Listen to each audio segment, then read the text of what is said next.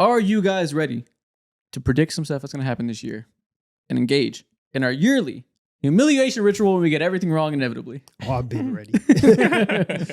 I've been ready. Last year we actually did pretty solid. 2 years ago, obviously, was the horrific predictions era where we had Timberwolves low, Mavs low, etc. Last year we did solid. What do you think it's going to be this year? I mean, okay, so like obviously the East is so wide open. There's going to be somebody in the East that disappoints. So trying to account for that. 2, West is a bloodbath. So there's going to be somebody that we're going to say is trash. They're going to be decent or they're going to be all right. However, I do know that the Bulls will be the 9th seed. Oh, for sure. We can all guarantee a check in the I do know check in that, our box. That's one thing that's known, man. Yep. So as you guys see by the title, we're going to be doing our official 2025-2026 NBA predictions. And what that means is we're going to predict the seeding in the Eastern Conference, the seeding in the Western Conference, every single NBA award, maybe some new NBA awards we made up on our own, and the NBA Finals matchup and winner. Hell yeah. So everything important, we're going to tell you what we think is going to happen this year. Just the culmination of our month-long preview era of the season, all here today to stamp what we think will happen. Let's do it. What the hell was that? It's a football. You know when you get them cool ass gloves and you go ahead and just Oh, I thought you were throwing out the rock. no. And your hands are ashy, by the way, so it doesn't work. Oh, don't you dare try my shea butter, my cocoa butter, man. Cue the intro music. We're throwing it back. Whoa. That's crazy. That's crazy. He was bragging. I need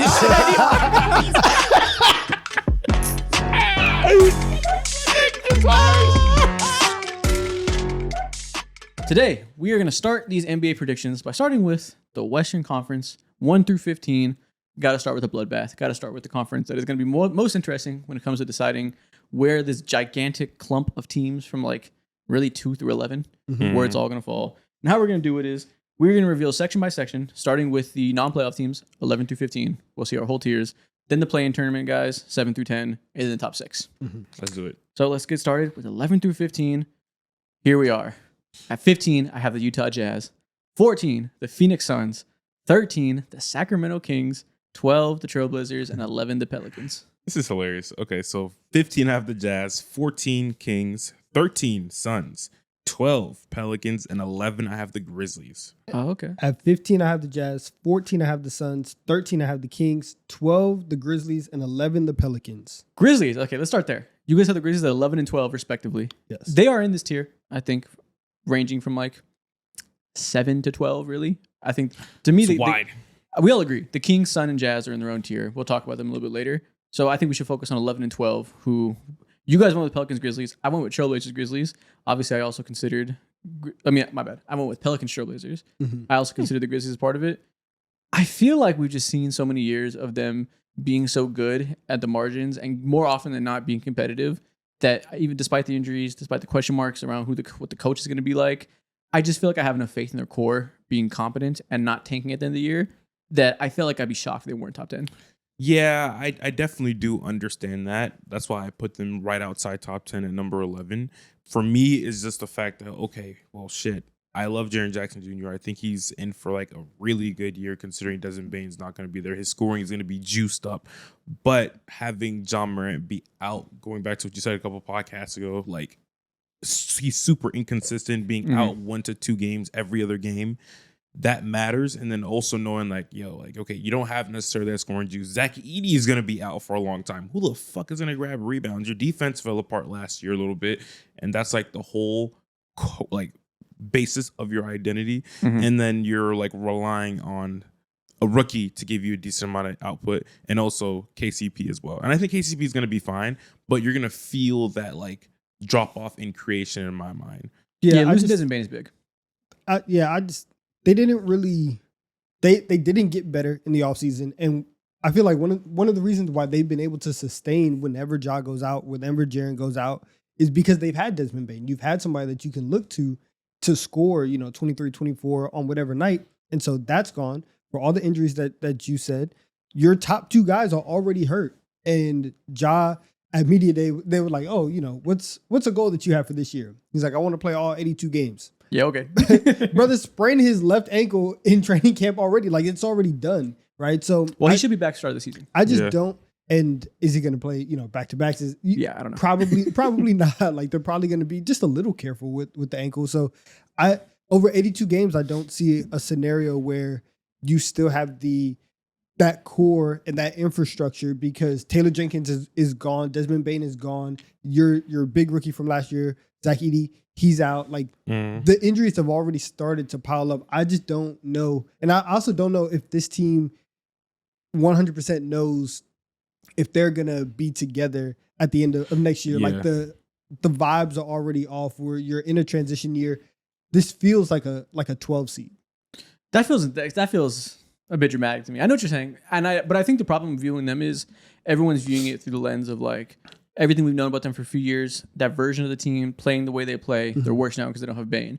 I think you only trade Bane if you're planning on reinventing this team and changing the way you play. We already saw that last year. Taylor Jenkins tried to reinvent it. They found a method that worked well for Jaren, worked well for the team overall. They were the 3 seed before all the injuries started last year.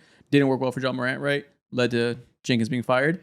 This coach they have now was a key part of that reinvention of the team that in every way outside of John Morant worked well to make their offense better. It was a completely different style of play than we've ever seen from them in previous years, right? They finally had a good half-court offense for the first time in this entire era. I kind of do trust that with this coach being in charge now, they're going to continue to reinvent themselves. And while it is true they are less talented without Desmond Bane, they did sign Ty Jerome. I think we forget about that. He was extremely good last year as your backup point guard. Very good. Even the games John Morant misses, having Ty Jerome as your starting point guard and Scottie Pippen Jr. as your backup, that's a solid floor of playmaking there. I just think we're going to see them continue to reinvent themselves. They still are extremely deep, even though it's not like the most flashy names on the bench. It's still a ton of good players that they always have. Cedric Howard, I think, is going to be good right away as a 3-and-D guy. They still have Vince Williams Jr. coming off the bench now with Jalen Wells coming in there and being the starting small forward. I just feel like this team has infrastructure in place. They have a history of reinventing themselves. They have a culture there. They still have 2 good star players that are the nucleus there. Even without Desmond Bane, they still are a solid starting duo of stars. I'll be shocked if they're not competent for the season. Okay, so I agree with you. I also think that like this 12 is probably where competency ends in the Western Conference. Like again, like the Kings, Suns, Jazz, they're in a different tier, like we said. So I do think like there obviously is room for interpretation. They can move up, whatever. I just don't like if you're talking about them versus the Pelicans and strengths that like New Orleans will have. I think I might, which is so stupid because I don't trust either of these teams. Yeah. But in terms of like the high end possibility, I think I like the strengths of what New Orleans can do more than Memphis this year. Okay, let's talk about the Pelicans. We all have them here. Zion Williamson, skinny, fit, healthy, will probably be he will surely be a top 20 player in the NBA as long as he's healthy. I think if we all believe that he can be the best version of himself, we know that can be a top 10 player if he's healthy. Potentially, right? Depending on the defense. He can be in that range, undoubtedly. That's extremely powerful. I think we all kind of like the role players there. We all love Herb Jones as one of the best perimeter defenders in the league. Hell yeah. Trey Murphy as a wing who can be a secondary ball handler, amazing spacer. We'll see what the defense looks like with less responsibility. And we like Jordan Poole, and we like that fit there with Zion. A lot of good things we're seeing here. Why did nobody put them top 10? Because they can't guard us. Like that's really the only reason they can't do it. Also, too, a part of the reason that like made me put them a smidge lower than the Memphis Grizzlies is that Kevon Looney's going to be out as well for like a decent amount of time. I forget what the injury is. I think it was reported like 1 to 2 weeks or something. Wasn't it not too bad? I think it was like kind of bigger than 1 to 2 weeks. I'll check. But Kevon Looney is a guy who routinely just doesn't miss games like that. He don't be injured like that. There's nothing a part of his game that should cause him to be injured because he's not moving like that. He's a smart player. He's witty. He knows his angles, does the simple passes, all that. This is the most cursed franchise I've ever came across in my entire life. Dyson Daniels last year was like, brother, he said out loud, he probably shouldn't have said it too. He was like, this team is so cursed. and he said, I'm happy to be out of that organization. I don't trust nothing with the Pelicans. Now, 2 to 3 weeks for Kevon Looney, by the way. Okay. So cool. he might miss 5 to 7 games. Not a big deal at the end of the day. But in my mind, like, when I think of teams that every year we know that there's going to be a team that like booms out of nowhere. For the team for me last year that I just absolutely was wrong about was the Houston Rockets. I realized that the Pelicans out of this whole group probably could be that team. They probably could be, but I just don't trust their defense at all because that at the end of the day is what in my mind determines that swing factor. Yeah, that's fair. And I have the Pelicans and the Grizzlies again. They are in their own mini tier for me because both of these teams are teams that I don't trust your star players to be available, and specifically like for the Pelicans, everybody has just been resurrected. Like for the fact that everybody died last year and then you're trying to like come back to life and reinstall everything, that's really it's really tough for me. And so I think like they'll be fun, and there'll be nights where like you don't want to play, New Orleans because Zion is 260 now and is still going to barrel into people, and it's not going to be the most enjoyable experience guarding that. But like you said, somebody's still going to get hurt, and there's there's going to be like some missed time, and so their margin of error is also so much smaller than I think a lot of the other teams in the conference. Yeah, I'm not even super worried about the health stuff. Like, yeah, obviously with Zion, you're always worried about the health, but like teams that get super injured, like shit like that happens. I don't know if we can just like assume it'll happen every year, but even if they are fully healthy, I'm very confident this team's offense working. I'm very confident in Point Zion and Jordan Poole and Trey Murphy being great shooting release valves off of that. They can both ball handle and attack closeouts, right? Their center rotation is East Missy, a very light center that obviously small, skinny center that can be posted up, that isn't some strong force down low. And we know what Zion's off-ball defense is like. They have Kevon Looney, who very disciplined, very good veteran defender that can do solid work there in certain minutes. Doesn't move well anymore. Obviously isn't going to save your defense, right? And then Derek Queen, I guess, is going to play some center minutes. The rim protection. And he's already hurt. Yeah. The rim protection isn't good. Point guards are just guards. Jordan Poole, Jeremiah Fears. I like them offensively. Fears, it looks really good in preseason. Can't imagine either of them will be very good defenders. Yeah. Jose Alvarado is their only guard screen navigator that I feel good about. And I don't want to give Jose Alvarado that many minutes, but I need to because there's nobody else that can fight over a screen unless you want to send Herb Jones to die defending everybody for 48 minutes a night. And he's best as a wing defender that can be a good team defender. So I just don't see a world in which they're a top 15 defense. I know a couple years ago they hobbled it together when we all said this, when they had Jonas Valanciunas, Brandon Ingram, Zion, Herb Jones, and CJ McCollum. That team was way bigger, way longer. And even then, we're doing it in a way that nobody viewed as sustainable. They just got it done for a whole year. I don't see them figuring that out again this year. This team last year was ranked as the 29th best defense in the entire NBA. This next season, I predict them to be the 34th best defense in the NBA.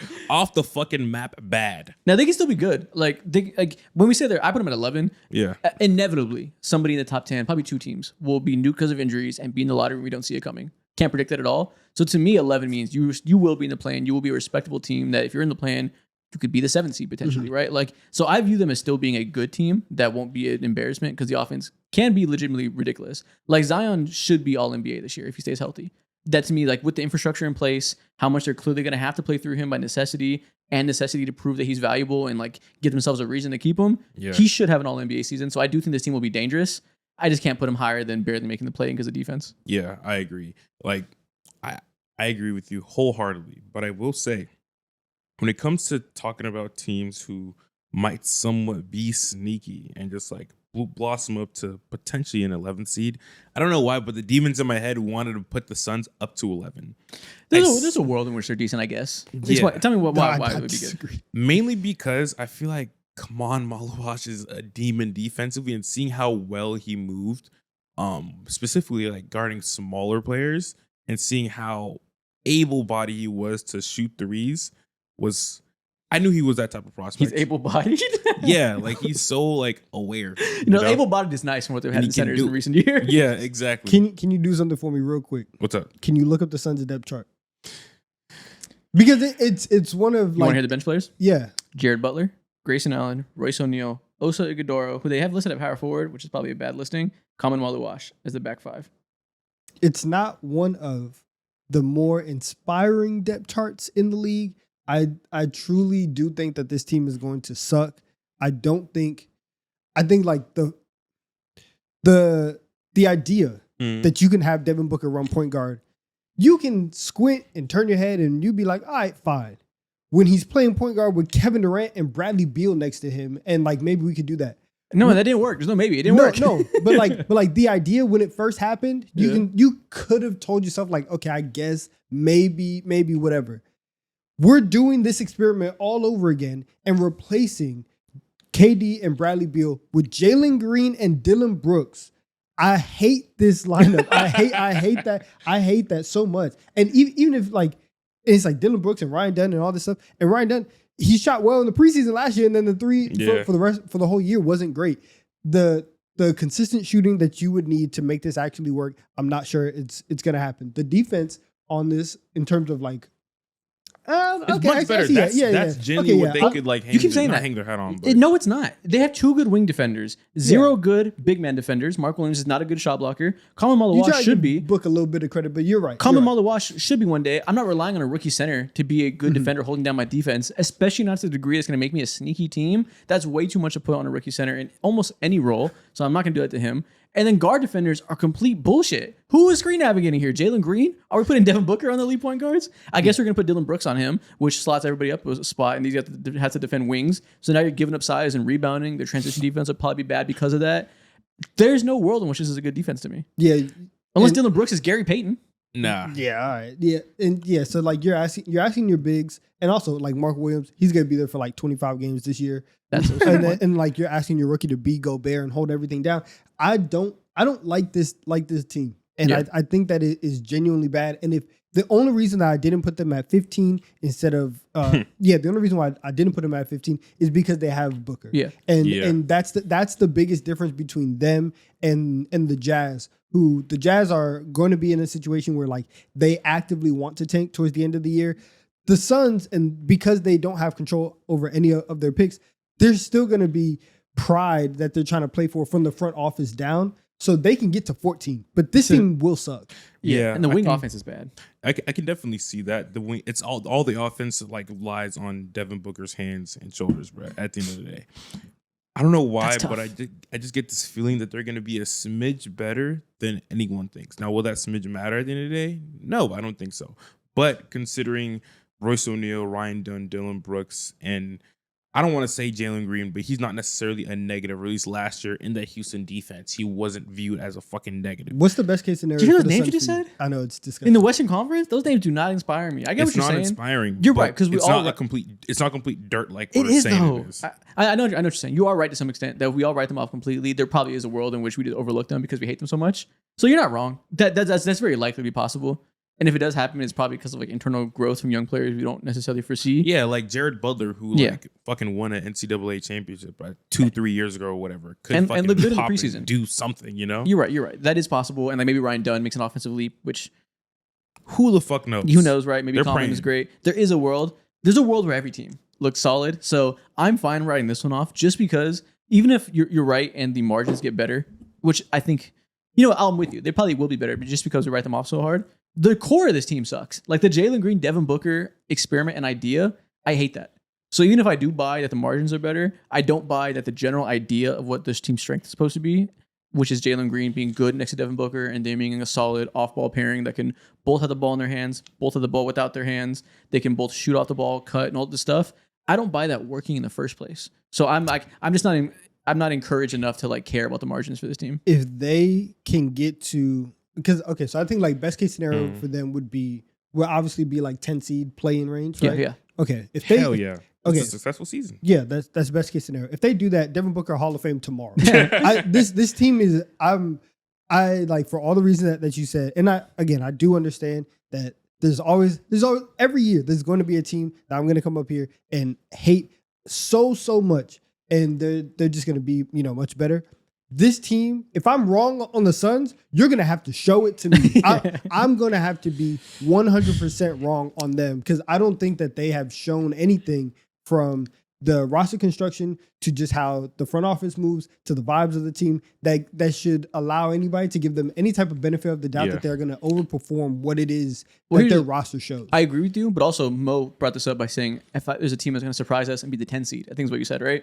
Yeah, there's always a team like that. And so that yeah, could I very agree. much be them. They can be the 10 seed for sure. That's super possible. Just because there's always me teams tanking, and this team should be pretty durable. Jalen Green and Dylan Brooks don't miss games. Devin Booker is extremely durable. Not so much Mark Williams, but they have Common and Nick Richards. They should be available and should be trying hard. So I can see them getting to 10 seed for that reason. I have more faith in the Kings getting to the 10 seed. And like I guess I guess that's fair. I do. Like I think of all three of these teams in the same tier, and like I hate them just as much. And and I think that the Kings have a better chance of getting to the 10 seed and shocking me and not being this actually awful team, just because they legitimately are mid, where I do think that like Yeah. the Suns roster is subpar. And there is a world, and I think it is more likely for the Kings that they just come out here and they have a high offensive rating, they don't guard anybody, and there's just random nights in Sacramento where Sabonis has his, 15, 16, and 7, and they win a game. And that's fine. Like You're probably right. Yeah. So I think the Kings have a bit of a higher ceiling than Phoenix does. I didn't consider the Kings in the play-in race just because I truly believe they're going to blow it up at some point this year. Mhm. They just signed Russell Westbrook. Russell Westbrook probably should be on a roster. He played well in Denver, playing off of Jokic. Yeah. If you think that vision of him is going to work, Sabonis is the next best player to do that with. So I kind of understand it in that regards. I also think it's the most bullshit fit with the rest of the roster I've ever seen. Like having Russell Westbrook, Zach LaVine, DeMar DeRozan, and Malik Monk, all 4 on your team as 4 of your 6 or 7 best players, meaning all 4 need to play heavy minutes, is absolute nonsense. Like just from a construction standpoint. And at some point, some will get hurt and it'll kind of even out and make sense. So maybe you could say they have insurance, that they'll always have ball handling out there around Sabonis. There's a silver lining there. But overall, like if you're banking on your best team being healthy and those are 4 of your top 7 guys and one is also Sabonis who needs the ball in his hands, this roster is complete bullshit. Keegan Murray's your one good wing defender. He's hurt. It's utter bullshit to me. Yeah, like this is another team where they're It's just even dumb. more than the Phoenix Suns. They're going to be heavily banking on a lot of the other young guys we spoke about. Mhm. Devin Carter, Nick Clifford. They're going to rely on Keon Ellis as well to like really hold up their defense and give them more traditional progressive offense than what we're used to seeing. So You're right. But also think of all the names I just said. They were barely playing Keon Ellis last year because they had such a logjam, and now they have a bigger logjam. I forgot about Dennis Schroeder. That's a 5th ball handler. Yeah. Like, Oh wow, I did. forget Dennis about is coming off the bench now for sure. I think he's going to start. And then Malik Monk and Russell Westbrook as your backup guards. And I guess they can put like Keon Ellis as like your backup small forward essentially and do 3-guard lineups. Or then maybe they just won't play Russ that much. So it's like Malik Monk and Keon as your backups. Can you believe this team had the audacity to fire Mike Brown? I know. Like, I just don't even. I mean, not to say he was doing like the best job over there, for that specific early season slump or whatever. But Yeah. still, like, you're on bullshit, brother. It's just so many ball handlers. I'll be shocked if Zach LaVine and or Sabonis finish the year as a King. I feel like they have to blow it up. And they're a team like that always wants to be mid and trying to put butts in seats. So maybe they keep it being mid forever. Yeah. I think this will be really bad. And even for a team that's small market and needs to pay their bills, I think even they will say, God damn it, we got to blow this up. Yeah, they're also like really weird because I do think like that they do have, out of like the bottom feeders, they do have the best chance to get to 10. It's like it's the most good players. Yeah, but also at the same time, even if they don't make a trade, I think that might be worse for them because the construction is just so bad. It just doesn't make sense. And so for you to have Sabonis who is like your offensive hub, but also doesn't shoot, and then to have DeRozan who does not shoot threes at all, and then add Russ into that mix, that is so nasty. And it is very hard for me to look at your roster and what you're doing and say, like, are you going to be able to run not even 2025 NBA offense? Can you run 2014 NBA offense? Yeah. Can you run 2017 and do something that on is now. somewhat modern? And I don't think that they're going to do it. So on talent and on just like math of where the shots are coming from, it's going to be very hard for them to be competent. Okay, Can let's you move on to guess- the play-in tournament. Real quick, can you guess where the Sacramento Kings ranked in offense last season? 24th 22nd? No, they were top 7 actually. for the whole season? Yes, for the entire year, Oh. they were top 7 Good for them. offensively. Good That's for just them. how good Sabonis Oh, you're right. is. Yeah, because they had And De'Aaron Fox for most of that And year Fox too. was there too. Yeah, So yeah. skewed a little bit. I wonder what the stats look like after. Oh yeah, post All-Star break. Look it up. We can Yeah, figure it out. post All-Star break. Let's see. That's super. Yeah, post All-Star break. I'm like, there's no fucking way. But yeah, I forgot they did have Sabonis. I mean, Fox for most of the year. Yeah, interesting to see where that lands up. In Yeah, my we'll see. mind, I don't imagine them being like worse than 17. They can't be worse than 17. Offensively, they'll be a solid offense. Yeah, you said they have a lot of good players. Mm, It's just a matter of, do they have off-ball players? Do they have defenders? yeah, It's just a weird team. yeah, I agree. All right, let's go on to the 6 through 10. Hopefully, we spend less time here. That was a good 20 minutes on the worst teams in the league. 6 through 10. They need their time because this is we're not talking about. Nope, it. You can get your time now. Yep. At 10, I have the Grizzlies. At 9, I have the Spurs. At 8, I have the Mavericks. At 7, I have the Warriors. And at 6, I have the Timberwolves. Oh, wow. Okay. So, wow. So at 10, I have the Trailblazers, 9 Mavericks, 8 Spurs, 7 Warriors, and 6 Clippers. At 10, I have the Blazers. 9, I have the Mavericks. 8, I have the Spurs. 7, I have the Clippers. 6, I have the Warriors. Okay, Right, so we're kind of along, Okay. basically. I will say the first thing up is that I love you for putting the Clippers higher because I wanted to so bad, but I was too glued to my agendas that I had to push. Too glued to it, but I see the vision and I respect and I want to put them there. yeah, I think assuming we're kind of assuming good health for everybody. We're assuming like at least somewhat of a positive outcome. If we're doing that, I will be shocked if the Clippers aren't very good. They were very good last year, especially in the second half of the season, and they're just much better now. Like their depth is legit. Whether or not it changes how we feel about them as a championship contender, that's a different conversation. For a regular season performance, their depth is ridiculous, especially their big man depth, which was bad last year. It is such a humongous difference when you have Brook Lopez as your third best player like the Bucks did last year versus when he is your backup center that could play 10 minutes a night if you want him to because you have Zubac and you have John Collins who can play some small ball center. That is a amazing just luxury to have in Brook Lopez being there. Then I mentioned John Collins who changes things offensively and defensively. If it works out well, they still have a slew of good defenders. Kawhi is the healthiest to start the season we've heard in a long time. There's no reports of him dealing with anything. James Harden proved last year he can still be a playmaking engine when you have the right pieces around him. Bradley Beal replaces Norm Powell just fine. That is going to be a 50-win team. Yeah, no, they're gonna be really good. Part of the reasoning that I was going over with my rankings is 3 through 7 is going to be decided by 2 games. Yeah, for sure. And that's what it was last year. And so like, there's not a massive gap between any of these teams, even once we get up to the top. And so, like, I just don't like the Clippers. So I thought, we know. So it's just funny. What's funny is I was gonna say he did that because he hates him. I didn't want to say it. And he got it for me. That's the only reason why. But like, they 100% are going to be in the same tier as Golden State, as Minnesota, like for all the reasons. And there's a very good argument that you can say like they might win more games than they did last year. Yeah. And I agree. 3 through 7, really, damn near 2 through 7, but we'll give. We know who number 2 solidly.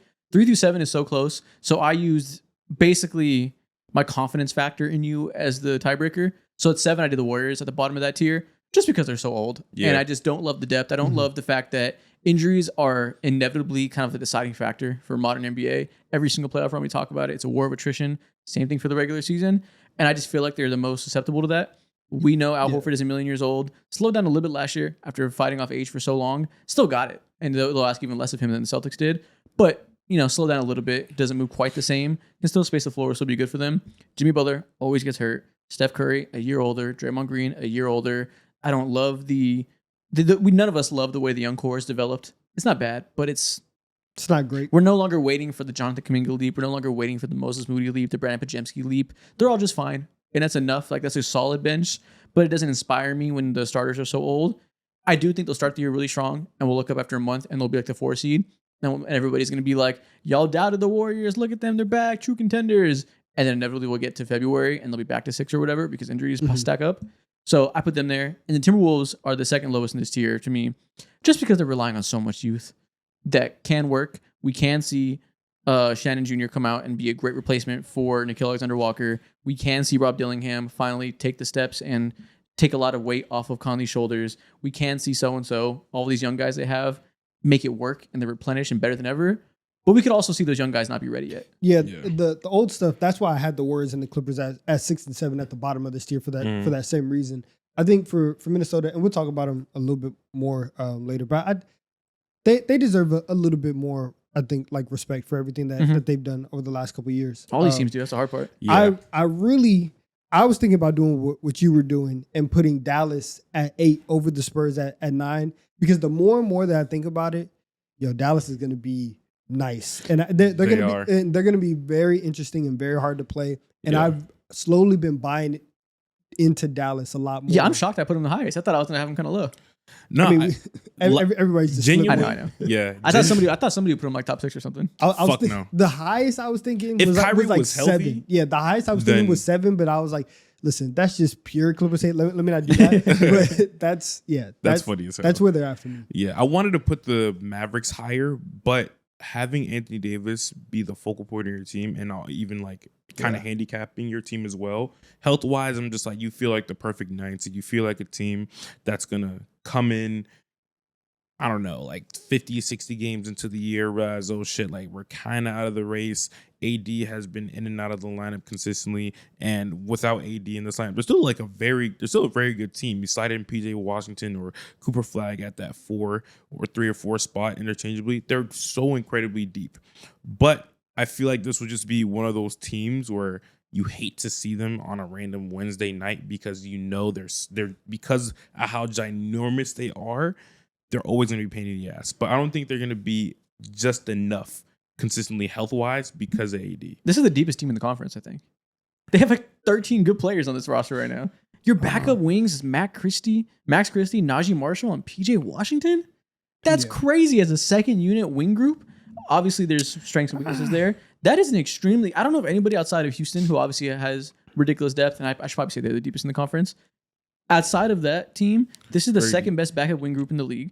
This is a obviously great team in terms of big men. You're going to have strong rim protection out there at all times with Derek Lively, Anthony Davis, and Daniel Gafford all manning down center. Yeah. And then the starters, D'Angelo Russell, Cooper Flag, Klay Thompson is great spacing. We'll see what first option AD can do these days. I like the supporting cast there. I like what we're seeing from Cooper Flag to be a day one contributor, being a really good playmaker right away to kind of relieve some of the pressure of not having your best on-ball player in Kyrie Irving. I think Cooper Flag from day one will be a good release valve there. When they get him back, they'll be filthy. And I think D'Angelo Russell is more than capable of filling the playmaking gap to run the offense efficiently while Kyrie Irving's gone. We've seen him have great synergy with Anthony Davis for all those years of the Lakers. Their pick and roll was always pretty solid, beating Anthony Davis in good spots. Klay Thompson's a better spacer than Anthony Davis has played with in a long time. I struggle to point to something that'll like ruin them. Outside of obviously AD's health, like you said. Yeah, they're like, if D'Lo's not in LA and every shot he takes doesn't affect LeBron's legacy, like I feel like we look at him so much differently than what he like. We look at D'Lo for what he really is, which is just a very solid NBA point guard, right? Can do a little bit of passing, can shoot a little bit, like that's fine, and that's like, and he is in the perfect situation, which is I really should be the backup point guard on this team. Kyrie's out, and I can hold it down for 4 or 5 months, and everything like that is fine for them and for Portland. I just feel like they had to be in the play-in race, and Dallas a little bit more because I think they're more talented than Portland. Mm-hmm. But they just have to be there because their defense is just going to be so good. Yes, and in the regular season to be able on any given night, like you said, some random Wednesday, to be able to say we're going to pull up our shorts and we're going to guard and defend and have super, super high energy. That accounts for at least 4 or 5 wins to, the margins, all that stuff. I agree. They're going to be right. And they're there. well coached. Like Jason Kidd has proven that he's a great defensive coach. And like this whole idea, these giant teams, they're already showing their preseason. They're willing to get fucking weird with it. They've had games where D'Angelo Russell rested and they started Cooper Flag and they had him and PJ Washington splitting like point forward duties. Yeah. And that'll probably be rough at times. That's a weird experiment that won't always work. Yeah. He's a rookie. Like it's fun. Yeah, but there will be nights where it's like, damn, this team is monstrous defensively and they have just enough shot creation. And I guess my main thing and why I'm confident in them is I just think Cooper Flag is going to be better than people think from day one. I agree. But what comes with being like weird, you tend to see nasty shit. And I think seeing Cooper Flag run point guard or be like the, at times, second best shooter in the lineup that they'll roll out, like without minus Klay Thompson, the shooting here is like, it's not putrid, but it's not fucking good at all. And I think that'll be the Achilles heel. Something they're going to be relying on, of course, it's like physicality. They're one of the biggest teams in the entire league, and they're going to definitely like be at the line. But when it comes to the quality of shots, and I also think when it comes to the amount of 3-point attempts that they're going to be getting up this year, that's just going to like fuck them entirely. They're going to need like Kyrie's, as soon as Kyrie steps foot, I think next year we're going to be like, okay, this team could be like top 3, top 4 seed. But this year, without having a consistent off-ball player or on-ball player or someone who can genuinely like attract a lot of juice and attention on the perimeter, I don't see a way where they're going to like be higher than 8. And genuinely, this feels like a potential team who could do like a last-minute tank. Like done before with Derek Lively like Yeah. 2 years ago. That's always possible when Anthony Davis could get injured. So I see your point. And I like, so you said two things. You said the shooting isn't good enough outside of Klay Thompson and the shot quality won't be good enough. I agree with one of those and disagree with the other. I think the shooting is good. I like Max Christie a lot. I like PJ Washington a lot as a shooter. I think Cooper Flag will be a good shooter. D'Angelo Russell is a good shooter. I think up and down the roster, the shooting's good. Obviously, the 80 at the 4 thing will be a big deciding factor in the spacing of those lineups. We'll see where that goes, obviously. That's gonna fuck up so much, yeah. But maybe it won't. We'll see. But I do agree with you that the advantage creation is going to be their biggest flaw. That Yeah. I like D'Lo and his ability to run the offense in like a traditional point guard way, Yeah. but they don't have a lot of guys that can create a paint touch and create open threes. They're going to have to do that through AD and through Cooper Flag. Yeah. And you can imagine where And- that being more clunky often than not. Yeah, and like on a night-to-night basis, like I don't like the thought of D'Angelo Russell being my best decision maker or Cooper Flag being my best decision maker, or at times Anthony Davis. Like you feel comfortable, and those are like great like pros for their game, but for the level of defense that you're going to be facing on a night-to-night basis, it just doesn't feel enough. But you mentioned a lot of guys that you don't want to be your best playmaker. You're kind of okay with all those guys being your second best playmaker, though. So I feel like the overall roster playmaking isn't as bad as you would think. Like when we talked about Derek Lively in his rookie year being like this sneaky short role playmaker that He can do is some stuff. still, yeah. Same thing with PJ Washington. He can do a little bit of stuff. It's a bunch of guys that have like slight playmaking abilities. So I don't think they're going to have a lot of guys out there that like are just useless with the ball in their hands. Like they don't have a lot of like Dorian Finney-Smith that the ball swings to him and he's like, oh, that's not the type of wing defenders they got. So like I think the overall thing is good No enough. defenders, I love it. Get rid of the defenders. Exactly. Like even Najee Marshall can do a little bit of playmaking. He can, yeah, dude. He had so many games last night where he just put up, or not last night, but last year where he put up like Luka stat lines, bro, Yeah. because they had nobody. He's got some Lance Stevens in his DNA, or he'll do some fancy dribbles and like most of the time I think he's looking for his own shot. But Some, he can pass the ball a little bit. some hop steps down the court. Yeah. So Skipping. I think it's good enough. But yeah, I also put them 8 for everything you're saying. Yeah. Not higher. Yeah, True. but man, I love this yeah. team. Spurs. I put the Spurs at 8 just because, like, we keep saying that okay, Wemby is going to be here. All right, man. Like, you got to be in the top 8. You just have to, right? For this team, if you are one of those guys, and you are going to be a top 5, a top 6 player in the world, it does come to a certain point where like, can you be top 8? Can you be in the play-in? And so I'm putting a lot of faith in him. I think De'Aaron Fox is going to be better.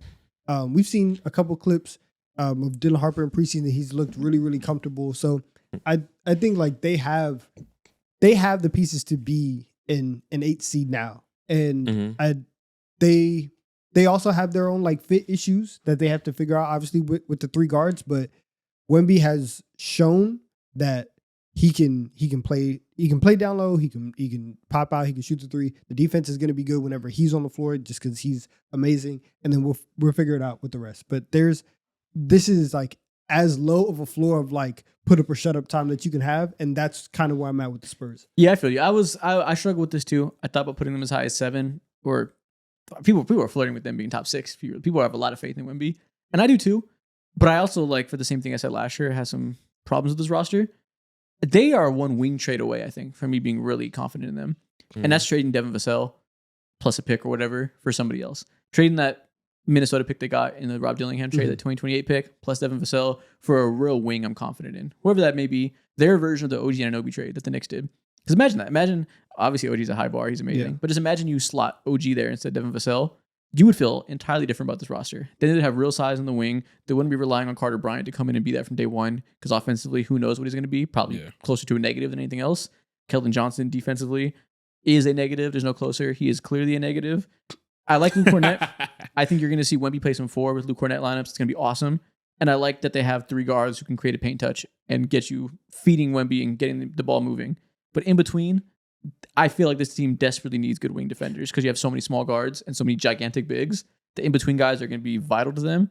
And that's by far one of the weakest wing groups in the league. Yeah, I agree. Genuinely, because I feel like the in-between screams to me that you need someone to go ahead and help hone this thing in and be like the middle, the glue guy, or at least like pick a side in which you're gonna like make your presence be felt and figure out your identity at the end of the day. Right now, I feel like when I see this team, I don't know what's necessarily going to be a strength. Obviously, they have Wemby and like a bunch of guards who can create a lot of paint touches, but do you have like a consistent 40% 3-point shooter? Vassell could be that, but I don't know if that's something that's gonna like be one of those things to propel you towards the top. But when I think about this is all Wemby in my mind and all the faith that I have Mhm. in him being like genuinely a Hall of Fame worthy big in the future, one of like someone who has like GOAT potential, you should be able to lug this team no matter what. Last year, this team bare bone as is before the De'Aaron Fox trade. Oh, before De'Aaron Fox even like really got comfortable too, because he only played like, I don't know, 11 games before he went out. This team won 34 games. 34 games as nothing.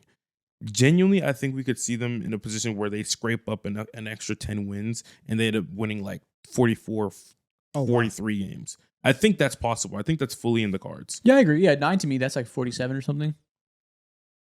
That's I don't know. All these teams are good. So yeah, like Yeah. 45 to 47. That's Maybe- what's gonna. yeah, I agree. Yeah, It's gonna take that. You're They yes, owned 34 you're right, games you're last right. year. The line, I think like the 9 seed last year had like 39 wins. Like the 9 and 10 seed. That was a weird year though. Wasn't it higher before? Like last year, the year before that, it was. It think it was might higher. have been. The 9 It's just seed always last so year hard. had 40 wins, and that was the Kings. Yeah, so it's tough because I do think that everybody at the like tip top of the conference, especially when you start thinking about, okay, where are these wins coming from?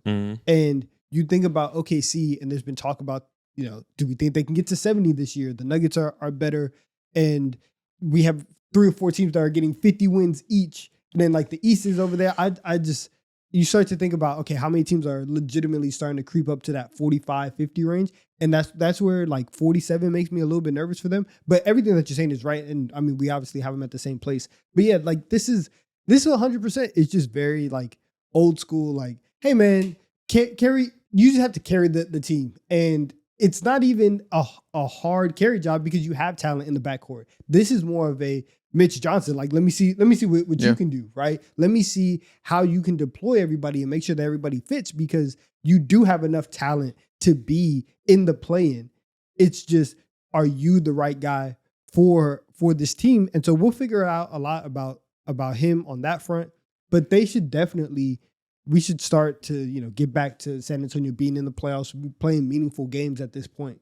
Yeah, in 2024, the 10 seed had 46 wins in the Kings, and the 9 seed had 47 in the Warriors. Good Lord. Now I think we're in for a year like that where it's insanely well rounded. The top seed was the Thunder; they had 57, so that's 10 more wins. Where's that come from? And that's because that year the Eastern Conference was absolute piss. The Celtics had 64, the 2 seed had 50, and then nobody else had 50 in the entire conference. And obviously the bottom, there was 2 teen-digit wins in the Eastern Conference. So I think we're in for a year like that where the West just runs amok on the East. Yeah. See, and we'll talk about it with the East. The East is pretty good. It's not as bad. I think it's pretty good in terms of like it's wide open because anybody can get to 3, but it's not pretty good in terms of like competing with Western Conference teams. Oh, for sure. You're 110% right. It's pretty good because of lack of really good up top. So everybody feels pretty good because everybody feels like they got a chance. We'll talk about it. Yeah, we didn't talk about the Warriors much. Warriors fans will be mad at this placement. I get it. You guys could be right. I'm not really anti-Warriors whatsoever. Like we said, 3 through 7 is entirely open. If the Warriors are 3, I won't be even a little bit surprised. Mhm. Like that is very much in the cards. And again, first 2 months, I think they will be 3 or 4, something like that. They're going to start off extremely strong. It's just a war of attrition thing. That's really it. Dude, at the end of the season, if they finish up at 3, I will be extremely shocked because I'm like, holy shit, that means you guys are able to either A, remain healthy throughout the entire course of the season. Jimmy Butler has shown that age is not a thing for him right now. And then on top of that too, some young player had to like pop out. Like the whole Jonathan Kuminga experience, like finally like actually works hand in hand with Steve Kerr and his ideas and visions. Jonathan Kuminga is like rebounding more and he's like doing all the little things to make him like an actual tool in the starting lineup, or it's like some like pods, like just being a consistent 15 point per game scorer and one of those like nitty gritty guys that every team needs. I don't know. I would be so shocked if that happened. Why though? Because we saw it last year after the Jimmy trade. That wasn't fake. Obviously, the pace was ridiculous, and it's March basketball. A lot of teams are trying to lose, so that makes the pace ridiculous. Yeah. But the general idea of them being really good with Jimmy, that's not fake to me at all. So like all those things could be middling, all those swing factors you talked about, and I think we could still see them. Like all they need is good injury luck, which could happen. Yeah, the one I didn't We're only really, assuming bad injury luck because of age, really. Yeah, and I mean, which is 100% fair. Yeah. But like, and I didn't really index for like trades on my list, but the one, like if I was super high on Golden State, I would point to the fact that like, hey, they're going to trade Kuminga and you're going to get somebody in there that one actually wants to be there and probably fits in everything that they want to do and gives them a little bit more boost of whatever area that they're struggling in at the time. So if you want to have some like ace up your sleeve that you can, that you can pull and say, okay, they're going to be better because of this, that would be it. I guarantee you, whoever trades for Jonathan Kuminga, that player will be damn near not a non-factor at all. You're going to be real pissed when Keon Ellis is traded for Jonathan Kuminga. Ooh, wait, nah. I mean, that move. Didn't the Sacramento Kings reject a trade for Kuminga? I don't know how legit the report was. No, the Warriors rejected him, apparently. Like, there was talks there, but they couldn't figure it out. Yeah. It's Keon Ellis. I'm going to be pissed. I don't know if it's Keon Ellis. I mean, I pulled it up my ass, but there was talks there, and they couldn't come to a agreement on what the value was. Yeah. We'll see. I fucking hope not, man. I don't have a lot of faith in the Warriors long term. Yeah. Okay, let's move on to the top 5 in this conference. Let's get through. This will probably be the least discussion because this is we know who these teams are. We all agree. It's just a matter of what are the margins going to be like to decide it. At 5, I had the Clippers. At 4, I had the Lakers. 3, I have the Rockets. 2, I have the Nuggets. And 1, I have the Thunder. Okay, at 5, I have the Rockets. 4, I got the Timberwolves. 3, I have the Lakers. 2, Nuggets. And number 1, OKC Thunder. Yep. At 5, I have the Timberwolves. At 4, I have the Lakers. 3, I have the Rockets. 2, I have the Nuggets. 1, I have the Thunder. Okay, so I'll start with this. 1 and 2, very clear, right? No discussion there. We know the Thunder are the best team in the NBA. They will be a 1 seed again. Are they going for 70 wins this year? We will see. They're probably going to be a walking 65 again, at least. And the Nuggets, we all feel good about their depth being brought back, and they're going to be good like they always are. We don't really got to talk about the Nuggets at all. We know what they are. Clippers were 5 to me, just like I'm sure Timberwolves were to you, and apparently Rockets were to you. Okay, you have a discussion there between 4 and 5. Me and Donovan, it was a team that got left over from the previous thing, so that's fine. Only thing I struggled with here was Rockets and Lakers. And until last night, I had the Lakers at 3. I moved them down just because I was like, let me respect the LeBron injury as being a thing. We got a new report last night that they're going to play it slow.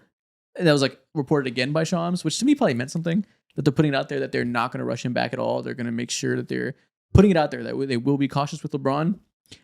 I think that's meaningful. I think they're going to probably do that for a long time. And I think we're going to see a lot of the year without LeBron for different reasons. So that to me was a deciding factor of why I went Rockets. But I was very close that if LeBron didn't get hurt, the Lakers would have been 3. Okay. And yeah, that's fair. I think the Rockets for me, I think even with LeBron, the Rockets still would have been 3 for me though. Okay. Because the same reason why I had the Blazers and the Mavericks in the play-in of like, hey, it's just hard to play them every single night. Yep. It's the same thing with Houston. Yeah. And their depth and their size and their proven ability to already say, we can just go extremely big and win in these super weird ways and be ultra physical and do all these things. That means a lot to me. So I think like they have a floor even without Fred. Like Fred's injury is a ceiling. It's a ceiling changer for me, not necessarily a floor. Like really, I don't think that they can without him or without a like competent point guard. And we'll see if a man gets there. I don't think they're going to be able to win a title with him though, or without him. Their defense is still so good. The fact that you are going from Jalen Green to KD in just like, hey, nothing else is really working. I just need somebody to go get a bucket. You have the person who's like, I just want to go out here and get a bucket. So that I like their construction. And then you have Ime as a coach. So I really like what Houston. What do you think about the fact that obviously KD is going to be very helpful there as a go-to scorer, better than Jalen Green by a wide margin? Their almost equal issue last year was lack of spacing, right? That limited the offense. Their 3 best shooters last year, I think Fred VanVleet, Jalen Green, Dylan Brooks, all gone. Kevin Durant is obviously a great spacer. In terms of just like spacing, and you need to have the most bodies out there to keep the defense honest. Low key worse now? No, in my mind, it's pretty much like high key worse. Now, mind you, well, DFS too. Maybe not ignore DFS. He's there, but yeah, he's there. Mind you, you don't have anyone to create those consistent looks. You'd have people. DFS is going to get his shots up, but the shot quality won't be as crisp as we usually see it because, of course, he doesn't have no traditional point guard along his side. He's going to have Reed Shepherd or Amen Thompson. I think we're going to see a real leap from him because I buy his preseason performance and how legit the shot, or at least the willingness to take it, will be. Yeah. But I think because I love the KD fit, obviously. I love that basically all of the Jalen Green shot attempts, imagine that being KD, you would think that propels them to like an even better offense than what they were. But I don't think that's the case at all, because going back to, they have like the same debacle as the Mavericks, in which they're going to struggle to get quality shots, but they're so big, they're so long, even like on the wing basis even more. And when it comes to thinking about guys who are going to set up these shots, going back to shot quality, they just don't have that factor, which holds them back genuinely. And to be fair, they didn't have it last year either, and they got to the 2 seed. So they do clearly have a very high floor. And the reason I put them a couple spots, or I didn't do one spot lower, was thinking about 2 before the Lakers. It's just about the Lakers and the Nuggets getting better. Yeah. And I think the Rockets are going to be closer to as good as they were, rather than making this like logical next jump to being so much better because you got Kevin Durant. And they could be. But it would, like you said, it would require Reed Shepherd to come in and fulfill the role of Fred VanVleet as a guy who can make the entry passes to Sengun, keep the defense honest, keep the turnover rate down, and be a legitimate floor spacer. Also a small guy defender that can fight over screens. That's important. Amen Thompson's leap is important. The Sengun's ability to make theory a reality and take an offensive jump because he has less defensive stress on him now, and be able to be an even better creator, finally be efficient as a scorer again. That's important, which I'm giving him credit for, assuming it'll happen, but it's not a guarantee. There's reasons they can be substantially better, but I think the mix of pros and cons of this roster probably, to me, keeps them around the same as last year, and they're probably going to have the same methods as last year to maintaining the value, and there just won't be this gigantic jump like you would think with Kevin Durant. Yeah, and okay, so like you asked me about the spacing. I don't care. I think that in a regular season context, obviously like that's one of the reasons why even whenever they did have Fred there, it was taking me a while. Like I wanted to believe in them to win the title and take that step, but ultimately like that was the thing holding me back. In the regular season, you can win in different ways, and you can and you can be very unique. And I think that for them that counts for something, and it counts for a lot. And so I will take that, and I will keep them at 3. And even if they are the same team that they were last year, like you said, they were the 2 seed. So even now you're looking at them saying, okay, you probably took like a little bit of a step back. Maybe other people other teams are a little bit more prepared for you to throw out a double big, and we can exploit that a little bit more than last year when it was just like, yo, what the hell are you guys doing? Yeah. It's still probably around this range. And for the Lakers, if their second best player also wasn't out for who knows how long LeBron's going to be out, then maybe. But with the combination of both of those things, Houston still should be extremely Yeah, good. and they're leaning into that gigantic lineup even more, right? They can be playing lineups where Kevin Durant is essentially the shooting guard, and they're going to play. They started Steven Adams in their last preseason game. To be determined if they're going to start that as a regular look. They might, and they might have damn near 35 minutes a night of double big. They might just go full on into that and have that be a superpower that nobody can match up with. And maybe they are the 2 seed again. Maybe they are better than Nuggets. That world is there. It's just not as much of a certainty to me as the Nuggets are. Again, like I think all these teams, just like last year, and I believe the year before that, are going to be separated by like 2 or 3 games. So this seeding really doesn't necessarily matter until like we go in and talk about like playoff contention and stuff like that, which entirely changes the direction of this conversation. Yeah. But Lakers. I think when it comes to the Rockets, one last thing is that KD's another year older. I don't think he's going to fall off or anything like that. But last year he played like 65 games. You do not have an option with less shooters or any more room for error at all. Yeah. Lakers, real quick before we move on to the East. People are going to say we're too high on them. People are going to say they have no defense. People are going to say they're garbage. They were the 3 seed last year. I think you cannot overlook just how thrown together the Luka era was after they got him. Just how much nonsense they had to pull out to make it work with such a incomplete roster because they got him in the dead of night when nobody saw it coming. It was truly a broken team that didn't make sense, and now it does. Think what you want about DeAndre Ayton. He is clearly better than what they were getting before from that position with Alex Len, fucking Koloko, and lots of small ball center. He is clearly better than that. Maybe he's not going to be a star for them. He will be a good release valve for Luka Doncic pick and rolls. He does have amazing touch in the short roll. He's a very good scorer there. He is a better rebounder than they had, which rebounding was a big thing. They had to do a lot of, just like I said, gimmick stuff to make up for the lack of size and rebounding. They won't have to do that because they have 2 7-footers that will be playing all game. Marcus Smart, we'll see how long he's healthy. He's obviously still a good team defender to some extent and can be a wing for them that can, defend at a high level. The health is going to be a swing factor there, but that's obviously a thing. I think, why am I blanking on his name? Jake LaRavia. Underrated addition there just because he fits so well as an off-ball player. Also, like, sneakily huge. I don't know. I just, like, noticed when I was watching him for the Lakers the first time, I was like, this guy's a legit 6'8". Yeah. He's gigantic. Once LeBron comes back, this team, like always in the LeBron era, will be gigantic. Luka Doncic 6'7" at the point guard, LeBron, Rui, Jared Vanderbilt, Jake LaRavia, all 6'8" plus, legit 7-footer in Ayton, who at the very least is massive. They're going to have advantages there. I don't think they're going to be some terrible defense. Yeah, in my mind, when I think of what a successful Luka Doncic led team looks like, it's this. Even with LeBron out, I think they're gonna just naturally roll their way into wins because of an unstoppable game style or play style that they go ahead and will be doing through Luka. And then on top of that, too, going back to what you said about Ayton, you got a paper chaser who's fucking hungry on this goddamn team. You see it now. I've been trying to convince you. And Contract year. It matters. matters. That matters so much. Mm-hmm. A huge swing factor is, of course, the biggest swing factor to me is how good Marcus Smart will be. That changes so much for this team, like long term, and even like throughout the consistency of the And Luka. regular season. Yeah, and I feel like that's Luka's the big thing for me. Is like if the rest of your team is not something that I just completely hate, Yeah, and you have one of the potentially like 3 best players in the world. All right, like you're in this tier. You can be up there, and so like that's what they're at for. Minnesota also.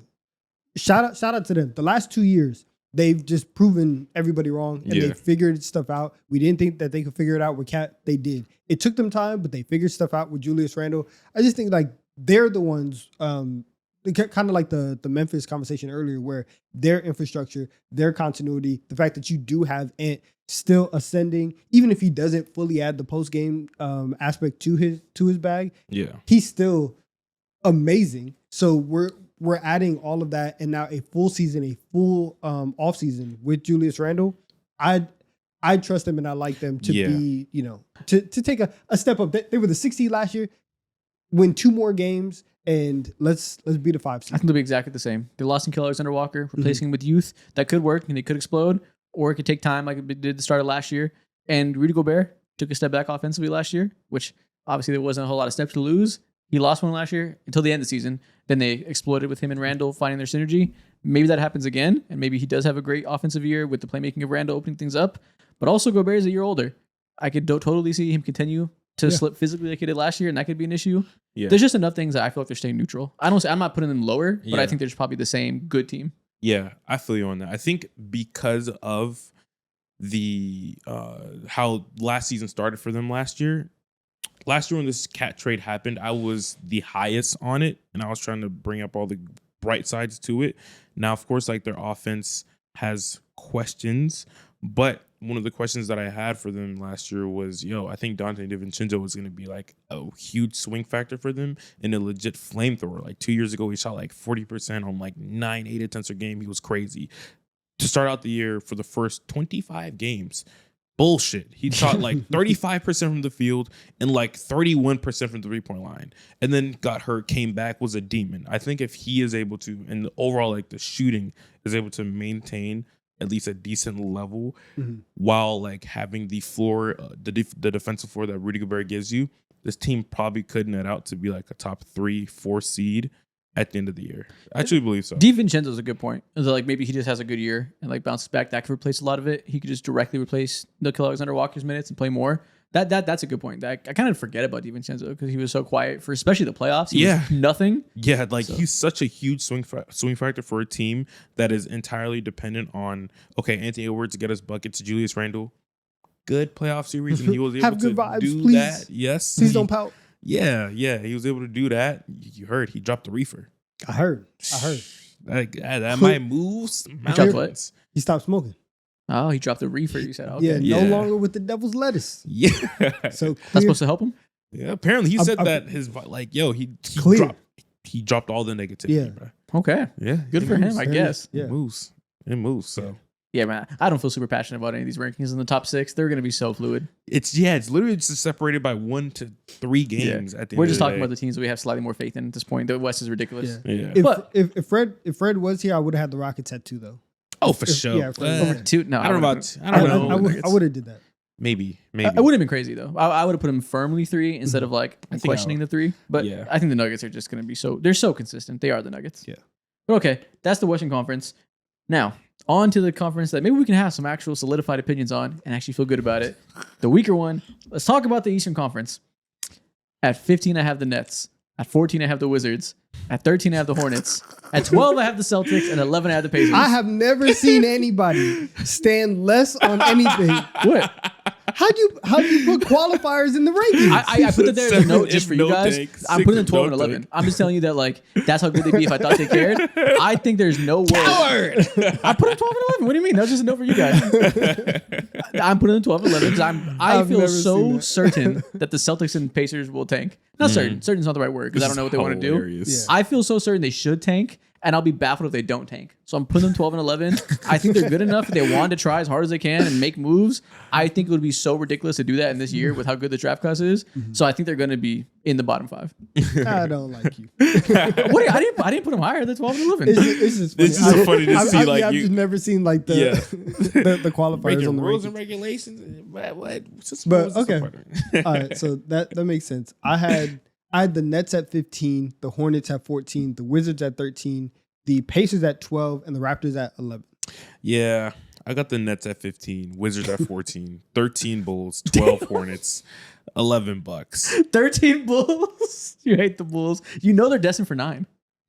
Yeah, I think they are, but also at the same time too, I think your 11 and 12 are also like potentially destined to be 9 as well because they might be stuck in the middle of like I don't know let's if I start want with to them. tank or don't tank. Let's start with them. If you think Brad Stevens doesn't want to get DeBonsa on his team, doesn't want to get Pearson on his team, doesn't want to get Boozer on his team, you're insane. If you think he thinks they can win without Tatum, you're insane. I'll be so unbelievably shocked if at the Celtics specifically don't tank as hard as humanly possible. At some point, Jaylen Brown's gonna turn his ankle and miss 2 weeks. Next day, Simon's getting traded. Next day, so-and-so is getting traded. They're going to tear this bitch down to studs. Funny enough, not to leak my list, but I'm going to leak my list a little bit. See that quotation? The quotations are not parentheses you have for the Celtics. I have them at 6. And that's assuming that they don't tank. I'm assuming the best case scenario for every team in this conference. So if that happens, Me too. cool. And best case scenario is motherfucking tanking. I'm just thinking about I'm thinking about the actual right way basketball is going to be played. Yeah, that's why I put that parentheses there because I figured one of you would do that, and I want to talk about the difference there. I think they should tank, and I think Stevenson is for sure the type of guy that will tank. We'll see. Maybe they're just really good and they stay trying to win. If that is the case, I agree. They'll be closer to 6. The Pacers is a real question. Obviously, people point to the fact that the Pacers never try to tank, right? They're always they haven't picked top 10 in a long time. I think it was like 15 years. And Pacers fans push outside back. of the 2020 draft, but yeah. Yeah, and they push back and say, we're never have top 10 odds. We're always trying to win. These guys do not want to try to, you know, they want to bottom out. They want to put butts in seats. This is their ethos. I'm with you. I'm a little bit lower on their ceiling than some people. Some people think they can still be 4 or whatever. And if they are 4, I agree. They won't tank. I don't see that as a realistic possibility. I think even with Pascal Siakam there, with Rick Carlisle being one of the best coaches in the NBA, even if Andrew Nembhard makes a leap and is this like mini Brunson guy, I still think it's the 7th best team in the conference at best. So I'm lower on their ceiling. And I just think that, yes, they have the MO of never trying to tank. I think every franchise has their patterns, has their shtick. There's always going to be exceptions to the rule. And Tyrese Halliburton missing a year is a clear exception to the rule. They are clearly not in the same place they always are. They clearly don't have the ceiling. And I'm just giving them credit that maybe they decide not to because maybe they're hard-headed and want to just make the most money, put the most sales out there. Yeah. I think they'll reach the same conclusion that Siakam will miss 2 weeks and the tank will be very easy to get to 11. Yeah, they might get there without having to like tank. I just don't think that they're going to be that good. Me neither. I think like you look at them and they were also one of those teams where early on in the season we're like, hey man, like what's really good, right? What's really going on here? And then I forgot like what the line was. Was it from like January 1st on? Yeah, they got really good. They were Yeah. top offense Yeah. So and top defense. Yeah. So like after that day, then they were like this very real, finals contender team that were playing as good as everybody else. The first half of the season, they weren't awesome. And they still had Tyrese because he was dealing with injuries, and you still have Miles Turner. Those two guys are not there this year. And so I'm not sure if I fully believe if like without your engine offensively and without your main rim protector in Miles Turner, that Nembhard is going to actually take this lead. Everyone's taking it for granted, and this is one of those moments where the last thing that we saw is the main picture. 100%. Nembhard is not consistently this guy who's going to score 20 on like some of the best efficiency in the league. He really has to prove that over 82 games. I think 100% that is true. It's recency bias. And also, in the finals and the playoffs, we had this magical run where everything was clicking. Rick Carlisle was incredible. The supporting cast was incredible. Neesmith couldn't miss a shot. Nembhard was defending his ass off and hitting big shots. Siakam played great for the playoff run. All these things were clicking and being magical, right? So people were like, okay, I got to respect these guys. They find a way to get it done. Well, also in that time, they were saying Tyrese Halliburton is one of the 10 best players in the world. If you think a team can lose one of the 10 best players in the world and win the same amount of games, that feels like a ludicrous assumption to me. Like, one of those things can't be true. Either Tyrese Halliburton isn't as important as you think, or the rest of these guys need Tyrese Halliburton to hit that level. Yeah. Yeah, I 100% agree with you guys. And something hilarious that I don't know why I just didn't think about like that, but yo, Miles Turner is literally not here no more. Yeah. And Jay Huff is starting for you. I think You're they're going gonna to start be Isaiah Jackson. Relying on Jay Huff or Isaiah Jackson, I think he's a good player. But that the thought process of any Pacer fan expecting to come into the year and win like I don't know, 43, 44 games sounds insanely tough to me. It's hard. It's hard. Yeah. And they're also another team, obviously, because of their losses where the margin for error is also tough. If they don't have Pascal for 2 weeks and now you don't have your creator of how you like to play offense or Pascal, who is the very nice yin and yang to what you do, it's going to be a tough 2 weeks. Or your stretch five, and TJ McConnell's already hurt. It's just, you need everything to go right. And I do think if they tried, they could be from 7 to 9 just because the East is still weak as fuck. But I just think they're going to be closer to 10, closer to 9 because of all these things. And if they're at 10, if they're at 9, they're going to barely get into the play-in. It'll be mad easy to just duck out of that play-in race and get the better odds. I don't think they're going to be 15. I think they're too competent for that to like truly tank and tear it down. I don't think they're going to trade everybody and try to be as bad as possible. But I think they can do a stealth tank and get to 11 or 12 and get those good odds and try to jump up like the Hawks did. Yep, I 110% agree with you. That's Also, why. Go ahead. I was going to ask you. What's up? Give Giannis outside the play. Yeah, let's move on to his $11. Jesus. Dude, they're so bad. And I lied to you earlier. I assumed the best case scenario for every single team. And actually, maybe I didn't lie to you. I'm stealing some of your psyche. Okay. The best case scenario for the Bucks is that they go ahead and trade away Giannis. I genuinely think that shit is going to happen this season. To you guys, No. for their pick back? That's the best case for Giannis. That's a horrible case for the Bucks. If for Giannis requests a trade, they're squarely fucked. Dude, it's just entirely dependent on like what they are looking forward to getting. Like with Giannis on this team, with how bad everything else is around him, I don't trust someone like Doc Rivers to maximize this roster. I don't trust any of the guys that they have on their coaching squad to develop these young players to become anything. They don't do that. They're not known for that at all. Yeah. So with that being said, like I'm like, okay, you're relying on like internal growth from like a 28, 29-year-old Kyle Kuzma. They benched him actually. What the exactly coming up? I get the idea of having him like as a 6 man or whatever, but genuinely, what are we doing right now? They benched him because they wanted to play power forward because he obviously sucks a small forward and can't defend. So he's going back to be the backup forward, which is the best place for him clearly. And they're starting AJ Green to get the better spacing. And I understand what you're saying. I truly do. I just don't condone it. I think that I don't. At the end of the day, it's Giannis. Yeah, like especially like with how I feel in the West, Mm-hmm. Wemby, you have to show up and like you just have to carry your team to 8. I'm putting the Lakers at 4 just because I think that the Lakers will probably be the better of that group because they have a guy at that level. The bottom of the East, the play-in range in the East is going to be, especially 9 and 10, very legitimately unserious teams. And guess what? Giannis can get them to that. Yes, I'm assuming he can. Giannis is traded. That's the misconception, really. I think Giannis is going to be traded. If Giannis requests a trade in the middle of the season, if I was Milwaukee, I'd be furious. What do you mean we just signed both of your brothers and you spend the whole year? Y'all are going to stay here. And we can talk about this in the summer, but they're going to play out their contracts. You're going to play out your contract too, and you're not leaving. That I also don't think that he's going to get traded in the middle of the. Me neither. The he could if they're in this range, but I think, like you said, he's too good for them to be in this range. Yeah. If they're floating around 6, he's going to say, "Let's see what we do in the first round." If you're losing the first round again, the trade request is a certainty. But they'd have to be disastrous for in-season trade to happen, and that's pretty hard. When you have Giannis, it's pretty hard to be disastrous. I don't know, man. As soon as Giannis goes ahead and like he pulls his hammy or whatever, and he misses like 10 games. Had to dig this team outside. doesn't of, happen He in the doesn't regular pull season. hammies until April. Exactly. I don't know, man. Every April he pulls one, but not before. He That might is- be my pick to win the scoring title. He should 100% Oh, be your for pick. sure. We didn't pick that. He should 1000% be the scoring title pick. Like Yeah. he might average 37 this year. It's hard to do with no jump shot. 34 though, 33, 34. It should be his career high. Yeah. Yeah, no, I definitely do agree. I think things to get Scoring scary. battle with him and Shea, 34 versus 30. Luka with no LeBron. Jokic He's just gonna being go Jokic. crazy. If the scoring title comes down to 4 guys all averaging like over 32, it would be beautiful. Yeah. That's crazy. But yeah, work. no, they definitely a playing team. Yes, they're gonna trade Okay. Giannis. We don't got got to talk about the Nets. We don't got to talk about the Wizards. Hornets.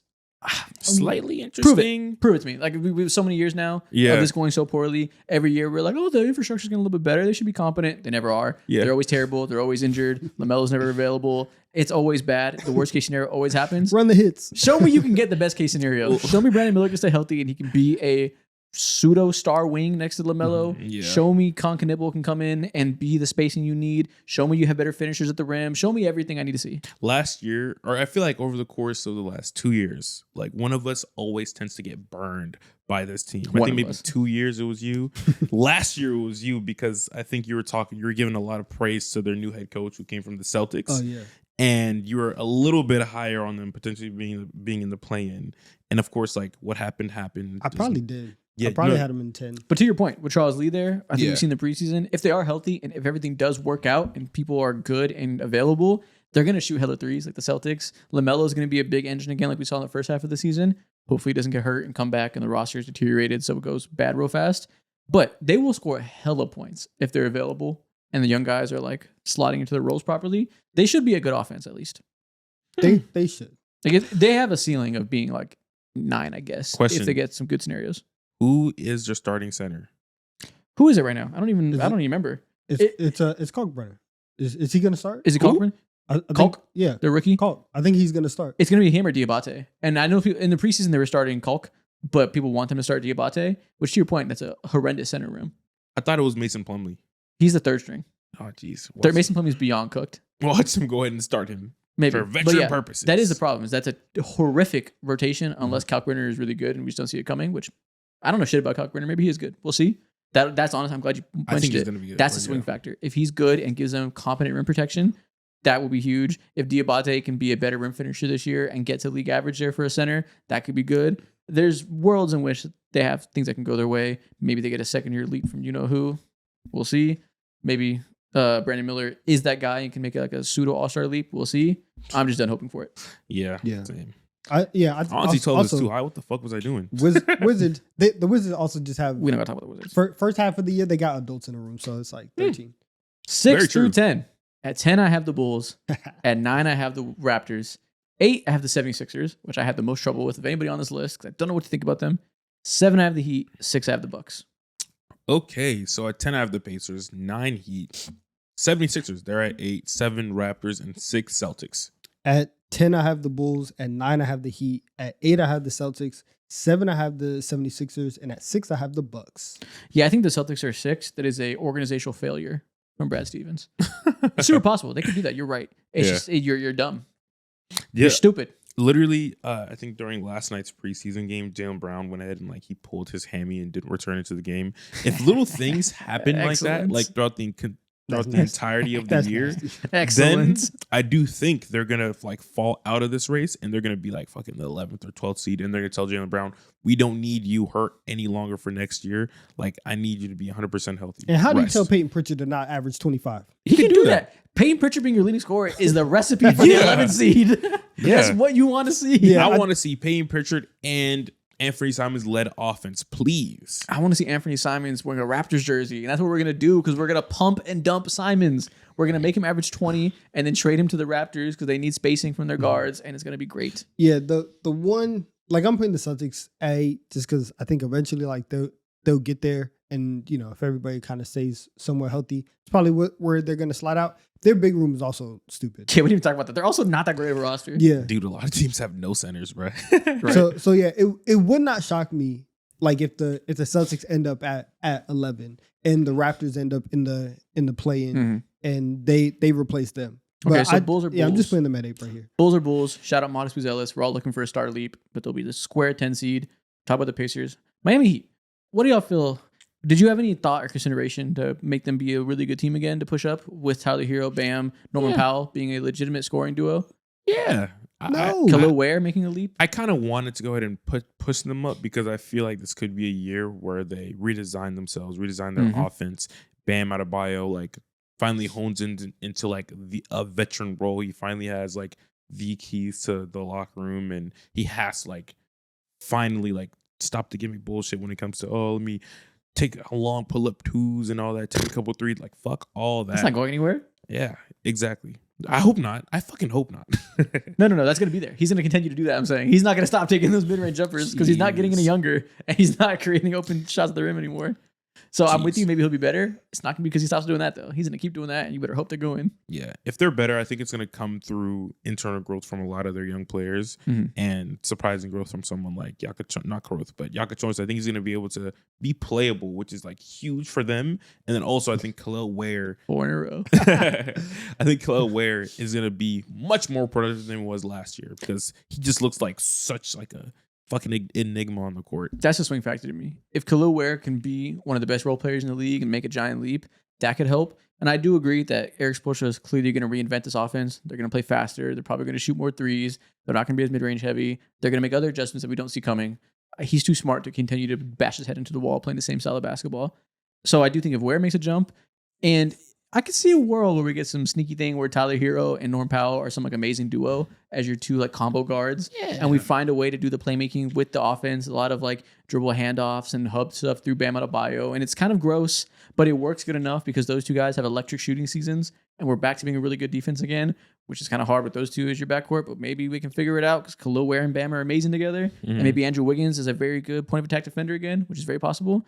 We have a top 10. Forget Andrew Wiggins is there. Holy shit. Exactly. So we could have a top 10 defense because the 3-5 is really good. And that combo of those two guards, it really shoots the shit out of the ball. And we're the 5 seed. That's the ceiling. You Yeah. just spent like 2 minutes going over hypotheticals.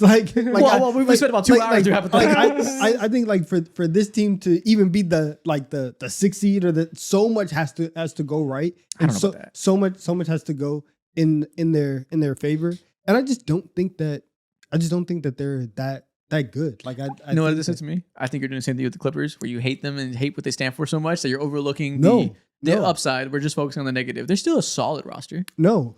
First of all, the Clippers was a very clear. Like I'm just gonna put you here just because like it Clippers. is Come here, what it is. knucklehead. I think the Heat have earned the 9 spot much more than the Clippers had at 7. Yeah.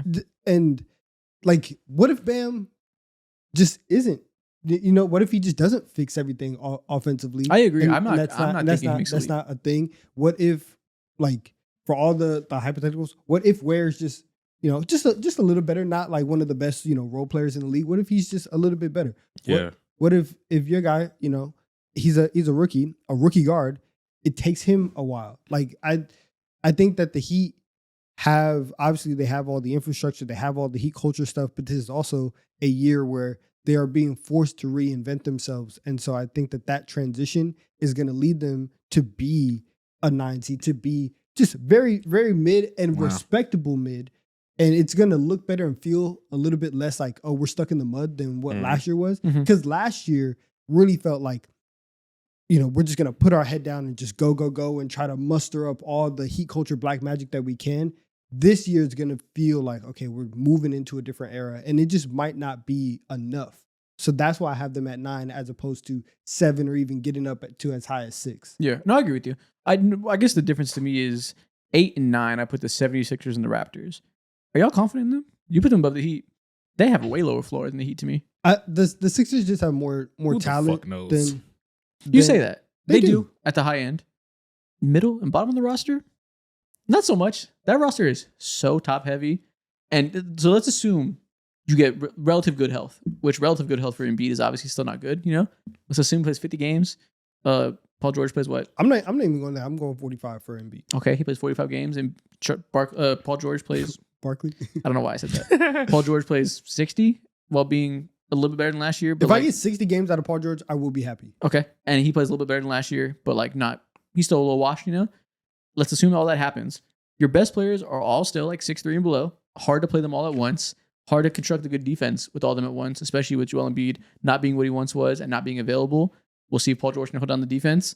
Aside of that, who's your fifth starter that you're confident in? You start Kelly Oubre? Get some size out there? Yeah, Kelly Oubre's good. I agree. He's fine. Like, that's not going to help your defense necessarily. He's good, and like he can run in transition, can shoot, solid cutter off of Joel Embiid post-ups and whatnot. Not some wing stopper that's going to elevate your defense led by a bunch of small guards. You need VJ Edgecombe to be incredible two-way right away. He's a small guard. Those guys take some time to get going, even if I do like him. Jared McCain, I like him.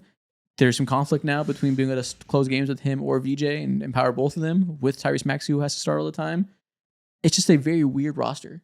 That, like, are we getting Andre Drummond backup center again? All right, fine. Who's the backup wings you feel good about? Don't worry about that right now. Quinn Grimes has to start. Like, Don't worry about it's that. not a right good now. roster. Okay, with the VJ thing, Yeah. you'll be all right, young man.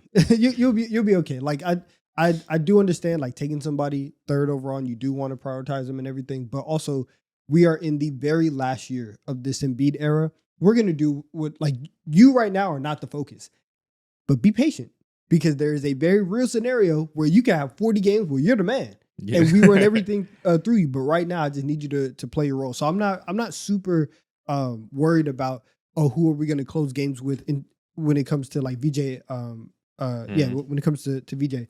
I see your point. I think if you get 45 games of Embiid, a better PG, and Tyrese Maxey, you can be the 7th seed. And 45? No way. 45 is way too small, I think. You can be the 7th seed. I think it's just entirely too hard to project like what the 76ers can be if the end all be all is Embiid health. They could swing from anywhere between, like, hell, I would say they could be the 6th seed all the way to the 12th seed if Embiid isn't there, and if VJ Edgecombe and Jared McCain just aren't, like, thrusting the offense and making this offense like top 10 alongside Tyrese Maxey, which sounds insane. It's not going to be a like, top 10. This is gonna be a I top don't 20. know how it could happen. It can't happen. It's in not, my mind. yeah, it's not going to be a top 10 offense. And I understand what you're saying, but I do think, especially once we'll see what parts of the year Embiid is healthy in, because obviously that's going to matter a lot. Like, if he is healthy in March and we can play some bad teams at this point and we can, boost our record and get to 7 and go on a little run, and, everybody in Philly's like, hey, man, we're putting it all together, and you're just I playing ain't gonna lie, stinkers. this is too many like mental gymnastics. I know. Hold on, for I'll me to make it simple. I'll make convince it the simple. Sixers. If they didn't have Joel Embiid and the starting lineup was Tyrese Maxey, Quentin Grimes, Paul George, Kelly Oubre, and Andre Drummond, how many games would you expect them to win? That's not 30 a terrible team, That's a but terrible fucking team. 38, 37. So they'd be 36. 36, so well below 500. 6 games below 500. What is it, like a 40% win pace? Probably. If you just said you expect Joel Embiid to play 45 games, half the season you're expecting them to be below 500. That already is a hard place to start from. I think everybody in the play might be under 500. This is not like an indictment on the Sixers or the Celtics. It's Like, the Eastern Conference. that's This is what the I'm year saying. to be below 500. Because I do think, and especially whenever we get to the top 5, the top 5 in the East is very much like they're going to win games. Yeah, I yeah. do think that the top, like the Cavs are going to be able to stack wins. We'll see what just how much of a difference Mike Brown has made. But if things are better, the Knicks can stack wins. We'll see what kind of a jump Orlando takes. It would not shock me at all if we get to April and I'm up here yelling because I'm like, we need to take away the play-in because we have all these teams under 500 having an opportunity to be in the playoffs.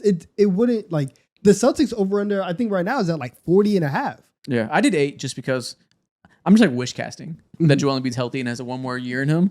But between the heights of 6'6" and 6'10" on this roster, we have Paul George, Kelly Oubre, Justin Edwards, and Trenton Wofford. It's an issue. They're going to struggle so much, like blocking shots. They're going to struggle so much when it comes to grabbing rebounds. Like, they're going to be bottom end when it comes to all the normal big What are they man gonna do stuff well? that you need. What are they going to do well when Joel Embiid's not out there? Fast. Not even that fast, though. They'll be fast. Not they're Like, gonna be. No, they're fast. They're gonna. Be yeah, fast. but like not in a way that I'm like, it's dangerous. Well, being fast can be dangerous because you can do a lot of bad things on the court. No, I mean like dangerous in a good way. Like they're fast, but like they're that type of fast that they're fast because they can't do anything else, not because their pace is like hard to defend. That's exactly what I'm talking about. They're gonna be fast. That's gross. Regardless, That's they're gonna gross. be running. Yeah, I'm kind of convinced myself they should be lower. Like maybe like they could make their identity being like, yo, we're gonna be fast as fuck and we're not gonna grab no boards, demons transitionally. And that's the way to go. Get up hella threes from Jared McCain when he's healthy. Who else? Who else, Chuck? VJ Edgecombe, he's a good 3-point shooter. Paul George, please, please. Pray. Yeah, the shooting's not good enough. I mean, Grimes, Paul George, VJ, like it's fine. It's just fine though. No, genuinely, I think they need to pray. All the Philly Muslims need to stand the fuck up. All the Christians over there, stand the fuck up. All the Buddhists, bro, I don't care what you are, whatever you believe, every night Hit the before. churches, the mosques, the temples, hit them all. Exactly, bro. Even the atheists, pull up, please. I don't know what you believe in, Pray but to Isaac surround the stadium and just pray every single night. Yeah. The only reason I put him 8 is because I just like the Raptors are so like. It could be good. Dude, They could have an everybody eats offense, and we can see Scotty Barnes play better. We can see Ingram fit. We can see RJ Barrett have a good year. I could also see this roster being goddamn terrible because nobody can dribble and nobody can shoot. Dude, RJ Barrett is so irritating. I watched their last preseason game or one of the last few preseason games. He's like so close to being good and also so like below average on so many aspects of the court. You can get to the rim, but you can't fucking finish, bro. You know how to get contact through you going to the rim. You can't shoot free throws.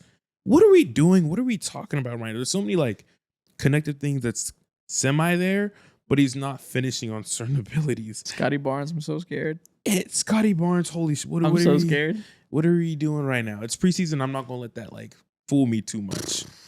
I'm not going to let that fool me too much. I'm scared. But assuming I would like to, me personally, I would have loved to put them like at number 6 or hell, maybe even 5 at their best case scenario. This team is decent all 5? around. Hell Maybe no. at their best case scenario. But Best if case that's the scenario case, is 3 teams up top get hurt. Hell no. you said it for me. Yeah, I don't know. Like I see a vision. They have a good coach. They were a good defense second half of the year. So it's not like there's some team that doesn't have their strengths, right? Like they have a good floor in place defensively. And Scotty Barnes is talented. Brandon Ingram is talented. Jakob Poeltl is talented. You ask him, Poeltl is a top 7 center in the league or something. That's a good core of players being good at He's going to different things. outperform DeAndre, and I swear to God he is. He could, yeah, that's fair. That's not a high bar for you, but he can. That's what I'm arguing. Go for it. Always matter to me. I'd probably rather have Poeltl in terms of. Actually, I don't know about that. You would rather have Poeltl. You would. It's an easy conversation. So it's an easy thing from last year, but again, my whole point is I think Aiden, like you're coasting off Paper of the worst chasing. case version of him. If we see a little bit better, I think it could be a debate. But neither here nor there. Yeah. They have good players. The fit is a question. Quickly has to be good. Grady Dick has to be good. We have to get Jacoby Walter Leap so the shooting can be good enough around these guys to be able to facilitate Ingram and Scotty Barnes having this like creation synergy there. But also Scotty Barnes. My whole That's thing the is they have biggest to thing. make him be less of a scorer. He has to be able to score though. He has to Yeah. have something in his bag. He has to not be the worst on-ball scorer in the NBA. How can I like want to build my team around you, but when it comes to the most important thing in the game, which is getting buckets, I gotta have you do a little bit less of that.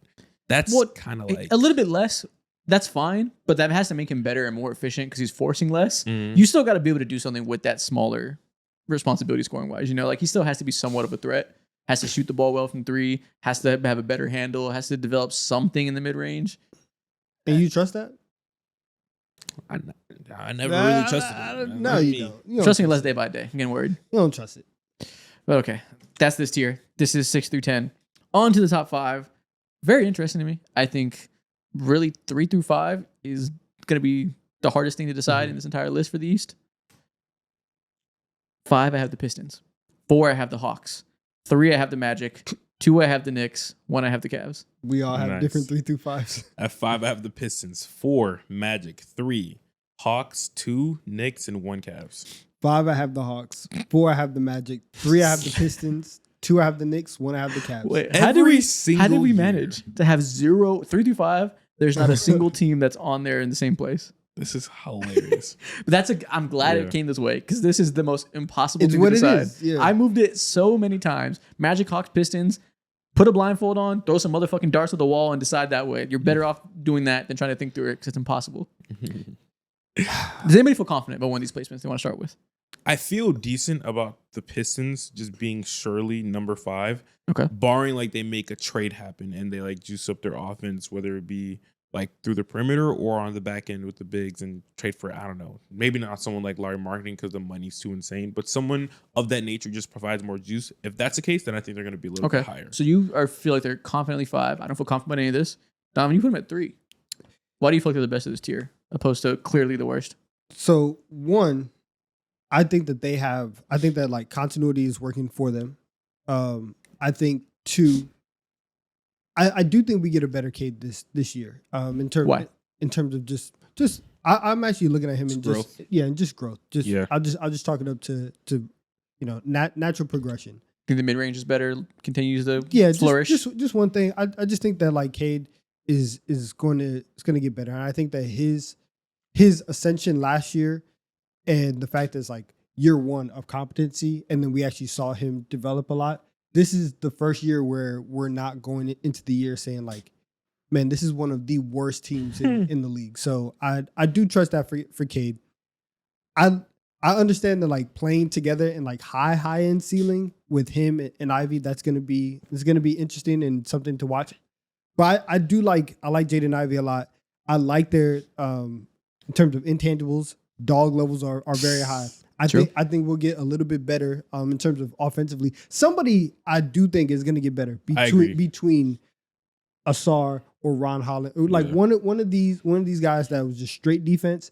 We'll get just a little bit more. We've talked about the growth from Jalen Duren. They have a lot going for them, and so for Orlando, hey man, like can we see the offense show up? And then for Atlanta, like I like them. I like the Hawks a lot. And I don't hate you, obviously, that you put them at 3. We've also done this before where it's been like, it's never been more real than this, though. It's time for Atlanta to be here, and then it just doesn't happen. I think that Detroit right now, I do think that they're getting slept on a little bit because Orlando is rising up, because Atlanta has a lot going for it. But Detroit they are good. I had Pistons at 3 for most of this past couple weeks. Yeah. I put them down to 5 last second. Because I agree with you. I put him 3 at first because I'm really imagining Asar and Jalen Duren specifically make a big leap. And Asar is just like, don't get a blood clot and stay healthy, and you'll get the reputation of being one of the best defenders in the NBA like you are. That'll be big for them. And Jalen Duren got a lot better in the second half of the year. And I think he's a prototypical type of center that continues to get better because he grows into his body and learns how to use that athleticism productively, and not be like a terrible pick and roll defender like he used to be. Mm-hmm. He already was fine in the second half of last year. I could very much see him going and becoming like an impact defender and finally being able to be that theoretical athletic shot blocker he should be. So that'll do a lot for me. I put them down to 5 last second because you said I like Jaden Ivey a lot. Why do we like Jaden Ivey a lot? He was getting buckets last year. Sort of. He shot well off ball from 3, which is important, obviously. Yeah. I like the idea of Jaden Ivey a lot.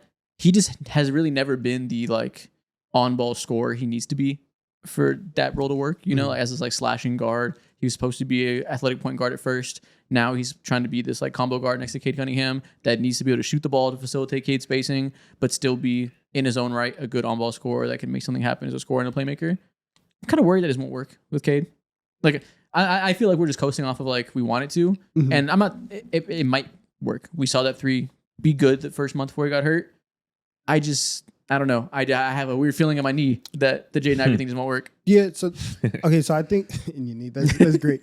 I think like with Ivy and him being there, along with the addition of Duncan Robinson, I think that's going to give them enough. I think that's going to give them enough of the shooting that they lost from Malik Beasley, and just a little bit different of a different look in terms of like Cade handles everything and just sprays out to all the shooters.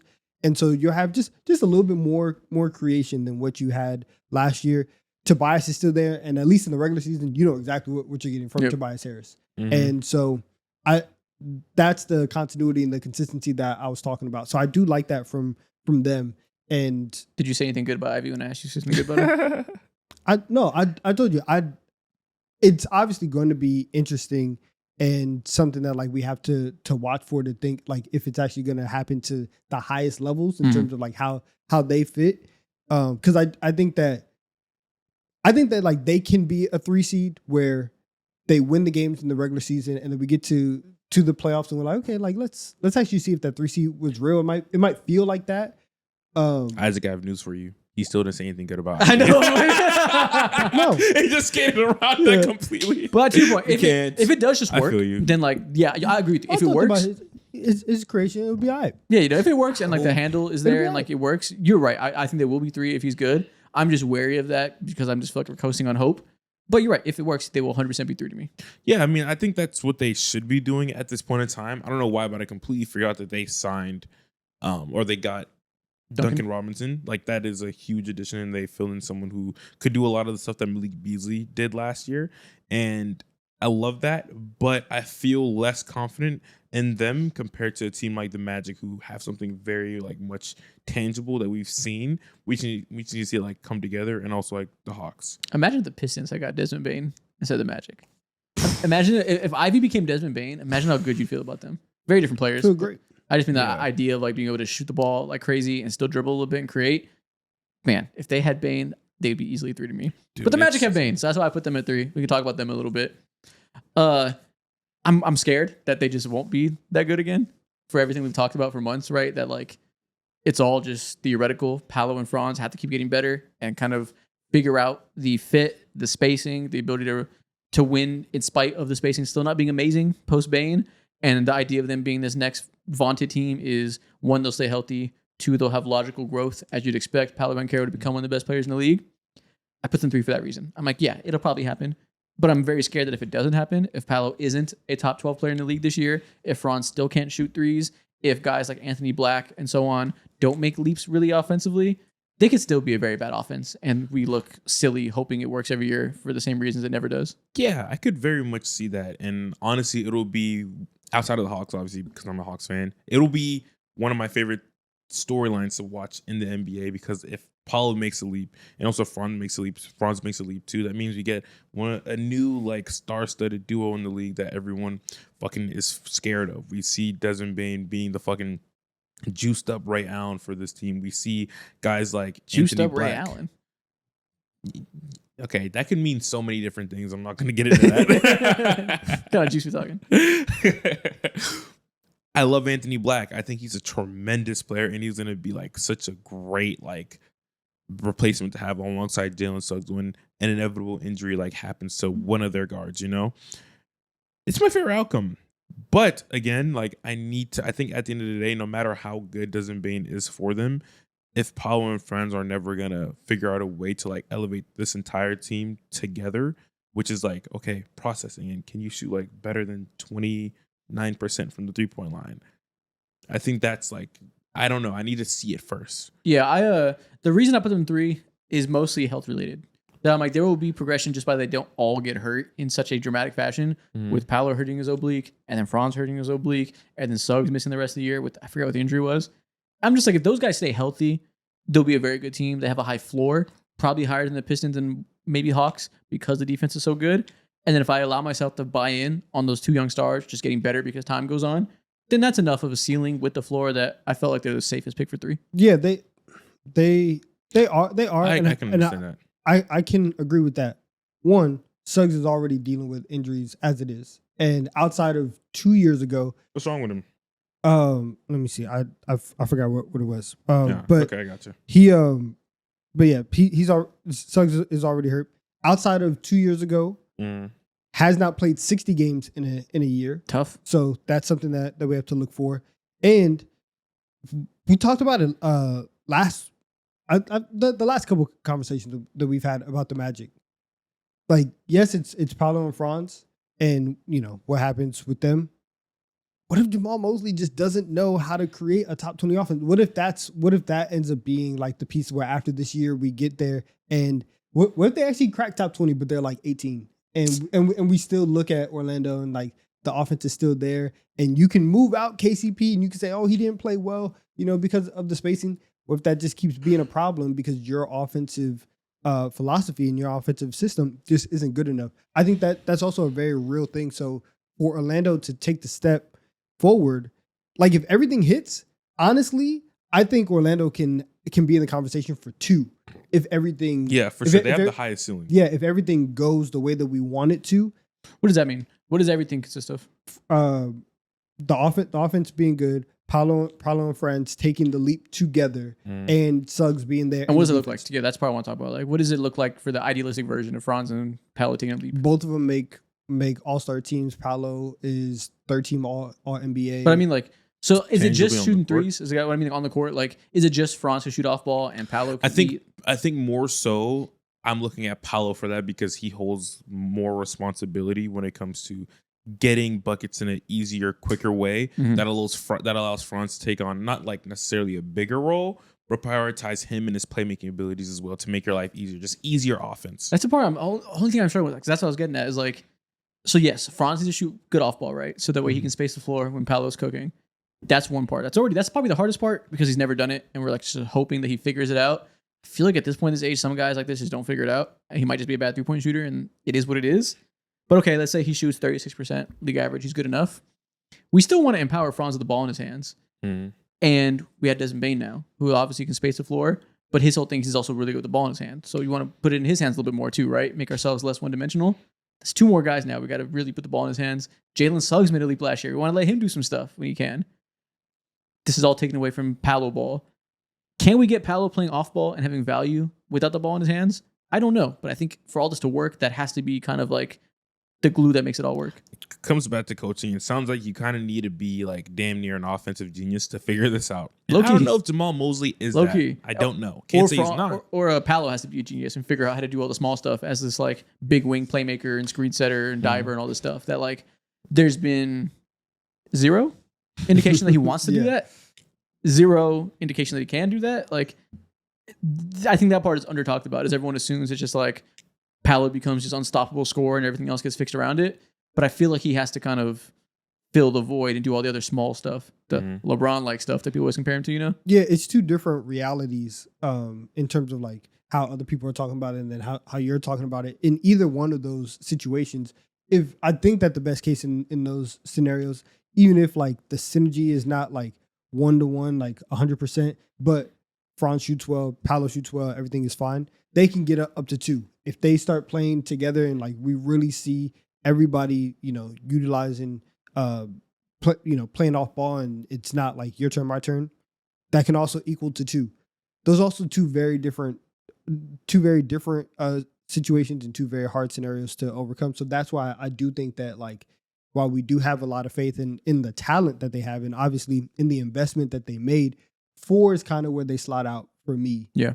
And then the Hawks at 5, obviously like, y'all just be mid. Just that. Y'all be mid and like Trey has to show up and be Trey Young again. And if there was ever a situation, and you keep saying it, if there was ever a situation where Trey can show up and be the Trey Young of 2 years ago, this year would be that year. If he is not, they are the 5 seed. Shit, you said it 2 years ago. Trey Young 4 years ago now. We're getting pretty far removed. If they want to be the 3 seed, push for the 2 seed, and everything comes together, fine, cool. Again, if it doesn't happen, you guys are the 5 seed. Isn't that crazy? Back in the day for Trey Young was 4 years ago now. This motherfucker's getting old. Yeah. Also, and I had the Hawks 5, pretty much like the entire way.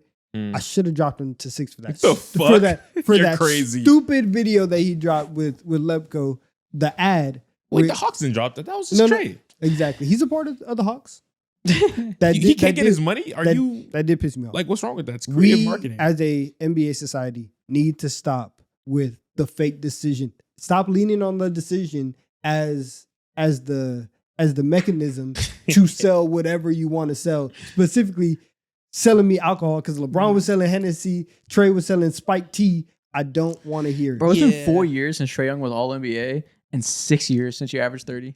Now listen, it's also been 4 years since we've had decent shooting around us. Yeah, we have yeah, such a yeah. small guard who can do those types of things. Like, there's no room for error at all, and they've done nothing but error throughout the last like 3-4 years. So if there's ever going to be a situation in which like you do have the abilities to, or we are able to see like an all NBA season from Trey, it's going to be this year, because we have now possibly like the best 5-out shooter right now in the entire league in Porzingis. Of course, I know Porzingis has ups and downs. You're chuckling over here. What you giggling for? I forgot. Giggler. What do you think Trae Young's field goal percentage was last year? Granted, just vanilla field goal, it doesn't matter that much, but like 41 to 42. it was 41. I Yeah. forgot it was that low. What the fuck? Yeah, it was Career it was low. Very, very spooky. Now, for sure, while it was a career low, It wasn't There career low in was- effective field goal percentage. It wasn't. yeah, there was Second worst. a lot of times last year in which he was being tried out as like an off guard, off ball player, and genuinely he had issues shooting the ball, and I think that's a part of the reason why. And also he had major issues with this fucking floater, just like depleted from his game. He didn't go to that. Yeah, no, it was a necessarily three nearly that at was so all. bad last year. The 2-point percentage was exactly the same. Yeah, The 3 was 34% last year, which has never been actually never mind. I was gonna say it's never been that low. In 2023, it was 33%. Oh my god, every just other not an yo, efficient guard. what the fuck? I didn't even Yeah. notice this. Last year, 34% from 3. Year before that, 37. Year before that, 33. Year before that, 38. So we're oscillating every single year. Mhm. Year before that, 34. Year Yep. before that, 36. Why does he suck at threes every other year? Literally to a 100% degree. In He his needs career. an offseason to lock back in. A whole season to lock Well, back that does mean this year he's going to shoot 38%. So that is good. At least. I think it's important to like also focus on everything around him too. in. Question. Genuinely, yeah. In your math for doing everything around Trey and using like how real do you think off ball Trey is and letting like Jalen Johnson really like That's the come bigger into his thing. own as a playmaker and stuff? Yeah. Do you think that's actually real and that's actually gonna happen, or it's just like a every other? I think leaning more into not necessarily more, but hell, more often than we did in the past into Jalen Johnson. Damn, did you guys hear that? Stomach's loud as hell. Dude, loud as a bitch. I feel sorry for the audio listeners. But yeah, I think if Jalen Johnson is able to have more responsibility on offense and being the ignition key to that, then I think that'll just be able to have someone like Trae Young give him less stress as a creator and have him give him less stress as someone who can penetrate the paint as much. I think that'll reap dividends for us because that allows everyone else to just like flourish in different ways. You know, there's so many key plays throughout preseason, which of course it's preseason. I do this every single year. And guess what? I'm not going to stop doing it. If I see Trae Young do something off ball, I'm going to jump up and down. I'm going to be giggling, smiling, send up the most wild expectations. But I think the end all be all genuine would be like, yo, if you get a healthy year from Jalen Johnson, who should be actually like the bigger talking point, this team will be bare minimum like top 5 seed, which we all have them here. And I think that also like means as well, Trae Young's going to be bare minimum like more efficient. So Yeah. all in its point to positivity. I feel decent about the Hawks, but again, it's like I said earlier when we're talking about them in the West, it's just because bare minimum looks great in a pile of shit. I think their defense is going to, this is probably going to be the best era of defense that Trae Young has had around him. Yeah. The names on paper just like flat out just scream, oh yeah, you're better than you were ever since 2018. And then on offense too, the level of versatility that we have, I think is going to scream better. So I think they're going to just naturally net out as one of the more I think well-rounded net positive teams. it's kind of like you found a iPhone 4S in a junkyard.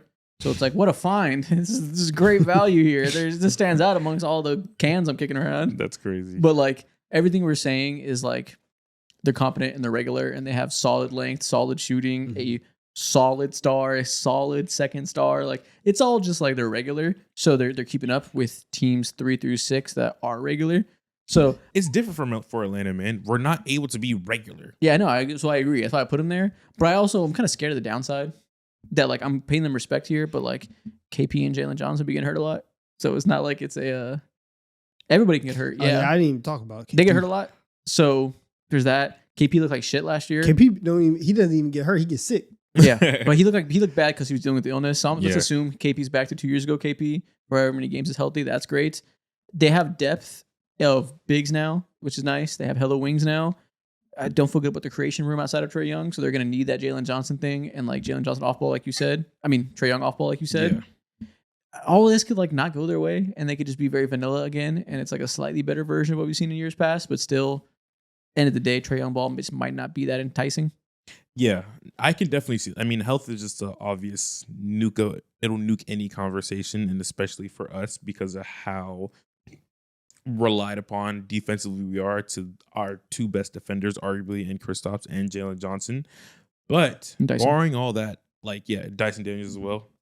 Barring all of that, I think genuinely, if we are able to remain healthy, there should be no case in which we are below the 5 seed.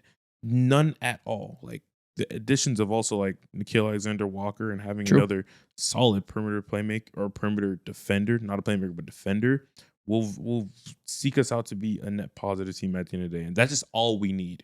Yeah, I agree. I know it is. They're the most like certain team I feel like on this list, where they will be 4 or 5 probably. I don't see any world in which they're like vying for the 2 or like making some big leap to be like surprise juggernaut. They just like are who they are, low ceiling, high floor type of team to me. Also, Porzingis looked really good in preseason, and this is like, I'm not saying he's on Aiden type timing, but this year will probably be his last year or last opportunity to be given like a big contract next season, and he kind of has to prove that he still has like a couple years in him. One thing I want to tell you about the KP experience, there's gonna be a lot of nights where it's like, damn, he's looked better than he's ever looked before. That's how it goes. Yeah. We'll see how it looks in that after that. I need it. Yeah. Okay. That is our Eastern Conference rankings.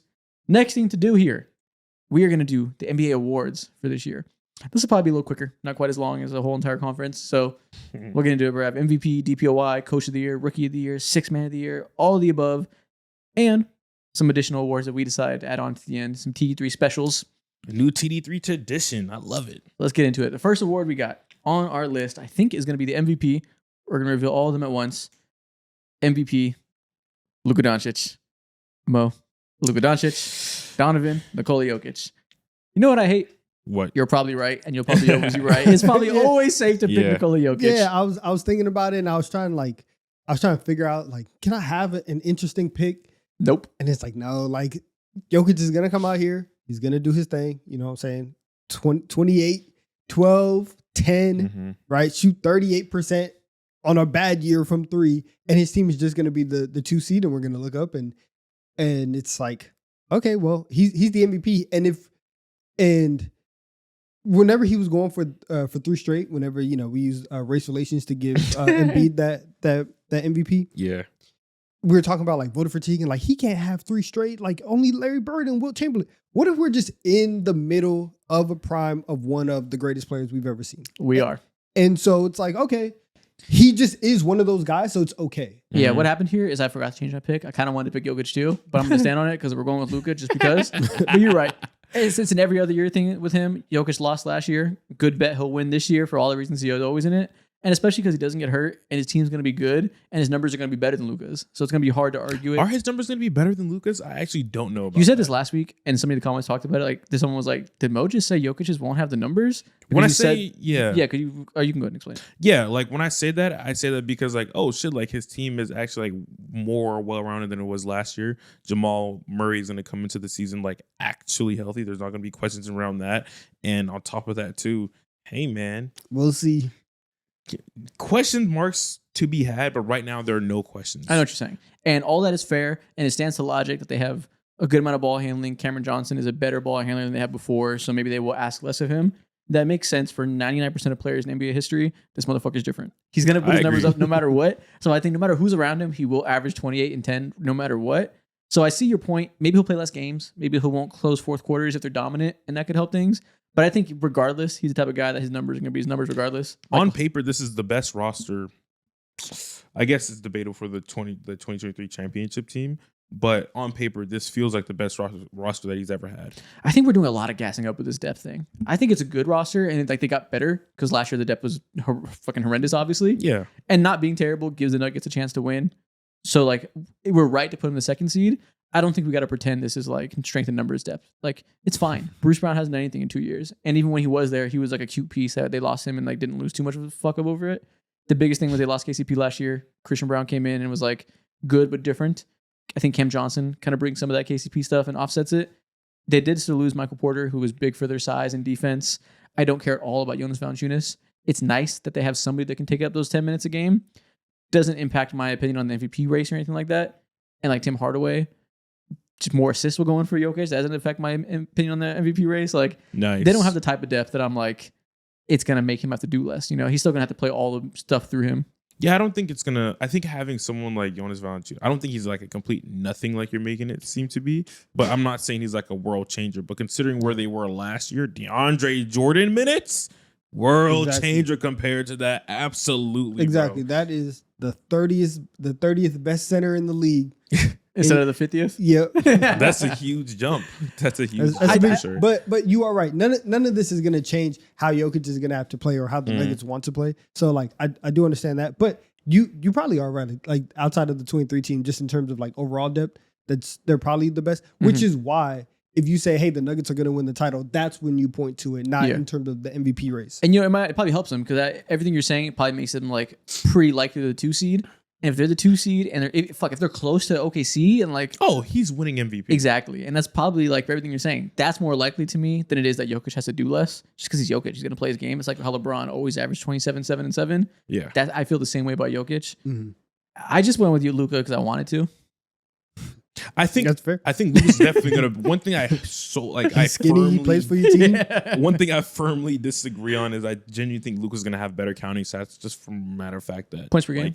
Points per game, assists, rebounds, the whole night. He's gonna do more because he has less. Rebounds. Not rebounds necessarily, but you know what I mean. But cumulatively, all 3 because the points are gonna be higher. I see you. Yeah, exactly. He's gonna have firmly way more because he has way less, and LeBron is gonna be load managing throughout the entirety of the year, and he's gonna be firmly like the second best rebounder on that team, the best playmaker, the best shooter, the best everything. So I think he's gonna have like an super inflated flats stats. And on top of that too, he's gonna be Eurobasket. He was running for best DPOI. The narrative is gonna be hitting harder than ever for. That's Luka. why I did it too. That's why this is super soldier narrative syndrome right here. You're a Laker. People are dying to give the Lakers some attention, no matter what the topic is. I do buy that he's skinny, and we're gonna see peak Luka. Mm-hmm. We're gonna see 2024 before he got hurt in the second half when he was the single best, most dynamic pick and roll ball handler in NBA history. I think that was the most full package ball handler combination of scoring, playmaking, off ball, on ball I have ever goddamn seen. I think that guy is back here to stay. The team will be just good enough that he'll be available to be voted for. He's not going to be like a 7 seed. I don't think. I'd take him out of the running. He'll be 3 or 4, something of that nature. Yeah, that gets you in the convo.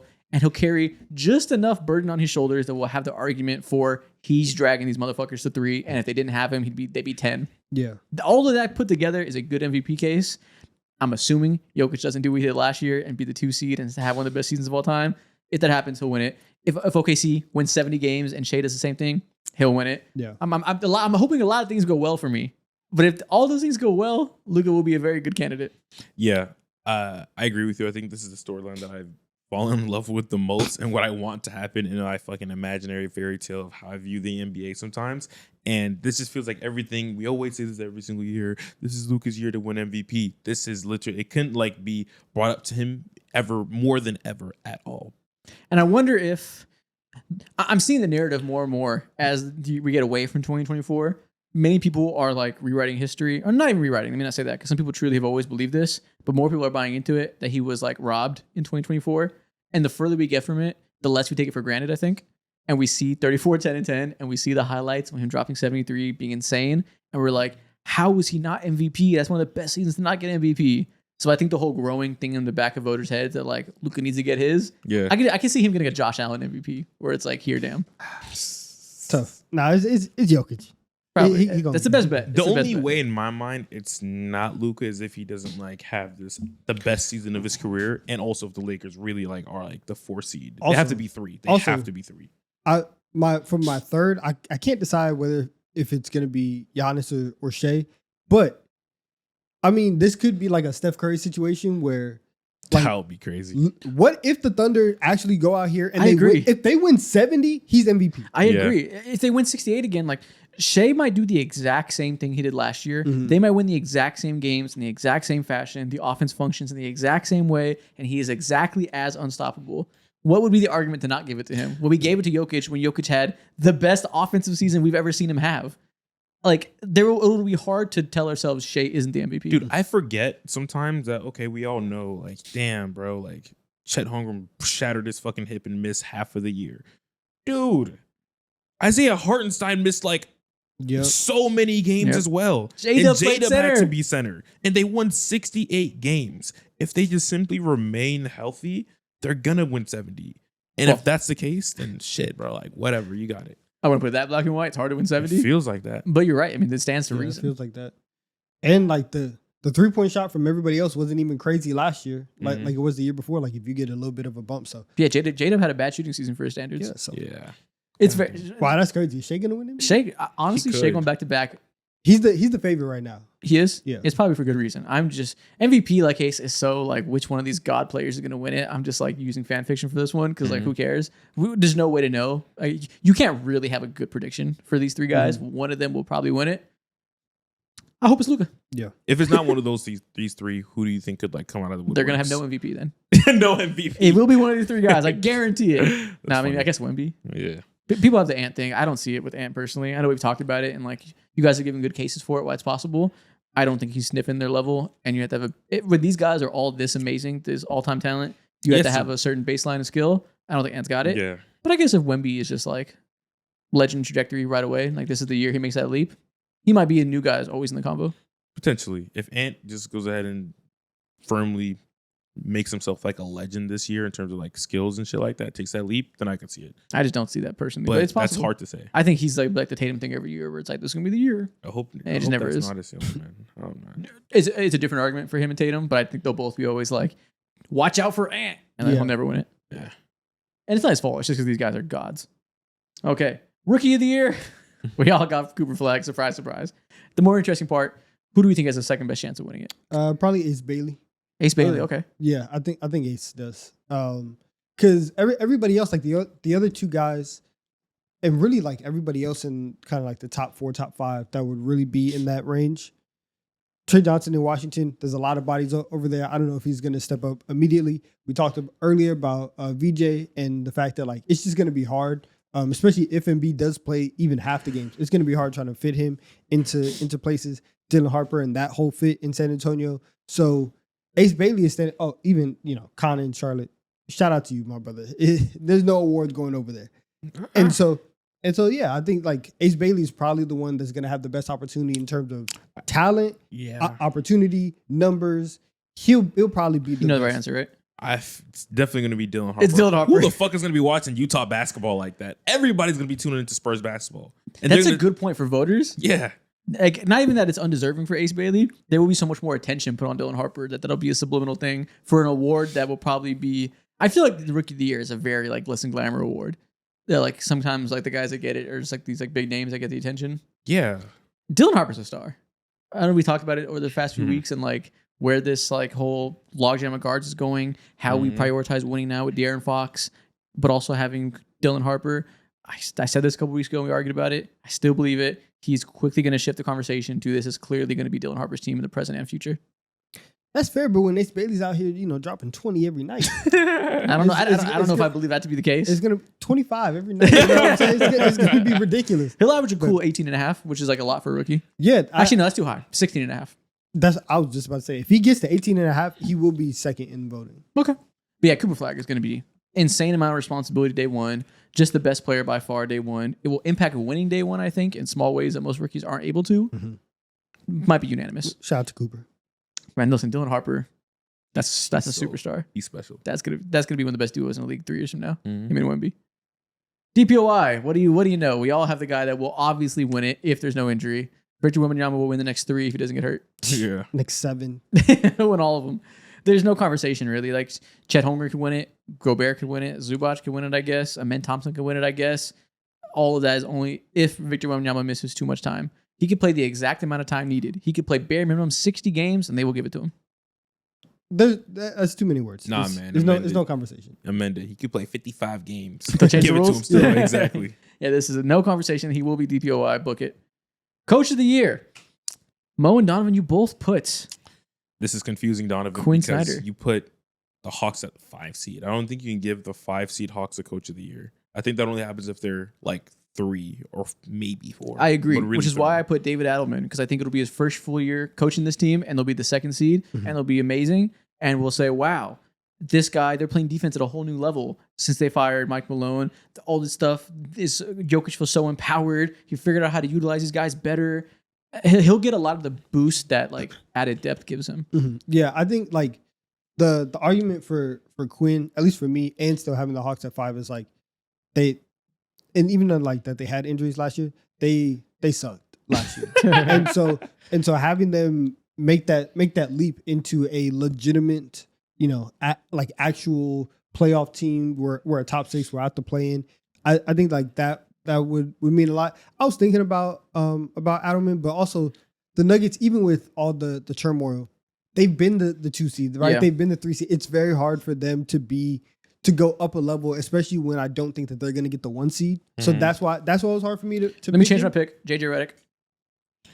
That's not crazy. If I'm just it's going all in. JJ, I'm going all in. If Luka wins MVP, if they're the 3rd seed, like I'm predicting them to be, Yeah. I can definitely see JJ that. Redick. They gave him that extension. Hell yeah, I could see that. You know why? Because I put David Adelman just because this award is always won by somebody whose team exceeds expectations dramatically, right?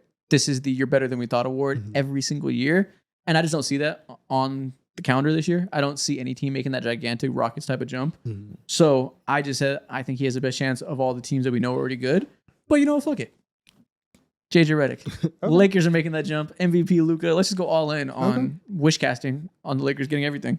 Okay. But if it wasn't going to be them, maybe if the Spurs are really good, that could be a surprise team. I think that they're very he's like very much up next in that conversation. Yeah, so maybe Mitch Johnson. But like, I don't know if he's a good coach at all. So like, I'm not going to pick him for coach of the I year. mean, if obviously Thunder get to 70, then you go Mark Daigneault again. Yeah. People are going to say Jamal Mosley a lot because the Magic could be really good now and jump Very from true. 7 to 3. Sure. What if Again, I'm not going to pick a guy who I don't Yeah. know if he's a good coach or not. That's like Exactly. these guys have teams that exceed expectations, but also in clear ways that the coaching is a big part of it. Usually they unlock the offense. That's kind of like a way that this award goes. And you know what that could sound like? Potentially. They already had an elite offense last year, but if the Knicks are the 1 seed, that would be like Okay. somewhat Yeah. shocking, and Mike Brown could easily win Coach of the Year. Yeah, that could happen for sure. All right. Yeah. that makes Jason sense. Kidd, if the Mavs get a top 6 seed, that's very possible without Kyrie. Nah, I feel Okay. That's a good bet. If they get top 6, he's winning it. Yeah, because it's just not going to happen. so yeah, if they do the It could impossible happen. and they are out of it, then it's fine. Okay. Executive of the year. Me and Mo went with the Hawks guy. Donovan, who'd you pick? Who is that man? Hawks I guy. picked the Magic. Gotcha. Because I do think that Yeah. What's his name again? Anthony Parker. Anthony Parker. Because I do think that the Magic and their offense, they will finally break the streak of not being in the top 20 offensively, and they will look better, These pictures kill me. I've never seen either of their faces.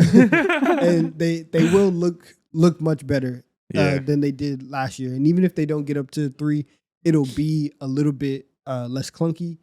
And when you talk about like offseason transactions, the Desmond Bane trade was one of the bigger Yeah. transactions. So I do think that he'll be in consideration. This was tough because there was no big trades this summer. I thought about going Rafael Stone because he got Kevin Durant. And that's like usually how this goes. So he makes a big splash. Yeah. But they were already the 2 seed, and like they're not going to get better than that. They're not going to be the 1 seed, I don't think. So I don't see him getting a big case because he's not going to make them jump up this year. They were already that good.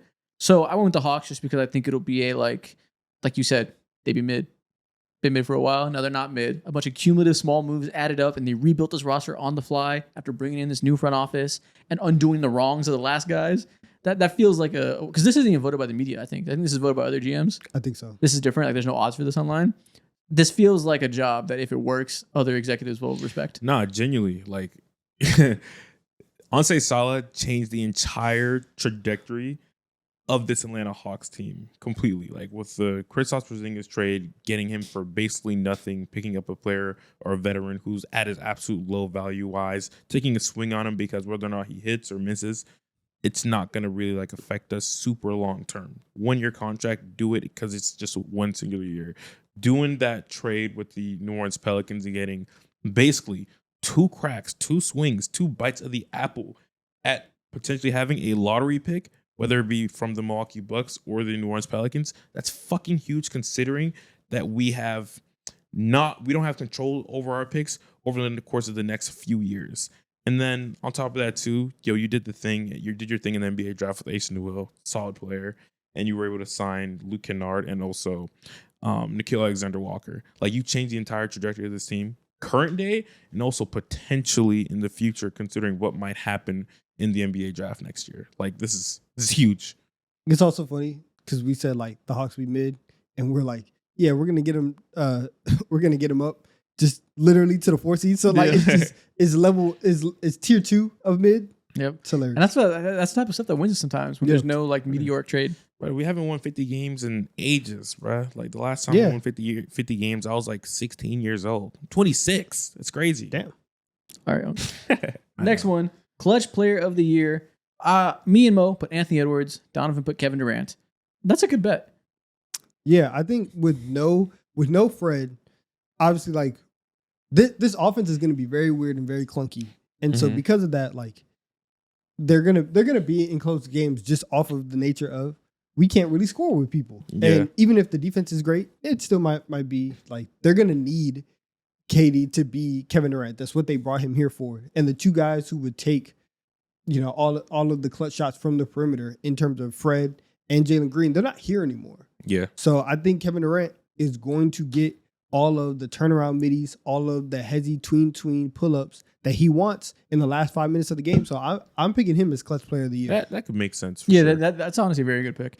I'm with Anthony Edwards for similar reasons. That he's the half-court shot maker. He's talked about this mid-range game he's doing, adding the post moves.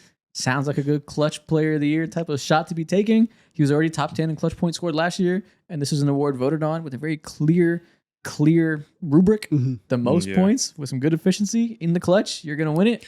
That screams Anthony Edwards to me. Yeah, I agree. During the YouTube video that he posted, he talked about how this summer he ain't take not a single three, all mid range. He's fully like going in on that. And if you're doing that, along with what you said, He said that. yeah, he did say that. He said, "I ain't take no threes, boy." That's exactly what he said. It was hilarious. Uh-huh. He said, "I'm only taking middies. I only took middies during the summer." No Just- threes. He said he took no threes. Oh. Obviously, like he's exaggerating. I But know. when it comes what if 3-point shot falls off? Now I'd be pissed. I don't. What if it like just regresses a little bit? I'd be It's pissed. like If it regresses at all, I'll be 36. pissed. I'll be heated. If it's like 36, 37. That's horrible. 36? It was 41 last year. Well, Listen. end of the year tailed off, but like, Yeah. it was one of the best shooting years of all time. I'll be pissed if this mid-range shit makes him go from 40 He can only to focus 36. on one thing. He has a bad case of ADHD, bro. That's what it is. I'll be pissed. That shit made him unstoppable. That's funny. Yeah. Solid picks. Sixth man of the year. Ooh, we're all different here. I went with Jared McCain. This is one of the most unclear years for me personally. I agree. I pulled shit out of my ass. I didn't know who to pick. Yeah. Because fucking, what's his name is favored to win it right now on the Knicks. Jordan Clarkson. Fuck no. He's I don't think Jordan Clarkson still has the juice like that to win it. No. Yeah, no. He's not. He's winning favored? Yeah, he's top, or maybe he was top 3. I forget who the number 1 was. No, DeAndre Hunter is favorite. It was DeAndre Hunter, then Jordan Clarkson. that. Yeah. Josh Hart? Josh Hart's not on there. Last time I checked, maybe we looked at different ones. It was Nas Reed, DeAndre Hunter, and Jordan Clarkson for the 3 when I looked on. What was it? Which one was it? Did I read it wrong? Maybe it could be someone like Nas Reed That's just winning back to back just because there's such an unclear year. DeAndre, I chose DeAndre Hunter because it was the easiest one considering, yeah, he was on the ballot last year and until he got traded and they expect him, and then he like started a few games here and there, and then obviously like he was asked a lot less. Yeah, BetMGM right here has plus 1,100 for Nas Reed, plus 1,100 for DeAndre Hunter, Jordan Clarkson plus 1,400, That's crazy. and Anthony Simons plus 1,400, Ty Jerome plus 1,600. that. That's one- probably because that Malcolm one- Brogdon retired. But that 1,000% has to be a typo. On FanDuel, Josh Hart is third at plus 1,100. Plus 1,400 for Jordan Clarkson right now?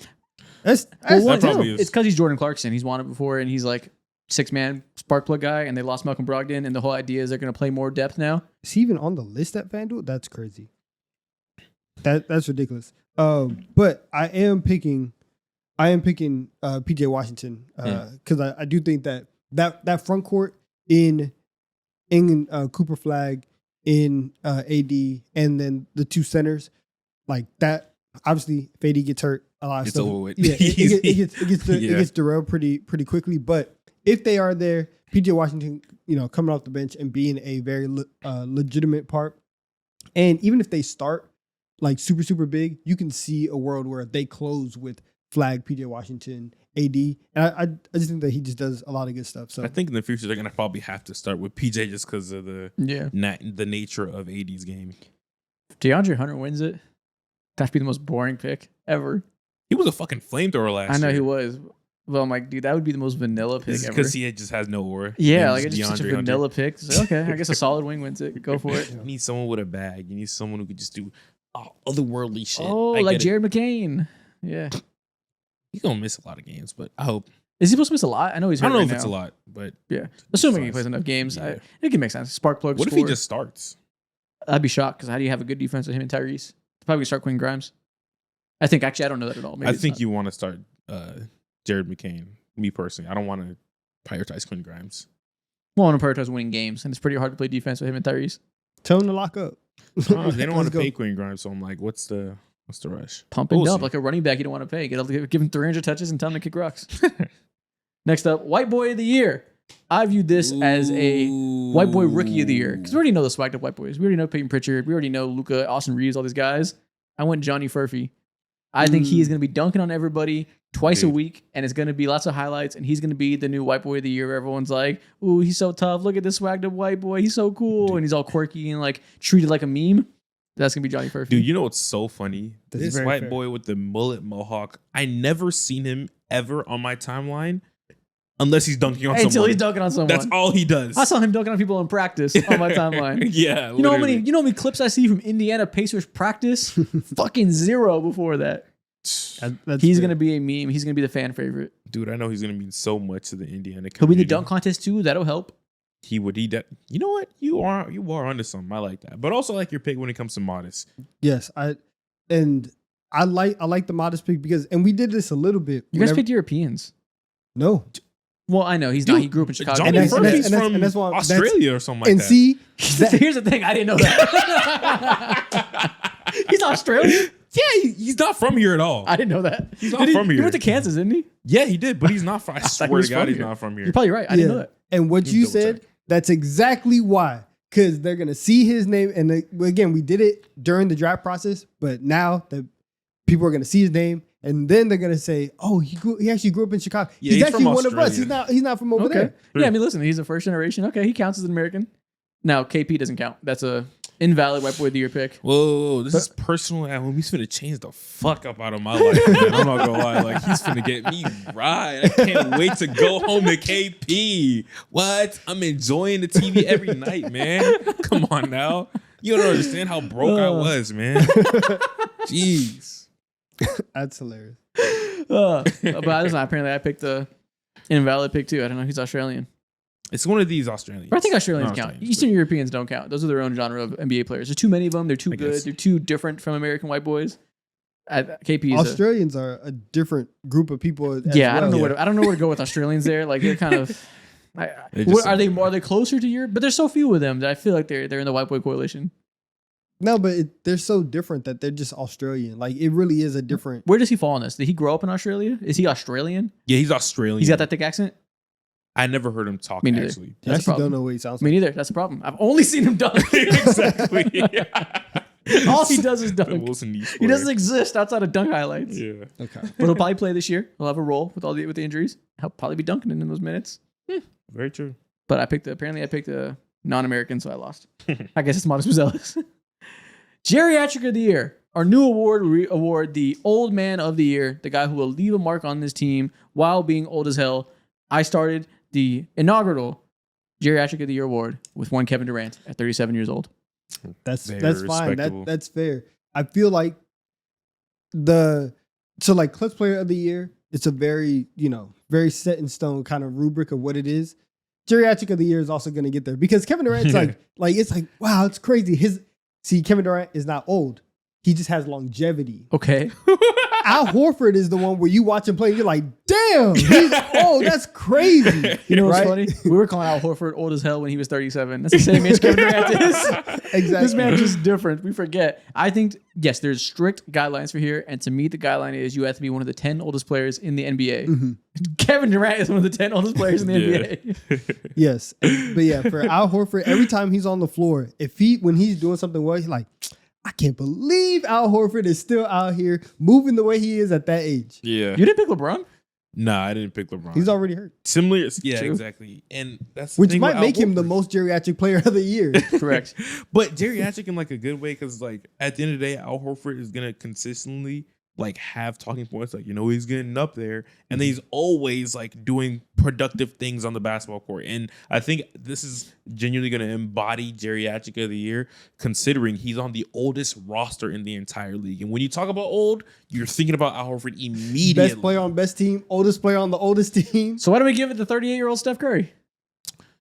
He's 40. That's what I'm saying. Oldest player on the oldest team. Okay. Yeah, we'll see. Once we get to this, I'm gonna take when we get to the end of the season, we do our award show. Yeah. This will be one of our new awards. I'm gonna take this so seriously. It is of vital importance who wins the inaugural Geriatric of the Year award. Best believe I'm coming up with my fucking arguments next time. It's gonna be LeBron.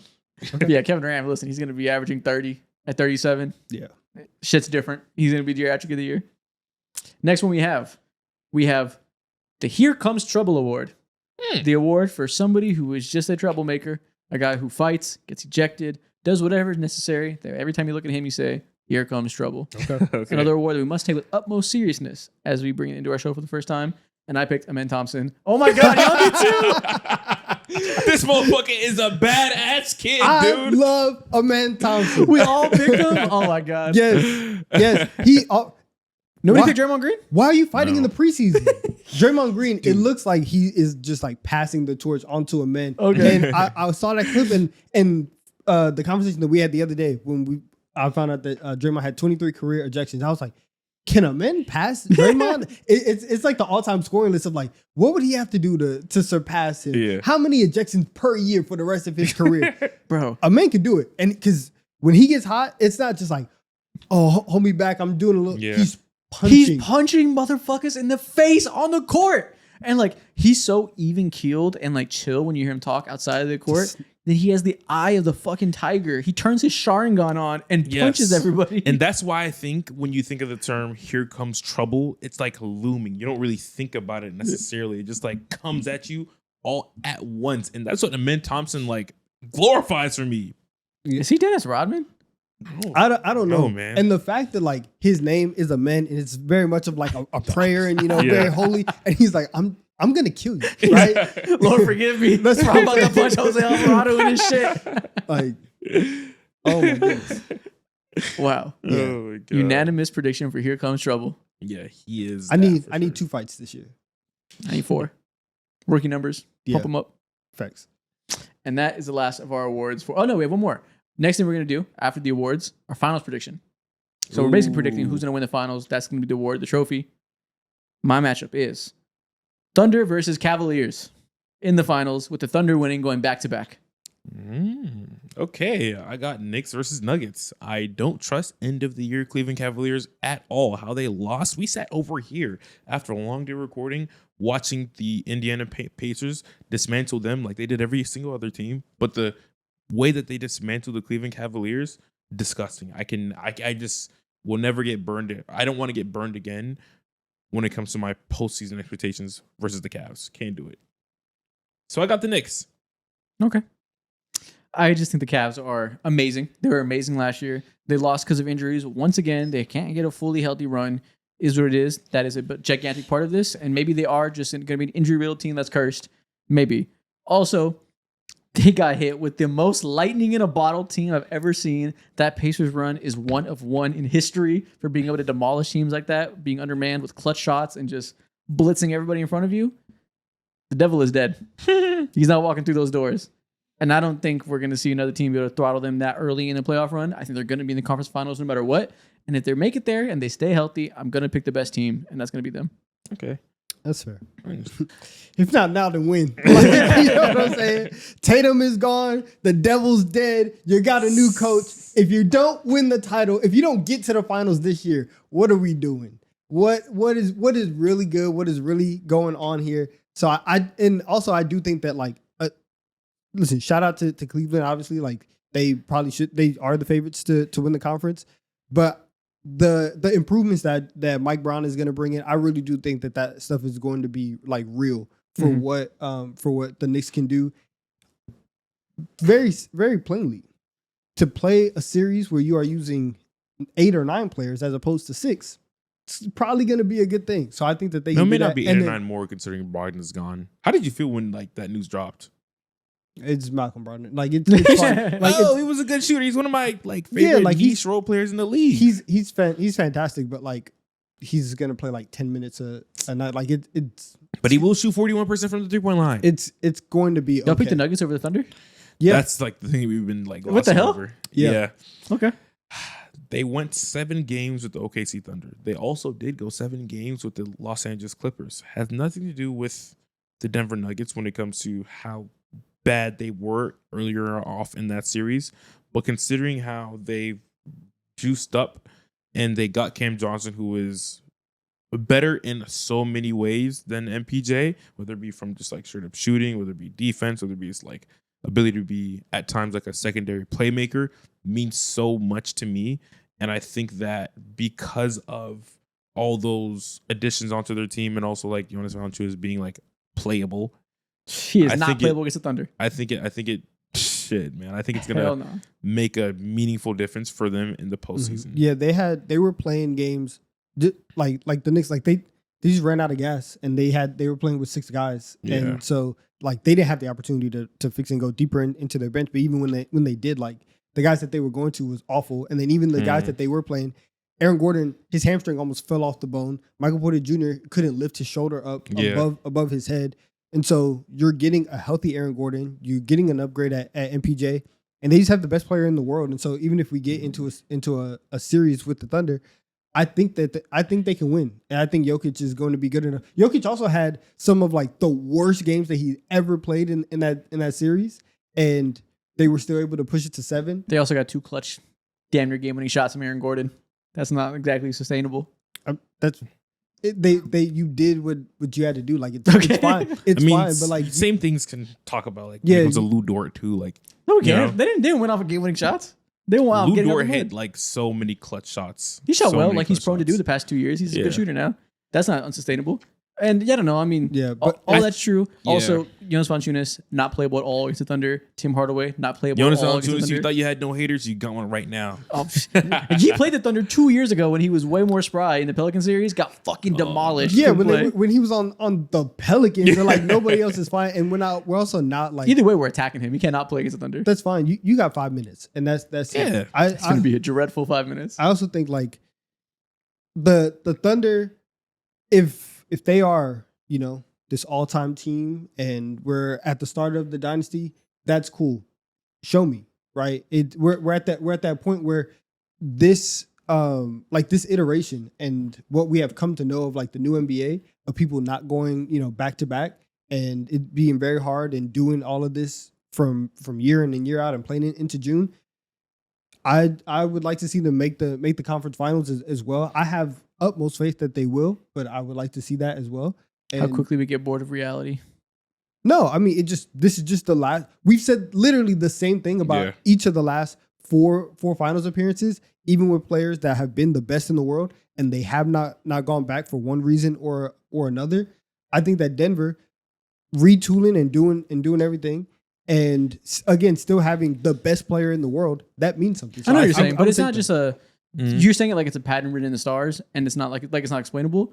Denver lost Bruce Brown, lost KCP. The roster got worse. We thought it wouldn't matter. No, I It mean, did. but they were up 20 in Game 7 and choked. Sure, Like, but either you way, know, there's clear reasons why they were in these margins to begin with. Their roster got worse.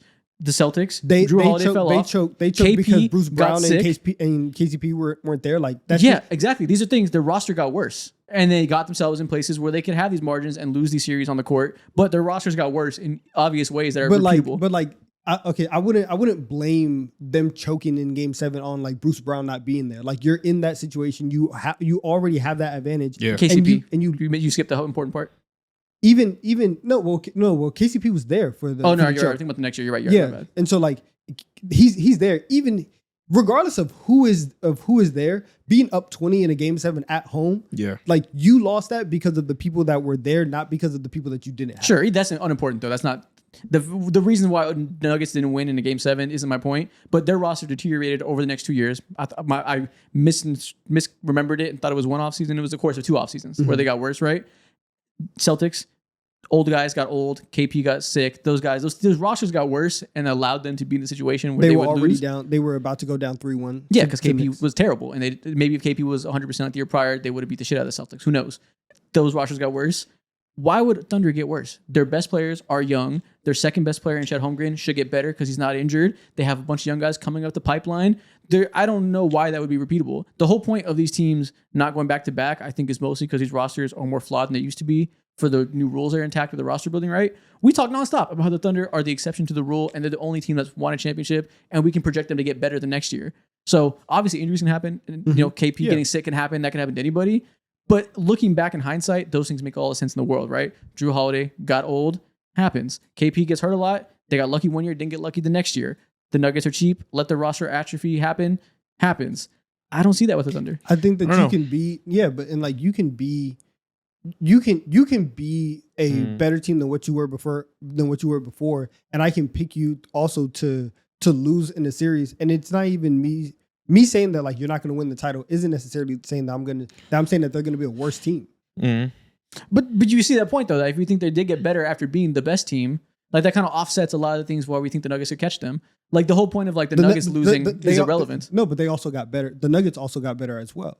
Yeah, I think they both got better, and I thought the Thunder were better before. So I'm like, the Thunder got better, or they should be better for internal reasons. Mm-hmm. But like a genuine concern for me that maybe it shouldn't be concerned, but like going back to the whole KP thing, of course, like healthy one year, not healthy another year.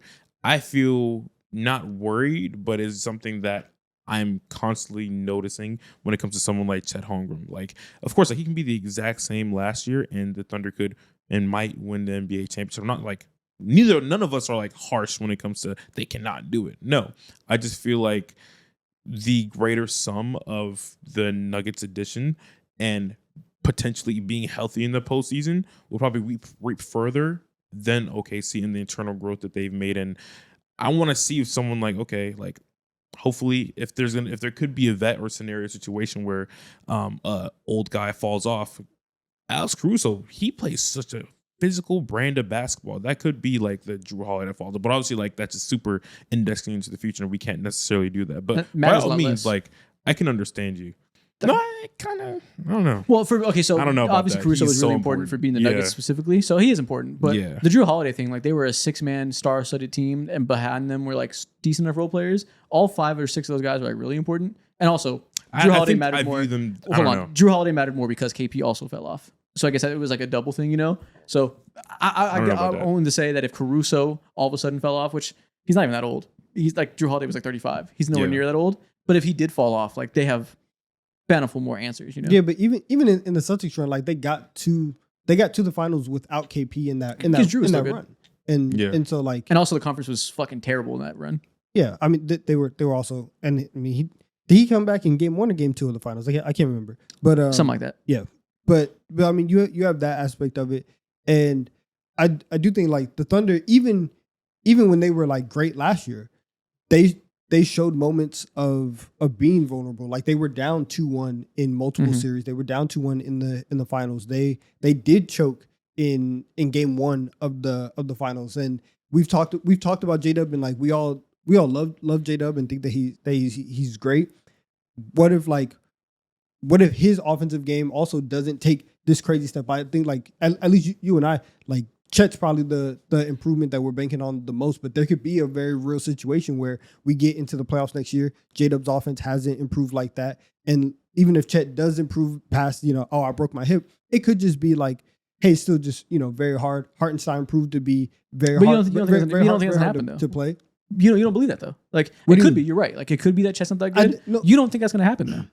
I think J-Dub and his lack of creation, and if he doesn't take a step, like that's also something that I could point and look at, because we're on the road in game 6, and every game, obviously, and it's because like you're young, but every game turns out to be a legacy game, and you're out here scoring 40 in the finals and stuff like that. That's not normally you, right? So like we're getting these moments. I just think that like for the Nuggets to have that best player in the world, to be in basically every situation that they're in, he is unguardable. There's a crazy high floor. And if you get health alongside Nikola Jokic, you have a chance to win a series, and it wouldn't be crazy to think that that the Nuggets would end up getting it No, done it's not crazy at all. over the Thunder. Yeah, it's not crazy. I'm just having. We gotta talk about it. My thing when it comes to OKC and why I'm just like, if we're gonna do the whole thing where it's every other team is winning inconsistently, then I think OKC feels like they are not like unbeatable. They're not unfuckwithable. I've seen plenty of teams or two teams over the course of last year, like genuinely give them issues, and we had like legit fears, worries, and had like all these grandiose takeaways about how much of a problem Mark Dagnall is, talking about how inconsistent J-Dub is, talking about how SGA and certain reads on the court that he's not able to make and be like a real point guard. Is it like all those things are still there, and they've answered those questions, but they did nothing tangibly. Not saying they should have, but they did nothing tangibly to address certain issues like the Denver Nuggets did. Like, no one's having grandiose takeaways about Nikola Jokic. I think, obviously, he's probably the best player of this entire decade, and I think if that stands to be true, alongside like the slight questions and concerns, and ability to see OKC being vulnerable, yeah, I got the Nuggets. Yeah. Is it confident? No, but... I think in some ways, the failure of the past few years has been everybody assuming the team would repeat, because that's what teams in the history of NBA do, is you have these teams with these all-time greats, and they typically rattle them off when the roster is so complete, like it felt like the Nuggets were in 23 and like it was the Celtics in 24. It was kind of an assumption, and we've learned that you can't make that assumption, right? That like teams repeat. There's more parity these days. It's harder to build these rosters, and you have to like notice that pattern. I think people are taking it as like noticing that pattern when really it's you can't over-index too much on what has happened the past couple of years and have to look forward. So we used to say we assume teams repeat. Now we're starting to say, listen, nobody repeats, so nobody will repeat, and we'll continue to say that as fact in the same way until somebody does repeat. You know, we're kind of like making the same mistake on the other end, and this team just still is the best team in every way on paper.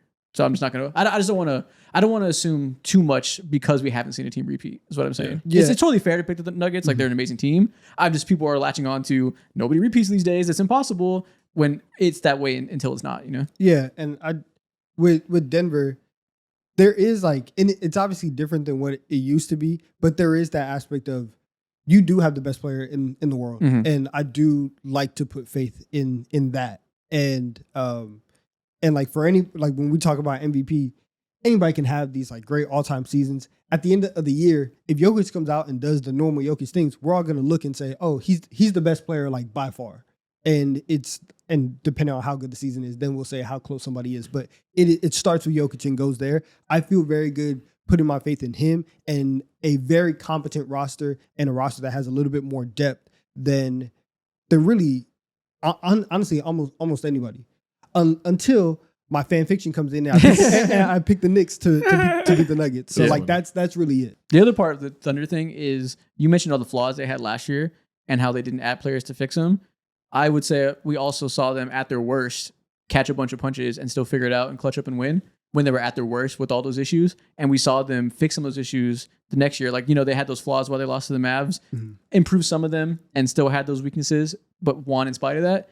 Yeah. I kind of buy the internal growth that they'll be more equipped for those in another year and like won't be as susceptible to cold stretches offensively because Chet will be better with the ball in his hands. J-Dub played amazing in the finals. You said like those 40-point legacy games, like it was like unsustainable. You could say the same thing about the down games. If there's unsustainable downs and unsustainable highs, you're going to get both. Like there's ways that they'll get better. Mark Dagnall will improve. They won't have so many lineups with less ball handlers, so they won't be able to, you know, blitz Shea so many times and have Case and Wallace looking like a deer in headlights. Like all these things can improve with time in the same way. So I don't think it's a given that those weaknesses will be the same. No, yeah, I agree. I hope they aren't necessarily the same, and I hope that like they're able to surpass some of these things that they struggled in last year. But also with that hope, like the reality is, the Nuggets got better at the end of the day.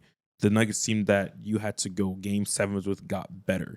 And I just need to see it more so on paper than before I like go ahead and write it sealed off as if it's like truth, you know? Yeah, I get it. It's not crazy. The Nuggets are obviously like probably the second best championship odds. Yeah. Yeah, they are too. But again, if not now, we're having a parade. It's gonna happen. And there we go. That is our official predictions for this season. Every single standing in both conferences, every single NBA award, plus some, our championship predictions. And with that being said, it's time for TikTok time in this long ass episode. This is our first predictions TikTok time in a year. I feel so good, so special. Eaters, we rise again and we move onto the next chapter. Crown drop. Welcome to TikTok time. We're once again going to begin this episode off with the draft, and we're sticking to a theme that we started last week. We changed up the draft a little bit, and how we're doing it now is I'm putting zero pressure on you guys to remember names. Zero pressure on you guys to have a deep bag of ball knowledge.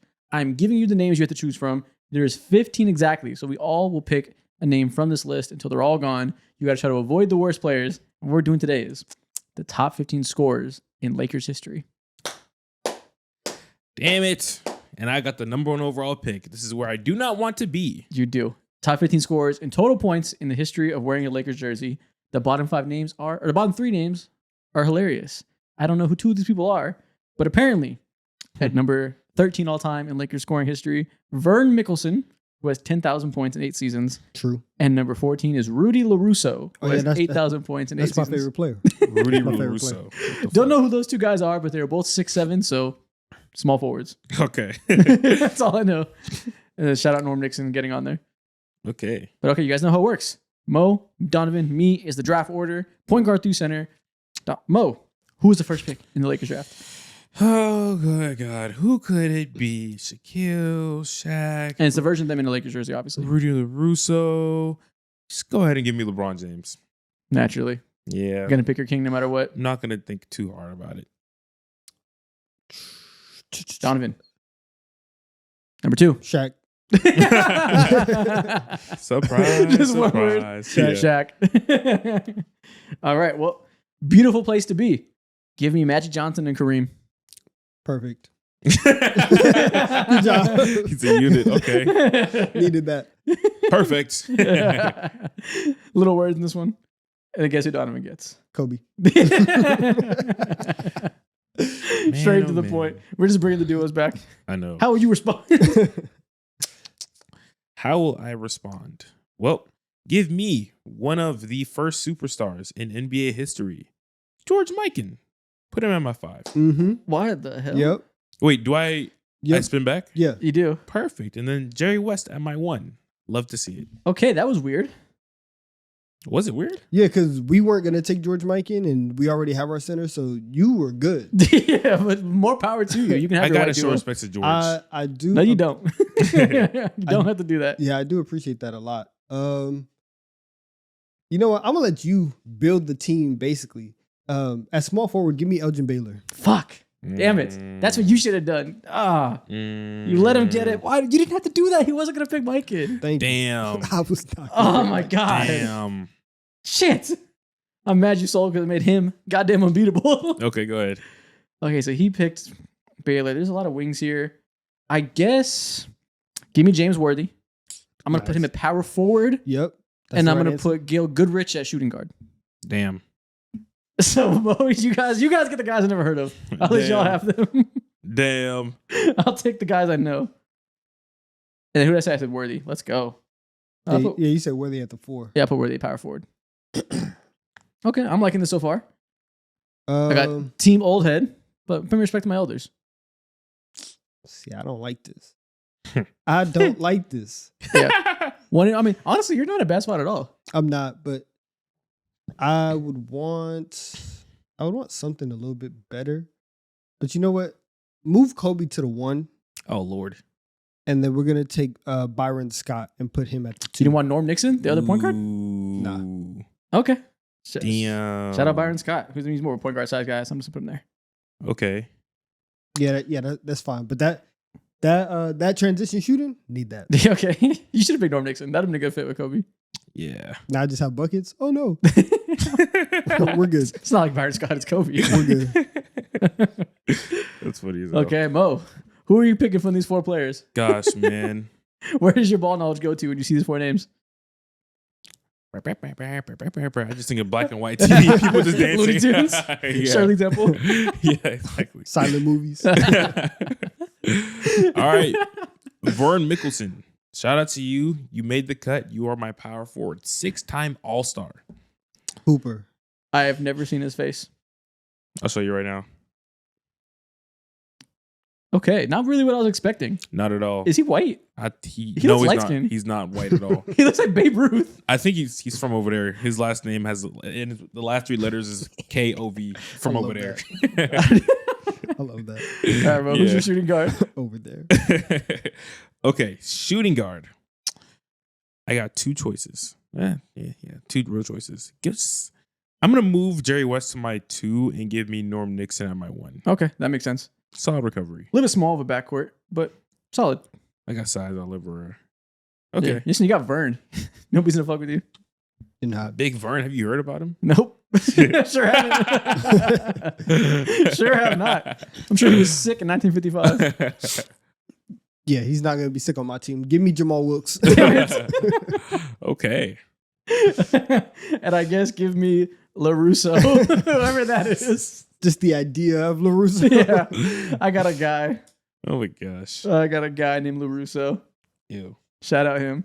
So for all you listeners, I had Magic Johnson, Gail Goodrich, LaRusso, James Worthy, and Kareem Abdul-Jabbar. P.U. I have Byron Scott, Kobe Bryant, Elgin Baylor, Jamal Wilkes, Shaquille O'Neal.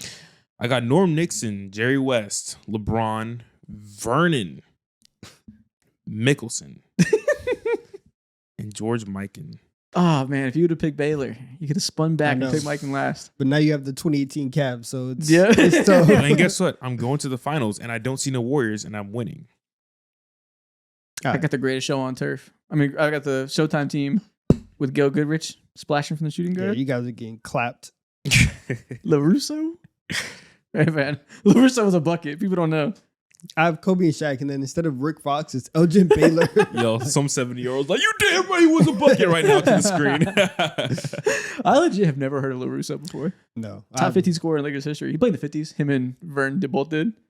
When you said his name, I was like, bro, you're lying. Like, that's not a real Vern player. Mickelson. Yeah, that's crazy. And maybe I don't know ball. He played there for 10 seasons. So he's been there for a long time. He was born in 1928. Oh my Jesus Christ. That's brutal. goodness. Born into the. Listen, you might want him on your team because he's born and then he has to get raised through the Great Depression. He's seen some stuff. He won 4 championships. He's out the trenches. in You know what? Minneapolis. Yo, out the trenches for sure. His nickname, Rudy LaRusso. They called him Brutus. They called him Musty. They called him the Oh, dang. Ivy Leaguer with muscles. All right. Hey, did I get a unit? You guys muscles? I guess so. Hey, I'm cooking y'all. My team is huge. That's pretty I got good. Magic. I got muscles. Worthy and Kareem. I got positional advantage at every side. That's pretty good. That's pretty good. That's funny as hell. All I had to hear is he swole. I won. Shout out LaRusso. I thought you said he was a shooter. Oh yeah, I was watching film today. But before we started, I looked up LaRusso highlights. He was going crazy in Game 6 of the 19 Game 6. of the 1963 finals. Pretty solid shot. It's Good like God. he could shoot. That's the George Mikan team? Or is that Jerry West already? No, I don't think Jerry West is 63. I didn't think so either. I can't remember. Jesus Christ. I know the other one, Vern, he was there in the 50s for the Mikan teams. He had 4 championships with Mikan. Yeah, nah. I don't know anything about the fucking 50s. I'm not going to lie to you. LaRusso's nasty though. Is he? I didn't pick him, but he could play for my team. Okay. Okay. Fair enough. Next thing we're going to do, I'm going to show you 6 NBA players, and you got to decide which one gets benched. So we're going to make a 5-man unit, point guard through center of 5 players. And you decide who gets kicked to the curb. So you guys may have seen these on Twitter. There's a bunch of these people do it with like legends and stuff. In the offseason. Yeah, exactly. Peak offseason content. Yeah. We got some stuff like that with a variety of different types of players. First off, Jokic, Luka, Tatum, Shea, Wemby, Curry. 6 of the best players in the world today. Sorry, Jason Tatum. I'm sorry, but you are the easiest cut of my life right now. Really? I mean, think positionally. He's the only forward size guy there. I got guys who can play any position outside of like Shea, I guess, and Curry. Yeah. And I need those 2. And guess what? Your man Luka's getting cut. Really? I'm cutting Luka. I would He's cut, like the worst third best player. Yeah. Don't care. Oh, you're crazy then. I would cut Luka and I would go Steph, Shea, Tatum, Wemby, Jokic. That's the best fit because you're going to want to play through the Curry and Jokic pair. Wemby can obviously fit there. Mhm. Tatum can always fit there. And, Shea can probably fit off ball a little better than Luka. And with Shea Tatum and Wemby, that's defense is fine. It's good enough. Do you want to start Luka over Curry, though? Is there No. anything in you? No, I'd rather because if I have Jokic, I'd rather have Curry to just be running around and and you know I like that brain trust. and doing a marathon during the game as opposed to seeing like, okay, is Luka really going to play off ball and do all this other stuff? Curry and Jokic is match made in heaven. I can see an argument for going Luka over Shea though. A shooting guard, be even bigger, have a little better outside shooting. I can see that. But I'm okay with going Shea as shooting guard and cutting Luka. That makes sense to me. Oh man, We're not cutting Tatum. We just can't. We need that glue there. Mhm. you guys don't know, man. You're a wing defender, Luka Doncic out there. I'm giving you 60 points. I'm giving you 60 regardless with these guys. I don't need more offense. Give me Luka. Next up, we got Steve Nash, Joel Embiid, Anthony Davis, Kevin Durant, Tracy McGrady, and Jerry West. Okay, so This is hard. So Steve Nash is staying. We need a true point guard. No idea of starting Jerry West there? Nah, not really. Okay. wait, why? He's the best passer by far, so that makes sense. Steve Nash he's Steve Nash. Like he's You got these many buckets. We need one guy who's okay with never shooting a single time. yeah. Okay. I agree overall. Just was double Jerry checking. West is eye of the tiger. He wants to shoot 30 times, doesn't matter who's on the court. So Steve Nash, KD is not going anywhere. No, we can put AD KD. is I- also not going nowhere too. Are you sure? AD is not going nowhere. You don't think maybe we can put Kevin Durant at the 4, Joel Embiid at the 5? You know what? He's gonna hate us. On my team, AD, you play the 5. you play the 5. Everyone healthy? I'm not benching Joel Embiid. Fuck no. I'm easily picking know Joel what? Embiid over Anthony Davis. But then AD got to play the 4. AD can go to the bench. We can put Kevin Durant at the 4. But no, actually, no. I want to go huge though. I'm okay putting AD at the 4, Yeah. Okay. Kevin Durant at the 3, and then 2 Okay. ways between T Mac and Jerry West. Give me Jerry West. Oh, but then I'm kind of small. give me T Mac. Give me T Mac. Let's like triple down on size. Just be gigantic. Yeah. But Jerry West is much better than T Mac. But we already have one small guard. Do we want to just be the biggest team ever around I just Steve need Nash? someone who could just simply like shoot. I mean, how big is Jerry West? Jerry West is like 6'5", but T Mac is 6'9". All Give me T-Mac. Fair. So at that point, I have 6'9", 6'10", 6'10", 7'2" around Steve Nash. And just every bucket just goes through, like every mid range bucket goes through KD and T Mac. Yep. Welcome to the 2025 Atlanta Hawks. Oh my God! Shut up. So yeah, sorry, Jerry West, we're cutting you, but only for fit's sake. You're probably you're the best player here besides Kevin Durant, I guess. It's still really, yeah. I don't feel good with So we that. got T Mac. I don't feel good with that. Sorry, T Mac, you got to go. Come on. You're right. Let's get T Mac. We're not cutting the second best player here. I changed my mind. Fuck the height. Disappointed it's again. Jerry West. Like, Who cares? I understand Jerry West. Listen, I can understand it if you expect him to be like a better defender for you in that lineup. Then I get it. I have no idea how to parse Jerry West on ball defense in 2025 versus T Mac at I know. 6'9". That's a conversation I've never I thought just about. assume that like he gotta have more to his game, more to his shit. I'm going Next up, Jerry West. Kyle Kuzma, Kevin Porter Jr., Josh Giddey, Dario Saric, Tim Hardaway Jr., and Mo Bamba. Oh my god, This is genuinely the worst. this is the race to whoever gets number 1 overall pick in 2026. And we're still going to be better than the Brooklyn Nets. Nah, I don't think. Yes, Nah, dude, yes, I we hope will. not. Okay, I hope so not. Giddy's running point. Giddey's for sure starting. Best player here, Okay, which is hilarious. But best player here. Giddy's running point. We need a veteran with some sense. Tim Hardaway Jr. is at the 2. Okay. cool. I'm in agreement. I guess we got to start Kyle Kuzma at the 3, which the Bucks don't even want to do. But what else are we going to? We're not going to go small ball fucking KPJ. Kyle Kuzma Can't- can not Nah, shoot. he can't plays at 3. pass, can't rebound. He got fits though. We could put him at 3. Cool hair. Okay. Put him at 3. Kuzma at the 3. Sarge at the 4. Ah! Yeah, Just because Mo Bamba cannot play the 4. yeah. Okay, we could put Sarge at the 4. So we're starting Mo Bamba at the 5. Yeah, So it's either we Yeah, go no Sarge other at the option. 4, or we push everybody down and go 3 guards and start KPJ. No. Which is a general rule in life. I want nothing to do with KPJ, so we're going to start Sarge at the 4 and put Mo Bamba at the 5. KPJ was always gonna get cut, Yeah. no matter what. We said way too many words. Yeah. Fuck them. Next up, Nikola Jokic, Hakeem, Shaq, Embiid, Russell Westbrook, and Wilt Chamberlain. The rest is hilarious. It's a polar bear. We have no choice but to But they start need Russ. him. But they need Yeah. him badly. This is funny as hell. No, what's funny? I was What? confused for a second. That's supposed to be Bill Russell. Oh, Russell. Okay. But fuck it, Regardless, so Westbrook. Russell was gonna start regardless. This actually makes it a little bit more interesting because what if we bench Westbrook and play Jokic at that point?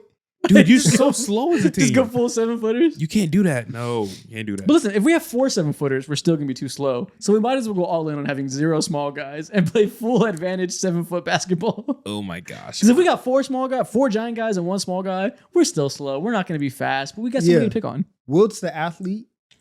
Yeah. So Wilt is the athlete. No, and, this works perfectly, honestly. and B plays 2. Yes. Hakeem is the tweener that plays 3. Shaq plays no. Yeah, Shaq plays 5, Wilt plays 4, Jokic plays 1. No, Hakeem is the power forward. He's the guy that plays a mid-range Kevin Garnett type game. Okay. Wilt can play 3. He can fly up and down the court. He can be a Sar True. Thompson. True. We got Shaq down low. Sorry, Russ. We got to cut you. We have a vision and you impair it. Yeah. And B just gets to stand out, catch and shoot, He gets to be Jaren Jackson. elbow locked in. Okay. And B could be a shooting guard. It would make total sense. Yeah. This is the He worst has- lineup I've ever he heard has in my the life. bag. That's 7-foot Shea. Okay. You We're guys going are. all in. We're cooking. You We're guys going all took in. 2 years off of my life just now. Sorry, Russell Westbrook. Next up, Magic Johnson, Jason Kidd, Damian Lillard, Penny, Cade, and Luca. Ooh. All Okay. point guards Yes. with Okay, a well- variety of skill sets. Magic has to stay. Magic gets to play center for sure. Yeah. We need him. We Magic need playing Cade center. too. Luca is playing point. Luca's playing Actually, point. actually, no, no, slow no, down, slow down. no. I forget. They're all points. And there's a lot of big ones here. So Cade has to stay because he is probably our best shot blocker. Cade's a small forward. Like, he feels like a small forward for sure. It could be a wing defender. We need size. We need like genuine size though. Penny- at the two. Penny's at 6'7". the 4. Oh. We can go So Penny who's feels like a playing power forward. point? So that's the thing. I think we go Magic Johnson 5, Penny 4, Cade 3. The big guys. Luca 2, Dame 1. I think we have to cut Jason Kidd because we need the shooting with us picking Magic and Penny. So we can't cut Dame shooting guard. Then you might as well go Luca, get even more shooting over Jason Kidd. Yeah, let's do it. Sorry, Jason. See that? It seemed disrespectful, but We could put Jason Kidd at power forward over Penny if you want. Great defender. and just tell him like, all right, man. Lock up. But that'll muck up the spacing. Penny isn't a shooter like that. No, but he's more athletic. So I Yeah. think I Yeah. would like Penny Like can catch a just- lob. Yeah, Yeah. so I would like that. Yeah. All right, let's- Jason, Penny and Jason Cade- Kidd's cut. Penny and Cade could both catch lobs. Yeah. Kid is out of here. Sorry. You start running high-low actions with Penny and That's Cade. what I'm saying. You get a good offensive minded coach. You're cooking. Okay, this isn't too bad. Luca, Dame, Cade, Penny, Magic. Which lineup is better, this one or the all centers one? I mean, center- the all centers. The line. Senators are just going to beat the This is shit out of all-time them. guys. Yeah. Who's defending Joel Embiid? Exactly. Magic You know, Johnson. you know how like people they like you pick up full court, you just start posting up full court. Yeah.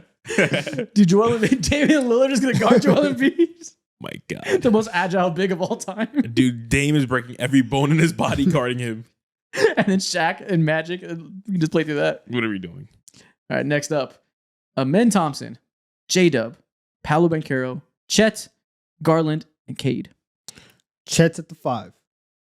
Okay. Okay. That's stamped. Yeah, He's- put the big he's there. the only like real big here. Power forward, do you want to put Paolo there? Go with the other superstar and build around them? Uh, Because if we do that, some of these other guys fit around them pretty nicely. well, we have Cade. Okay, do you want to start Cade at point guard? Are we cutting Darius Garland? Or do you want to play both of them and have a combo guard? I think I don't want to play both. I don't want to play both at all. I'd rather just start Cade. So start Cade at No defensive liabilities. I'm sorry. So J-Dub at shooting guard, and then Amen and Paolo at 3 and 4? yeah. Do we like that spacing? So we're going Cade at 1 or Garland at 1? I think Cade at 1. So Cade, J-Dub, J-Dub, Amen, Paolo, Chet. I feel good. That defense is disgusting. It is. The Amen Paolo thing isn't the prettiest fit. But I That's probably. bad. That's actively bad. But what are you going to do? You're going to bench Paolo and start Garland, and then you have a small guard you can pick on. I mean, I don't know, man. Yeah. We Yeah. can bench Amen if we want and have Nah, elite Am- spacing. Nah, men has to stay, I think. I forgot we're Amen Glazers. We can't even Yeah. think about. It's either benching Paolo him. or We can't even Darius think about Garland. starting an all-star above Amen Thompson. Blasphemous. Okay, so I guess what we do, we cut Garland. Yeah. Simple. Jalen Suggs, Herb Jones, Jaden McDaniels, Evan Mobley, OG, and Zubac. Yo, this team is losing every game. They're scoring 100 points, losing 104 every single night. It's very clear to me that sorry, McDaniels, you out of here. Everybody else stays. Really? Yeah. So you're going Suggs at point guard. You're going to go Mobley and Zubac together? Evan, dude, Jaden. Yeah. Jaden is like one of the best shooters here. He's like the second or maybe third best shooter here. Is there a world in which you run one big Wait, and have all these You forwards see- out you there? see- Do I look like I give a damn? We need spacing. No. None of these guys are for real offensive guys like that. We'll see what Mobley does. I know. But however, Mobley is. if we're going to go and do this, we're going all in. It's like what we did with the centers. If we're going all in on defense, all right, fine. If we're going all in, we cut Jalen Suggs and go the biggest team possible. No. No, we need Suggs to run point. Honestly, Suggs, Mobley, Zubac, that's not a terrible offense. We can move around there. Then you do the get best OG. spacers. Then you get OG right there. Herb Jones, best perimeter defender out here. We're locking up. I think in that scenario, we need a little more offense. So maybe we go Jaden McDaniels over Herb Jaden Jones. McDaniels got to stay. He's the shooter here, which sucks. Yeah, that's a crazy sentence. But he's a better shooter than Herb Jones. And that's why I'm saying there was a moment, a quick flash in the pan where Herb Jones was out here shooting 40% from three. It was a very quick flash in the pan. Listen, man. I'm We sorry. can fix him on our team, in our system, with our No, I don't coaching. care about the shooting. He can shoot. This is the dribbling. We need more ball handlers. And Jaden McDaniels can attack close out. He can dribble a little bit. Yeah. See, Just a little bit. I think that Herb Jones, we can teach him how to do that. Okay. We can coach him up. We're going to nurture Herb Jones. Yes. To being a semi-good ball handler. Mm-hmm. All right, I'm cutting Herb Jones. Yeah, Sam. Guys, He's out what here. are we doing? He's out of here. Sorry. Why? Thanasis, Alex, Bronny, Seth Curry, Austin Rivers, and Robin Lopez. Thanasis is staying. I don't give a damn what nobody say. Thanasis is staying. Okay. He deserves a spot on my team. Keep in mind, it's supposed to be Seth Curry, not Steph. Okay. Thanasis is staying no matter what. Okay, Thanasis, we're running him at center. We're going small. You put him at power forward. There's no chance you have a good offense. But center feels weird too. I think we need a big guy like Robin Lopez. Okay, Robin Lopez Someone's and gonna- Thanasis. Yeah, really feisty. They're gonna talk a lot and bark at Hey, each other. man, all of these are NBA players. Alex is not, man. He's not an NBA player. That's not what we're doing here. Cut him. Cut him. Okay, so we have Austin Rivers and Seth Curry as our backcourt. You could do worse than that. Yep. Bronny plays up a little, plays a small forward, locks up. Thanasis playing the 4. Brooke Lopez at the 5. We're hooping. Robin Lopez. I'm telling you, 76 points a night. We're cooking. Yeah, Austin Reeves is getting cut though, for sure. What? Austin Rivers? Rivers, my bad. Hell no, he's not getting cut. Are you crazy? He's getting cut. Are you dumb? Are you crazy? Yo, listen. We got One of these two dudes has a Antetokounmpos. Greek jersey on. What if another Greek First of dude all, comes that's to the our Wisconsin team? herd. Put some respect on the Wisconsin herd. Stop that. What if we're They don't even able watch him to over there. attract the other Greek guy? It's a long-term play here. You're too focused on the present. Okay. Cut him. Alex, goodbye. Next up, Michael Jordan, LeBron James, Kareem, Magic, Larry Bird, Duncan. The big six. Who gets cut from the best players of all time? Sorry, MJ. Team morale. None of my players like to get punched. We Mm. don't take too kindly to that type here. It is quite literally, I'm sorry. 2 of these players play the same position, and one of them is better. So, Damn. Larry, get out of here, white boy.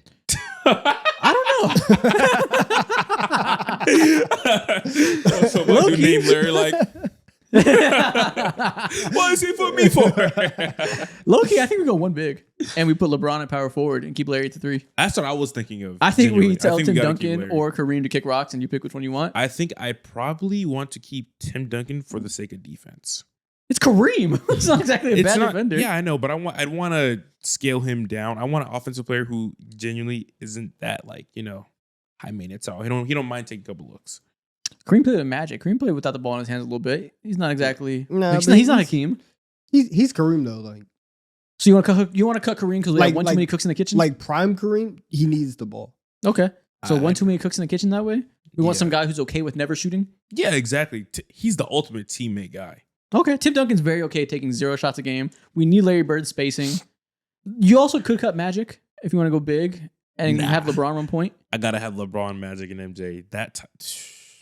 I can't count. The way you said that, there's too much aura. Yes. Bro, I seen flashes in my mind about what that synergy would look like. Those passes, It's a lot of he-he's. man, just you know what play I'm talking about too. Do it again. Stunning. Exactly. I guess we're cutting Kareem Abdul-Jabbar. I guess we're cutting the 3rd best player of all time. Sorry, Kareem. Fit is everything. Sorry, Kareem. And that's the last one. I did not expect that. Alex Antetokounmpo, man, disrespecting your name. Oh Come my on God. now.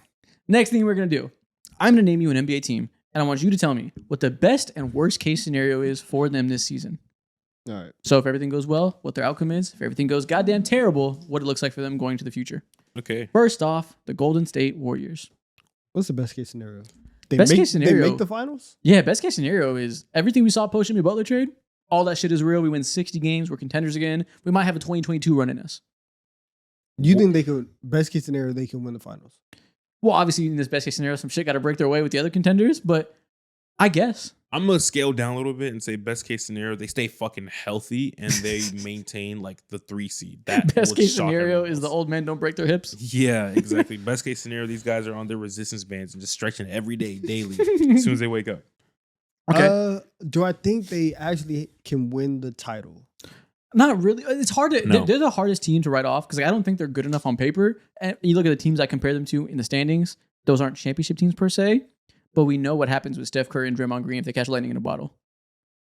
I They're guess different. like since we've seen 22, I guess you can't write it off. So okay, best case scenario, they can win the championship, Very unlikely, but which is possible. wild. Worst case scenario, they're old as hell, get injured a lot. Nobody wants Kuminga. None of the young guys take a leap, and we're looking at you're kind of just wasting the last years of Steph Curry being mid. Yeah, worst. Okay, so worst case scenario would be 11 seed. You missed the play-in. Yeah, and low key, nobody talks about this. Steve Kerr is on the last year of his contract.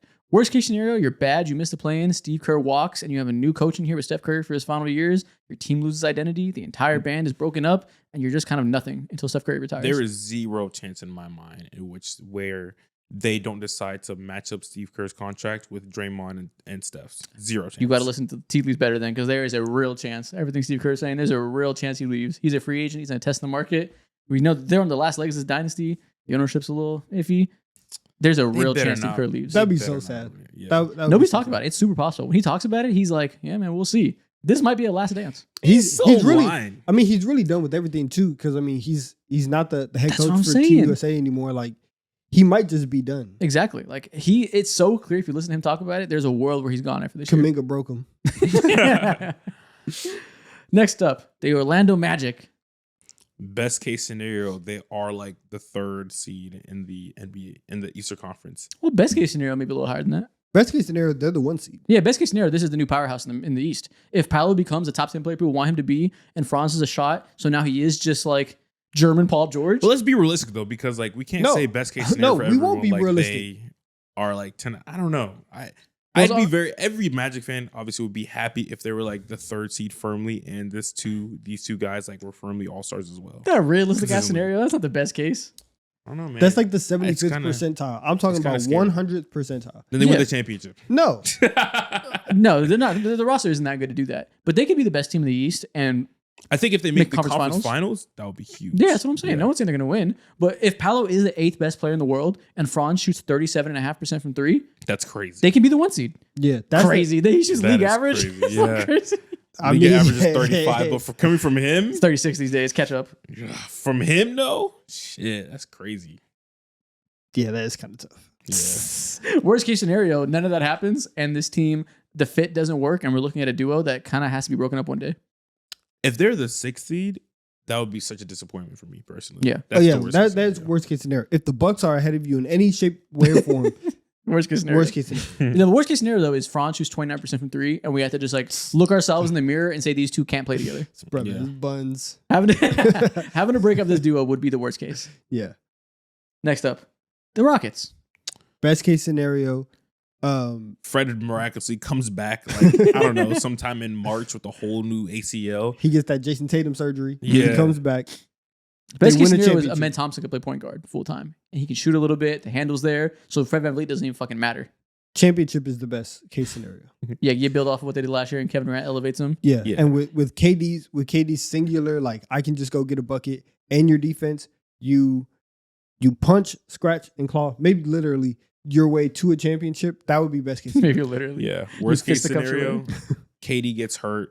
Amen Thompson doesn't develop his jump shot, and they're scratching and clawing for like an 8th seed in the Western Conference. And I feel like their worst case scenario is kind of high though. Like worst case scenario, they're like 6, and they're still like a good playoff team, but they're just not making the leap they wanted to.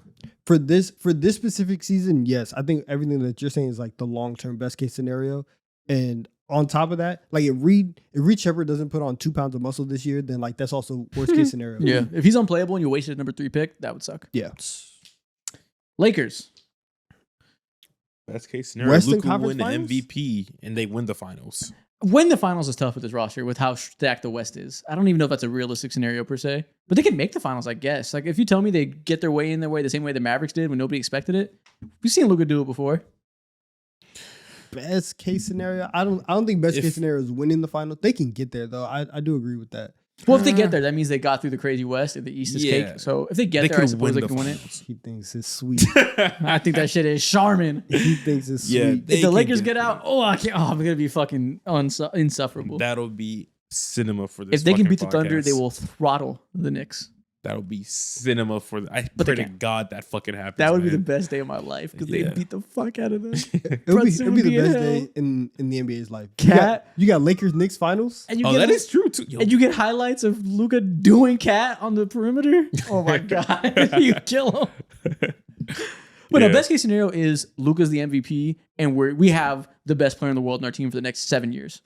We established that we have the new guy. That's all that matters. The roster isn't quite ready this year. I hate Rob Pelinka so much. dude, LeBron James or able Nico. to I come hate Nico in Harrison so much. and grab that 5th ring, solidifies his status even more too. Mm. Yo, the NBA is up. Solidify.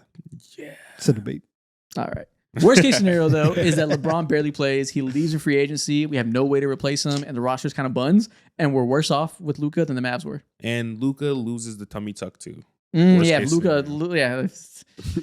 And if DeAndre Ayton scams you guys into playing really hard, gets you in, Rob Pelinka pays him like a $25 million contract, and he's just like, all right, I'm chilling now. Yep. If we're just stuck with a mid-supporting cast around this guy, and he goes out sad for the next 4 I years, Yeah, already how do you see. feel about that scenario? Because I do feel like that. Yeah. That is very realistic. they pay him. Yeah.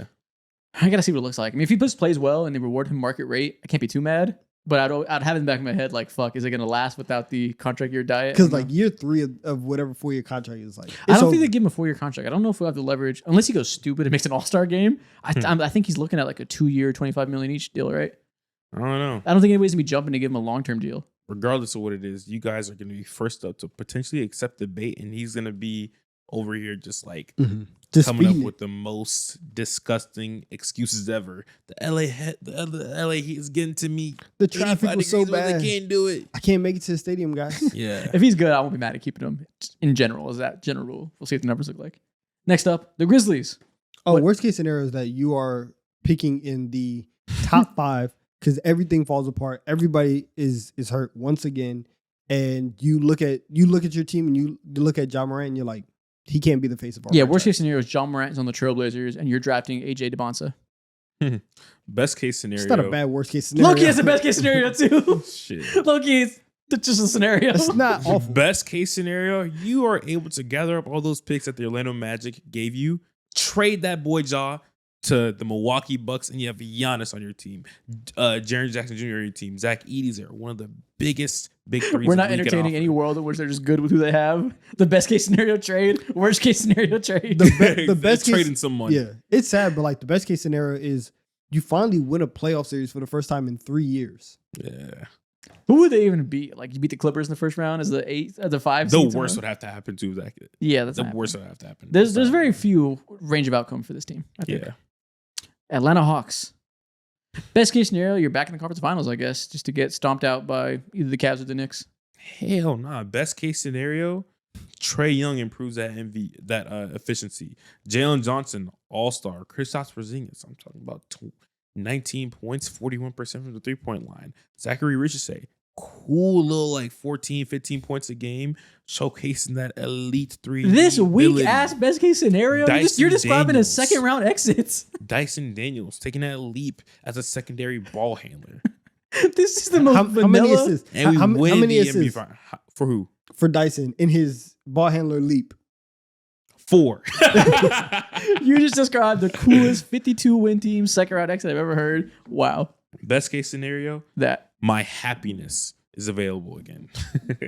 wow. Worst case scenario, Trae Young's traded because his team goes nowhere fast. KP's hurt. Jalen Johnson's hurt again. The same shit as always. And Trae Young's looking at a different jersey. Oh no, the worst case scenario genuinely is like regardless of what happens with Trey, if 9 KP seed. and Jalen Johnson get hurt, then that just mucks up everything for us. Yeah, you go another year where you learn nothing because your team's just not good enough. Hey, best case scenario has nothing to do with our team. The New Orleans Pelicans and the Milwaukee Bucks are fucking ass cheeks, and we get another number 1 overall pick to save us from despair out of nowhere. Yo, script writers. Not I got only will something they for have us. Not only will they have the worst number one pick in the last 15 years, they'll somehow find a way to ruin whoever they pick and have two of the worst number one picks in the last 15 years. You think Boozer's a can't miss prospect? Not till he touches Atlanta. He's not. Bucks. Best case scenario? Second round appearance. No. Best case scenario, you make the playoffs and you lose in the first round again, like you always do. You don't think that is there any Dude, world Giannis would be pissed if that happened. if somehow everything clicks, 5 seed. Okay. And they're playing the Hawks in the first They round. played a 4-5 match. Yeah, like let's say Detroit, who I picked to go number 3, and then got a notification that Jaden Ivey got surgery. If Detroit drops to 6, and then you have Milwaukee, Atlanta in the first round, they beat them, get to the second round, then get clapped. I think that's best case scenario. Okay, sure. Best case scenario Yeah. is you win one single playoff run and you convince Giannis that, hey, we won one series and our roster was buns. Stay one more year, we'll fix it a little bit better. We'll we win get two. Okay. I guess that's the best. That's side. best case scenario. Yeah. Worst case scenario isn't even that bad because worst case, actually, no, that is bad because you have no picks. Worst case scenario is you're terrible. You're not tracking to make the playoffs. Giannis requests a trade in February. You don't have control of your picks. And now you don't have Giannis and you're kind of just a black hole for the next 5 years. Yo, Milwaukee, hit me up. I know people in Atlanta who will solve things for you. Yeah, Jalen yeah. Johnson, he's from your streets. Let's talk. 76ers. Best case scenario is Joel Embiid plays 70 games and has one more run in him. And That's the only scenario, honestly. There's Yeah, it's- nothing else to It's just hang your head on. Best case scenario, Joel Embiid is healthy. Worst case scenario, Joel Embiid is not healthy. Pick your poison. it's really just this. It's the same story every single Yeah, year. it This don't is matter every year for the how Sixers. good Tyrese Maxey ends up being next year. It doesn't matter how good VJ Edgecombe is, or if Jared McCain's able to capitalize and build off his rookie year. None of it matters, bro. Joel Embiid to start and to finish. Yeah, I guess best case scenario is VJ Edgecombe is Donovan Mitchell, and it doesn't matter what happens because now you have two All-Star guards. Now you You're need still Embiid too to be small. healthy. Yeah, you need him to be. Yeah. We can figure it out though. If we have Tyrese Maxey and Donovan Mitchell for the next few years, we can pivot. I guess. Not really well though, because we still have Paul George's money, and we still have Joel Embiid's money, Yeah. and we still have nobody else but two All-Star guards. Let's trade Embiid. For what? No one's trading for him. For what? Who's trading for Embiid? The Nets? For what? Come on now. Nah, I don't know. Nobody's now. trading for Embiid. Boston. Cleveland Cavaliers. Best case scenario is you win the championship. The worst case scenario is you go outside once again and everybody thinks that you're soft. Yeah, and so obviously you win a championship. They're in the running every year now. Worst case scenario is you go out in a way that people say this core can't exist, and we got to trade one of the core four, Yep. which And we've been flirting for fucking years. yep. And that is directly correlated to Darius Garland and also potentially Jared Allen, too. Both maybe, yeah. That's definitely the worst case scenario. Yeah, you're going to blow it up, and you just never get to see this beautiful core you put together come to fruition. Like if they lost to the Bucks, If Dude, they that lose to the can't happen. Bucks, if That they can if they happen. lose to the Bucks in the first round, Oh, worst, we worst gotta- case scenario. we got to throw them in a meat grinder if they lose to the Bucks. Oh, no. I'm actually like driving to Cleveland myself and I'm throwing tomatoes at their stadium.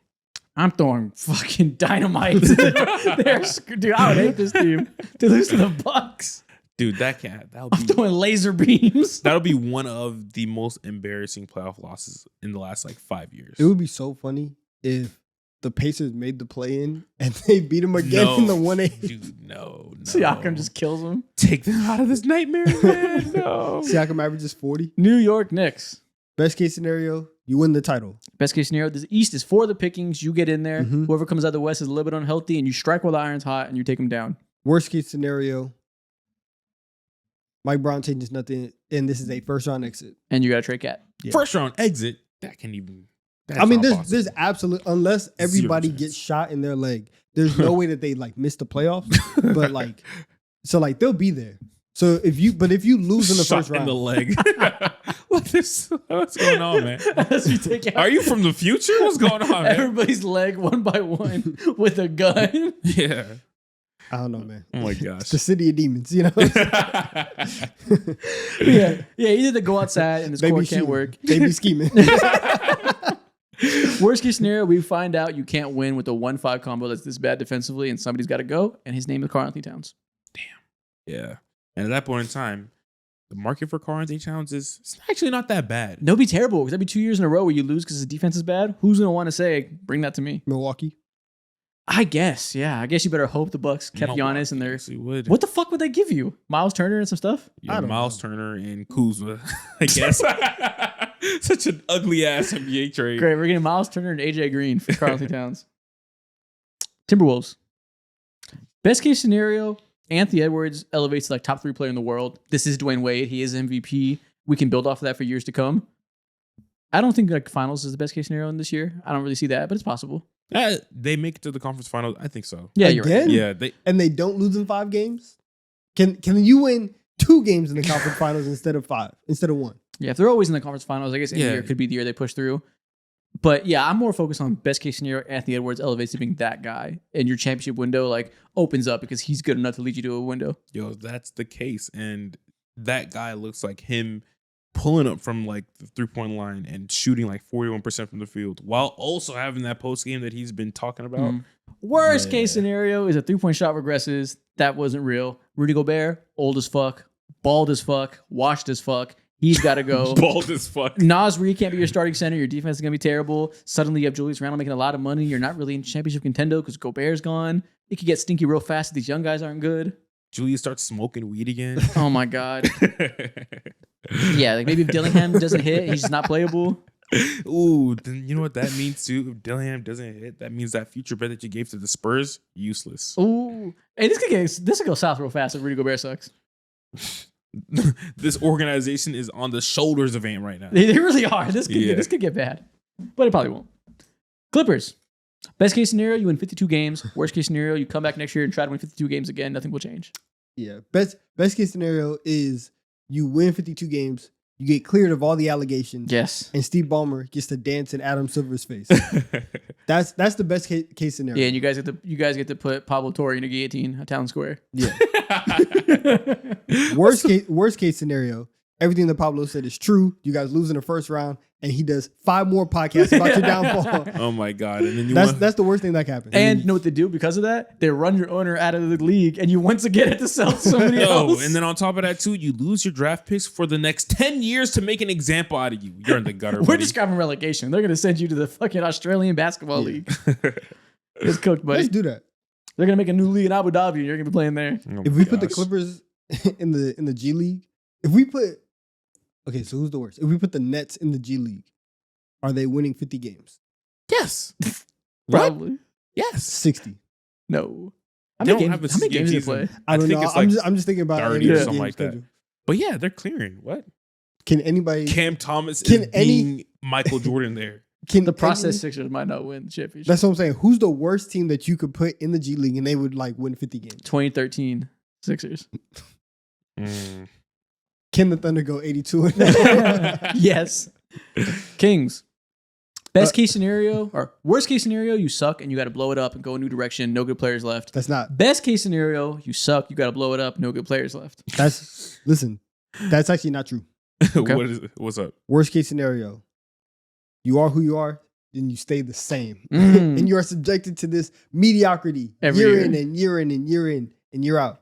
Best case scenario, you suck and you blow it up. It's a bonus demands a trade. Yes. That would be the best thing for this franchise. Mhm. Rip the goddamn Band-Aid off. Please. Send Sabonis to the Trailblazers. Send Zach LaVine wherever he wants to go. Tank, tank, tank. Your jerseys are too nice. Your fans are too good for y'all to be this trash. There is no best or worst case scenario, bro. You're just the Kings. There's Accept your just fate. inevitability. Yeah. And that's the last one. Okay. The fucking Kings, man. They're the most despaired franchise right now. Them jerseys though, they're Uh, nice. They're nice. fine. They fire, Bro, they just gave Keegan Murray $140 million. Yeah, I didn't want to say anything, but it's a crazy contract. dude. Player's What- gone worse offensively every year of his career. 140? Yeah, they're going nowhere fast. Man, NBA money is crazy. It's berserk. Next thing we're going to do. Let's talk about a little bit of NBA player discourse. I'm going to name 2 NBA players. You tell me by the end of this season who will be better, Okay. who will rank higher when we do our rankings in the summer. First off, Victor Wembanyama or Luka Doncic. This will be a close one if Wemby is who we think he is. Yeah, this with how Luka played last year. If he was to maintain that level of play, and Wemby took another step up with the new physicality that he has, hey man, Don't talk to me about last year. We've been on Weight Watchers. We're coming different this year. I watched the game where they played the backups on the Phoenix Suns in preseason, and he fried everybody. he fried. Good he job. fried everybody. But From that same game, I saw a clip where they said 3 dribble moves Yeah. and 3 pump fakes to get by a rookie. It's so OD. That was the Yeah. stupidest tweet I've ever seen. He did comment, and they were like, "You couldn't blow by him, no burst." I'm like, he mixed him up. What do you mean? They're finding ways to hate. I That's know. hilarious. He killed him. Nah, he was with him. He was right there It was in sick. his stands, hands and he was just big, so he barely moved. He killed him. Yeah, you scored. Do the 2 moves though. This I time. know. Exactly. That's funny. There's a world where be efficient. Let me see it. it's super possible that we look up this summer, and we're like, "Damn, Wemby's in best in the world combos." But it's also possible that we're like a year or two away from that. Yes, I don't think it would. It's not gonna happen unless the Spurs get to like the 6th seed or something like that. But after this year, especially since LeBron's out, if you're right and this weight was really holding him back, we'll also see Luka return to form. And you picked him to win MVP, so he should. I think like after this year, Luka probably still is holding on by a thread. Yeah, I got Luka for now. Yeah, I really don't know. I think it'll be debatable. I think this will be like player 3 and player 4 in the world, and it'll be a close debate for the next 5 years. Yeah, it could Who am I actually gonna pan out like take? that. That'll be tough. There will be plenty of arguments to realistically pick Wemby, and it won't be crazy.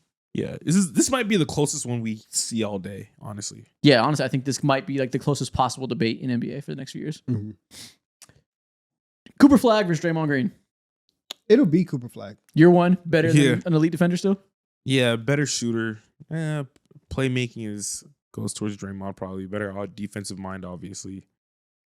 I'm going Cooper Flag. Like shout out to Draymond.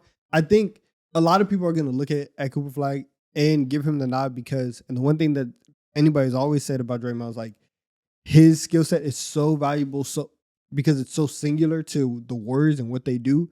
I think after this year, you're going to look at Cooper Flag and say he can average 18, which Draymond just can't do. His defense is good enough. His playmaking is good enough. Yeah. I would rather have him over Draymond. If these two were to switch teams, the Mavs are so much worse. Oh, you did So much worse. Bad fit, but unbelievably Yeah. worse. Yeah. and Yeah, I then think Cooper Flag might. that lineup would be crazy. that lineup would be hilarious, dude. Draymond, Anthony Davis, And Derek Lively. Oh, you're shooting yourself in that. Defense is nasty. They're playing volleyball. Damn. That'd be stupid. Yeah.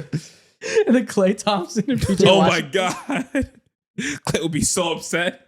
He'd be pissed. With D'Lo taking 12 threes a game Oh. because they need shooting.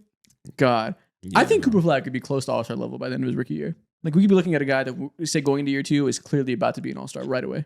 Yeah, I can agree to that. Hey, listen, Draymond's not getting any younger. Dylan Harper or Jamal Murray? Year 1. Do we think Dylan Harper can pass him up? No, I think That's it's a lot. yeah. Jamal Murray has one more year ahead of Dylan Harper probably. Just because I have no idea what this fit is going to be like. I have no idea how they're going to deploy Dylan Harper and to ask him to walk into the league and start scoring 18 and have 4 assists and all that stuff. That's You tough. keep saying this. It doesn't matter. Whoever is the odd man out is getting booted to the fucking curb to make way for Dylan Harper. If you're worried about the fit, worry for Stephon Castle. He's fucked. Dylan Harper is going to be the one. Who's playing defense. I don't care. Dylan Harper's playing a lot of offense. One be back there. It don't matter. I know. Dylan Harper is going to be on Star Trek real fast. Yeah. As a rookie, Jamal Murray is going to be better, but I think by the end of the year, it's probably going to be real close where we assume year 2, Harper's going to be better. I don't know. I think I'm going to give my nods to Jamal Murray for now. That's what I'm saying. As a rookie, it'll be that way. But listen, when we get to the end of the year, after he hits the rookie wall, makes a little leap in the end of the season, the March basketball leap. End of season next year, I could see that. Start of season next year. I'm coming for the start talks. Let's slow down. Let's see him play a couple regular season games. No. All you need is preseason. You just ready. 0. I respect it. No, but year 1 is going to be Jamal Murray. Yeah. But I'm not worried at all about the whole fit thing. I'm worried about the fit thing for Stephon Castle, who is get ready to speak 6th man of the year. Damn. Can you just commit to playing defense and being a glue guy? Ain't nothing wrong with that, man. I wonder what's going to happen with De'Aaron Fox. Trade. If he's a star on that trajectory, do they trade De'Aaron Fox next year? No. In the summer? Wait, no, not next year. Not next year. Do you think they go 2 years at least with Yeah. this? You Yeah. have to. You just gave him an extension. Yeah, You'll exactly. give Harper. You could trade him next summer if Harper's just like that guy. and put your title. If Wemby Who's- ascends, I don't think that you would trade Fox and then now put your entire core on year 2 point guard. Yeah, exactly. I think you trade Fox so you can successfully do the 2 timelines thing. Unless you get Giannis. Here's the thing: you're talking about these 2 timelines. They're not on a championship timeline right now. They could be. You don't know how good Wemby's going to be. Okay, They maybe. could be, You never like, know. who You never know. knows? I doubt it. If that is the case and they are a true contender, then you're right. They won't do it. Yeah. But I don't feel like they're going to be that. So you never know. But I'm really saying that in like the pretext of like they trade him for another star that fits better.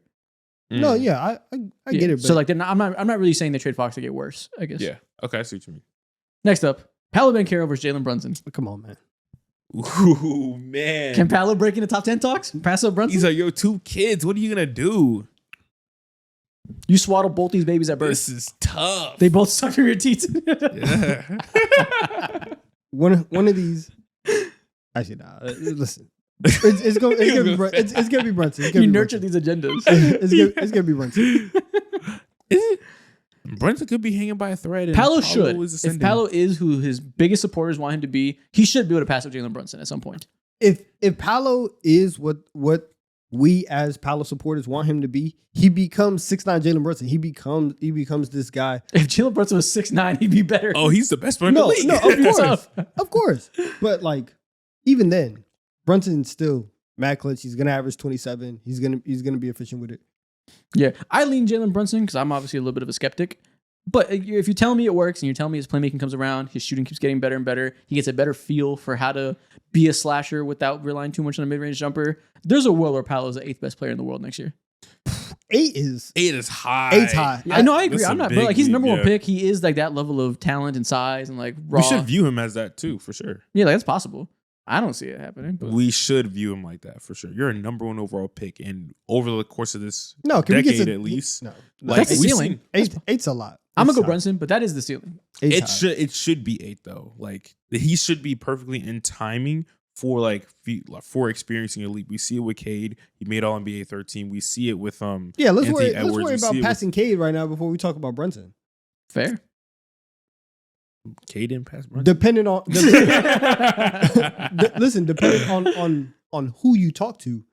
Let's worry about passing Jada before we talk about passing Brunson. Okay, let's fucking talk about it. Depending on who you ask. If you ask me, Jada's better now, but Paolo will probably be better by the end of next year. Yeah. This will probably be Okay. the year Paolo passes him up for sure. Okay. Next up, Sengun versus Chet Holmgren. Sengun's life gets a little bit easier with Kevin Durant. Chet Holmgren's hip is no longer broken. He can develop properly. Well, I mean, I would have taken Chet over Sengun last year. I was taking Chet when he was broken. Give me Chet when he's healthy. Going into Bam. last year, I'll take Chet again. I know Sengun fans think that they won this agenda war. You didn't. Yeah. I'm not don't know. dropping down at all. I'm staying 10 toes. Chet's better. I think because OKC's going to be stupid in the regular season, they're both going to be all-stars. So that's like already negated. Now, who's gonna be all NBA?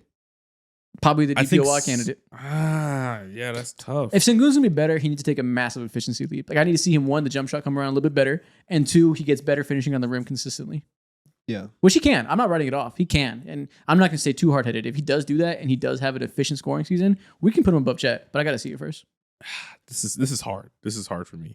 I think it's way more likely Chet comes off that injury and his offense develops and the three-point shot is consistent and he's better at the rim and stays DPOY level. That's more likely to me than Sengun making a big efficiency leap. I don't know. What if like Chet, that just never happens with Chet? There's And no he's reason to like believe that, though. this We've seen it before. same Like dude. we've seen him be on a better trajectory and then the injury is like a tangible thing. He broke his hip. He was hooping. Yeah, like- For before he those broke five, it. those 5 games are so Fuck important. those 5 to me. games. The year before that, he was moving so much better if you watch side by side. And again, it's not like it's just like it wasn't just a slump. What if he just doesn't move like that no more because like this injury changes the whole trajectory of his career? It's not a torn Achilles. It's not something that's like degenerative. It's a broken muscle. Muscles heal. A He's 22. Yeah, he's A hip- 22, but is- there's a hip like is- No, it that's- is. It is big, but it was a fracture of the bone. It wasn't like it like for someone that big. That's monumental, genuinely. it's not much. I mean, It we saw him is. come For back and play and win someone- a championship. Monumental. Yeah. That makes it sound like it's already he's cooked. But I know No, what I'm you're not saying. saying It could be it's serious. cooked. I know what you're saying. It could be serious. I don't think we've seen or heard anything to suggest that that's going to be the case. So I'm not really like worried about it. But that is a possibility. It's up for debate. I generally don't know where to go with this one though. Now, if Chet, I'm already if, outmatched anyways. if Chet comes out first 2 games, 30 points each, do you change Well, it? that'd be ridiculous. I'm not even thinking twice. What are we talking about? Yeah, it's If gonna be Chet Chet. averages 30 for a week, a single week in his career, I'll be all over the Yeah. moon. I'm leaning towards Chet though, for sure. Yeah, I'm always gonna pick It's the just- elite defender. He's gonna Yeah. walk into Denver and outplay Jokic. Now what? Okay, let's relax. Oh, he did that like early in the year. That's what I'm saying. That first game, he was But hooping. who cares? Yeah, I think he did that. if he never moves the same, that'd be depressing because like it's so clear how hampered he was last year. yeah. But I think it was mostly time off. Like he looked like he was just weak. I mean, Brittle. anybody would at that. Yeah. That's what he was faced with, You can't lift weights when your bones broken. and he was already like dumb light too. I know. So it's like, damn. He didn't have much to give away. You know, it was very much like when Darius Garland lost that weight and was moving weak as fuck. He's already a little guy. That's kind of how it felt watching Chet Holmgren last year. Yeah. And he still won a championship. He's so good. And he So still won. So He's he a- was still kind of tough at his least tough. Oh my gosh. Jalen Green versus Jordan Poole. Jordan with Poole, Jordan Poole. easily. Easily? Jordan Poole. Yeah, I don't think Jalen Green has ever been as good as Jordan Poole ever. Are you entertaining anything that maybe in this new scenario that like he'll fit with Devin Booker and like they can figure some stuff out where he can be valuable? Hell no. Exactly. All right, never mind. Next one. Yeah, it's awful. Evan Mobley or Donovan Mitchell? Who is the leader of this team come playoff time? Ooh. Ooh. Who's the best player? Vocal I leader, don't know. Donovan Mitchell. Actual best player on this team. If they want to genuinely go far, might have to go through Mobley. Whether it's true or not, they should operate like Mobley's the best player. Donovan Mitchell's gonna get his game off regardless. One thing about him, he's gonna shoot the motherfucking ball. They have to force feed Mobley and play through him and allow him to eat. Because last year in the playoffs, when people got hurt, I'm not calling him a ball hog. I'm not calling him a black hole. Yes, you are. I'm not calling him a non-passer. I'm not calling him a negative playmaker. All right, brother. But when everybody got hurt, he was shooting a lot of shots. He operated like he had two right hands. Mobley didn't Shoot, get the ball shoot. very often. I would like to see that change. I'm going D Mitch. One last year. One Okay. last ride. Nah, I think- That's right. I think it sailed. I think it sailed. from One here. more job. Yeah. Can you give me one more day? Steph Curry versus Kate Cunningham. It's still Steph. Yeah. Yeah, I think Steph Like, again. come playoff time? Still Yeah. Steph. Okay. Yeah. Yeah. Regular season, playoff time. Is there don't ever going to be a matter. point where Steph drops below top 10 levels where he gets passed by guys like Cade? Because Cade's what, like the 15th best See, player and that's a in the great question because the answer to that is no. world? And What? He's be 42 running around the same player? yeah, No. like there's That's not real. when I tell you about gravity, Oh my gosh. then you'll understand it, right? When you look at basketball in such a different way that you start to understand what he Mm. does, when you are enlightened, then we can talk. He said, when you join the cult, the church of Steph Exactly. Curry. Sign your life away. I'll show you up. Yeah. No. He already lost a Steph Curry. He's already pretty slow now. I feel like he's going to be at this level of speed for like at least another 2 years. Maybe he'll lose another step when he's like ancient still playing. But yeah, I think he'll be better than Cade for at least 6 If more you years. want Cade to be better, then you're expecting him to literally be like a top 9-8 player in the NBA. And at It's that point, tough. you're asking him to become one of the best scorers in the league. And I don't know if he's ever going to have like the burst to be a consistent like rim finisher to Yeah. be an elite scorer. And now that I think about it, you're asking him to also be like the second best player in the Eastern Conference. Not necessarily. Well, that's kind of easy to get to. It's just him versus Jalen Brunson. So like that's not unattainable. Not easy. I'm not. So to let's say- fuck Trae Calm Young? down. Oh, it's Cade's up. Ask me who I'm taking today. Ask me who's better right now. I can't hear you. I can't hear you. It's not the little one. I'll tell you that. LaMelo Ball versus Amen Thompson. Amen Thompson. I don't want to entertain this. LaMelo Ball, not only he has to prove again that he can be a serious NBA player and not a cartoon caricature of one. Damn. Amen Thompson right now actually impacts winning basketball games. You said he's Wilt from Foster's Home for Imaginary Friends. 100%. Whatever they're doing in Charlotte, up until this point, it's been fake. He's a regular show hooper, spinning the ball on his finger, I'm going with Amen Thompson. rolling the ball on his shoulders like this. Oh man, it is a man. How he's fallen is so damn. I can see LaMelo being better. This isn't a crazy conversation. You could, but the discourse is Roll the so, ball out like, 1-on-1. Amen's locking him up. Well, 1-on-1. I don't know how he's scoring either 1-on-1. It's not exactly his He forte. just probably running through LaMelo's chest. Yeah, He he's, would for win sure. 1-on-1. He's gonna fucking put him in a He'd headlock. fry him in 1-on-1, honestly. Would a man be good at 1-on-1? He's very fast, very strong. Yeah, he would be. He's a good athlete and he can lock up his opponent. He'd fry him. But you got to be able Yeah. to shoot a little bit. LaMelo's not small Why? because he's not fucking Giannis. He's not gonna run through LaMelo Ball every time. LaMelo bird chest ball. I'm not. That's No, what I'm like talking about. the man is He'd killing fry him. Okay, it's 1-on-1. They're standing there from the start. It's not a full head of steam. Like it's a 1-on-1 Bro, game. Be realistic. LaMelo is brutal. He is brittle. Amen's first step would get him.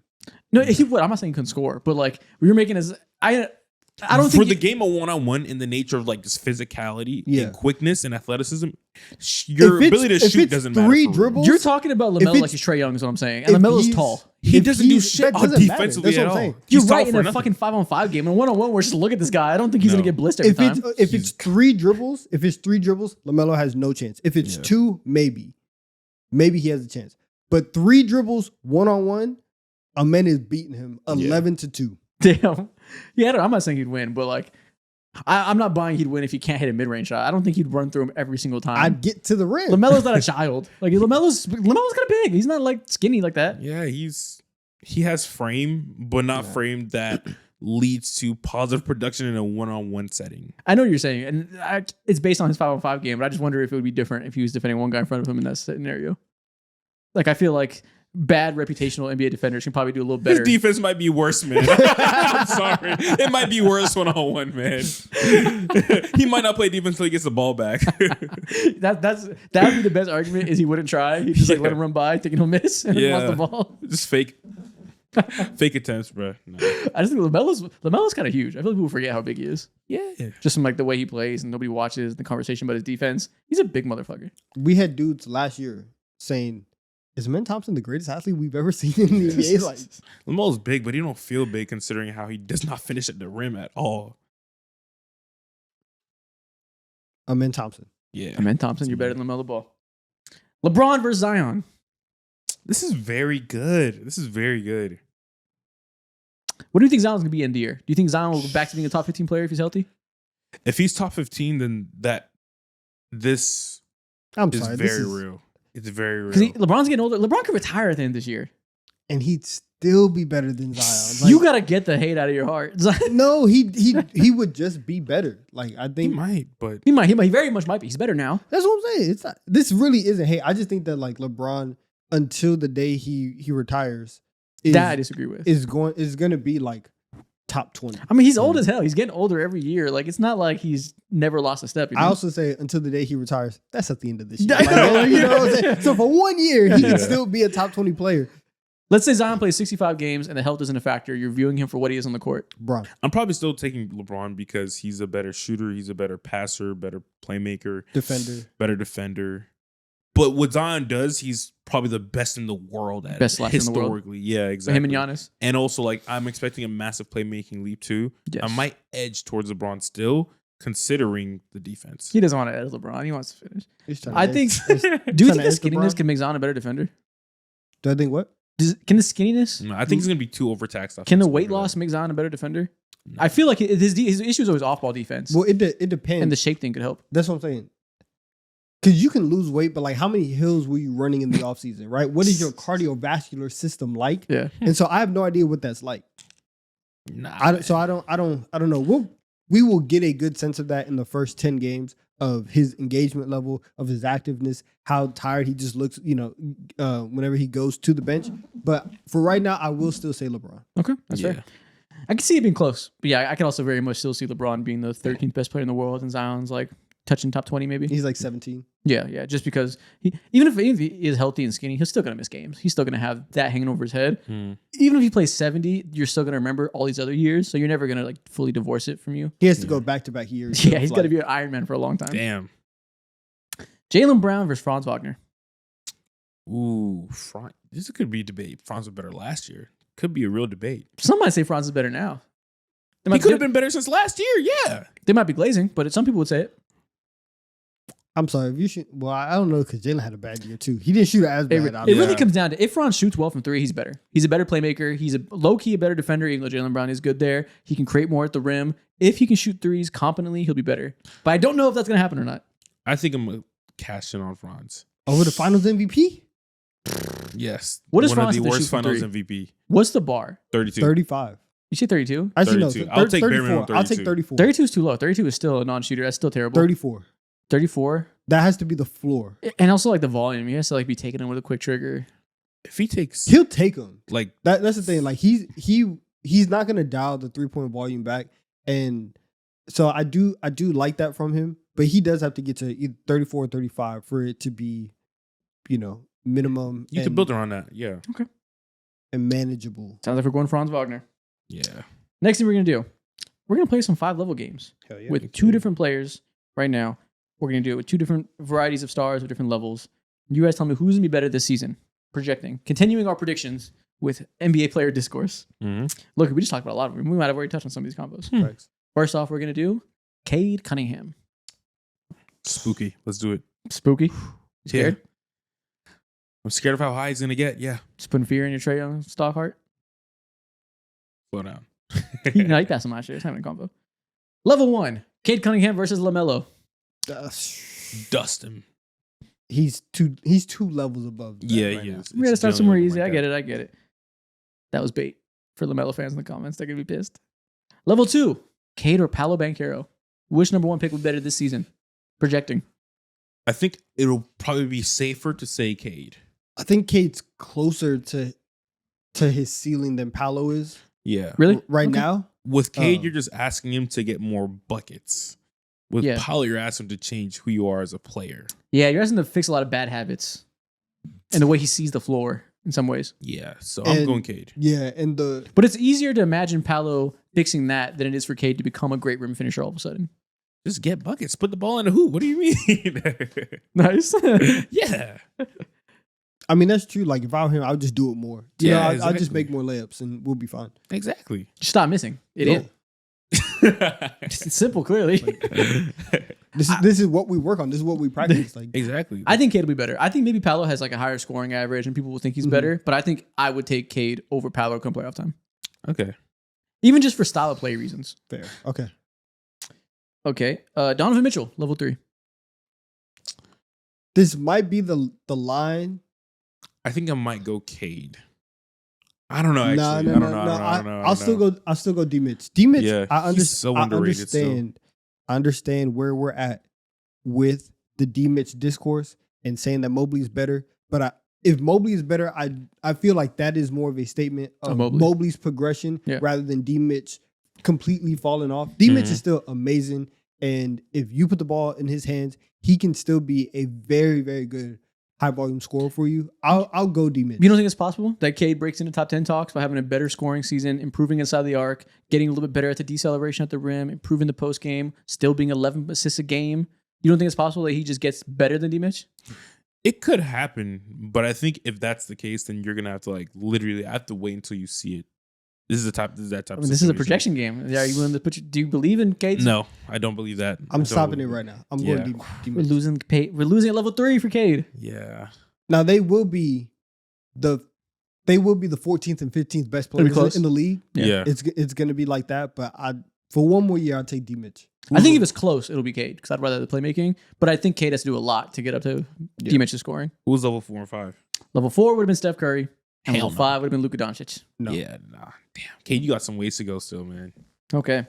Next up, we're going to do it with Victor Wembanyama. We're going to continue to juice his name until there's no more views left to be reaped. Okay. We're juicing Wemby. If you're still here, comment we're juicing Wemby. Level 1, Wemby or Mobley this year.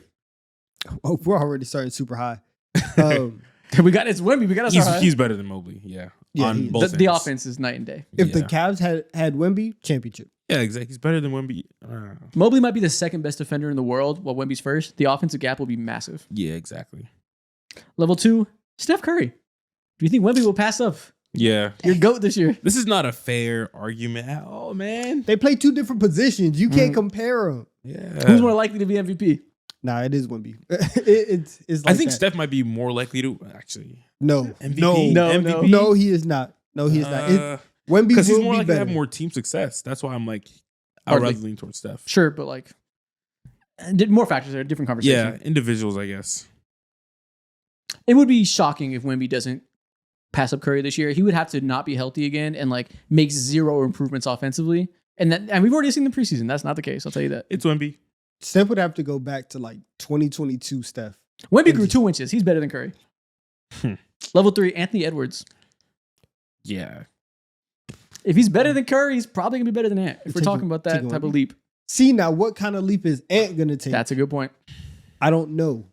Yeah. I think it's I think it's more likely that Ant is similar level and he's still like the 6th best player in the world this year and doesn't take a massive leap. I think that's more likely than Wemby doesn't take a leap. Like I think Wemby's clearly going to jump in the top 5 talks this year. I think. See, but Ant might do that. He might as well. Yeah. There's just more room for Wemby to grow right now. Yeah.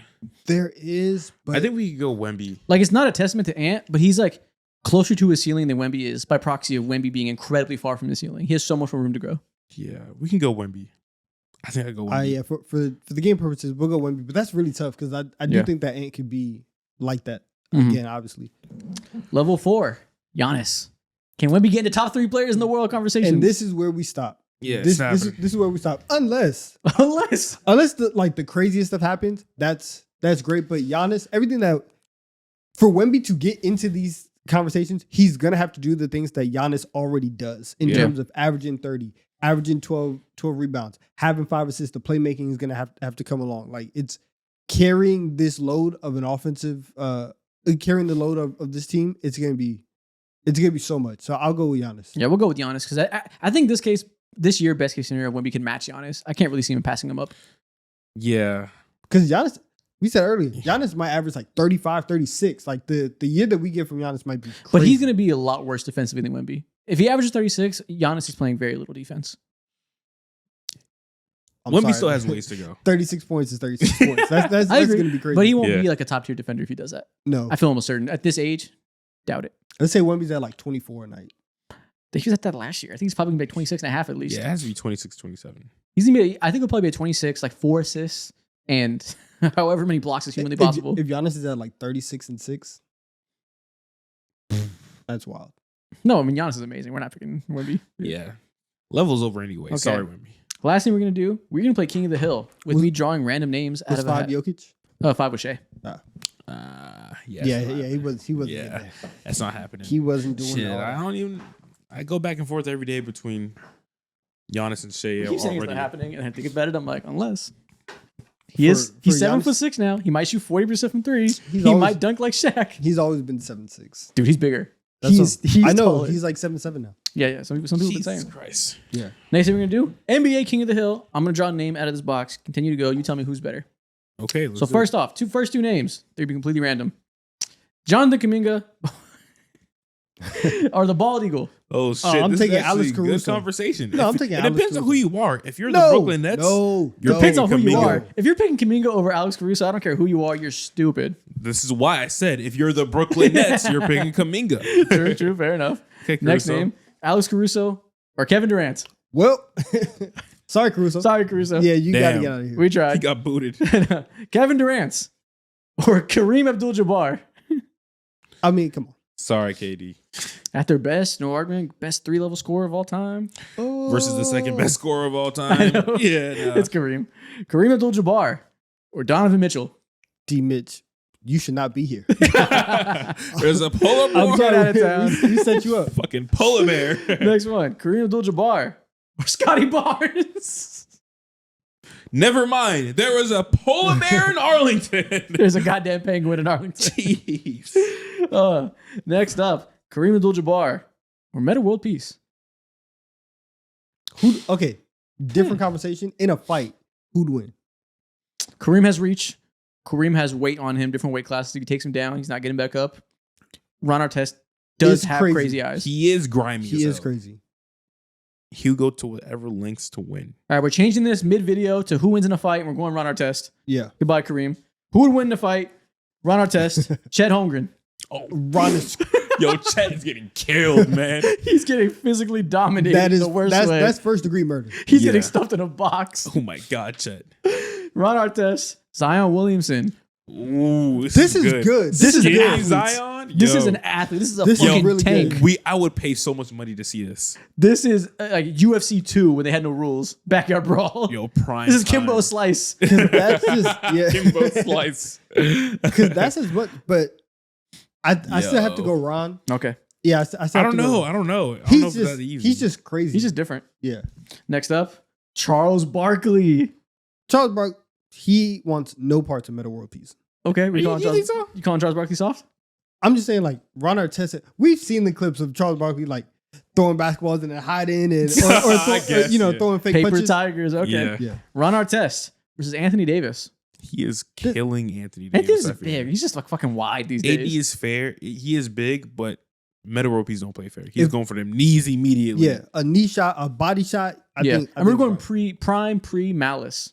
Ron Artest before he got like. No, I'm going Malice. Okay, Okay. David Malice. That's who we're comparing him to. Now, that might just mean that like you need to pull out John Jones to be here. So I don't know. Next up, Yao Ming, 7'7".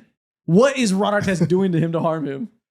Yeah, one slap and Ron might be dead. I don't know. He could beat Yao. I think he could beat Yao. Bro, there's at certain points there's a weight class difference that matters here. But can he jump up and like? All Yao can do is just like lay on him and he's dead. You don't have to do much. I think Yao can just back up and just be like a little kid putting a hand on someone's forehead. Yeah. Oh wow.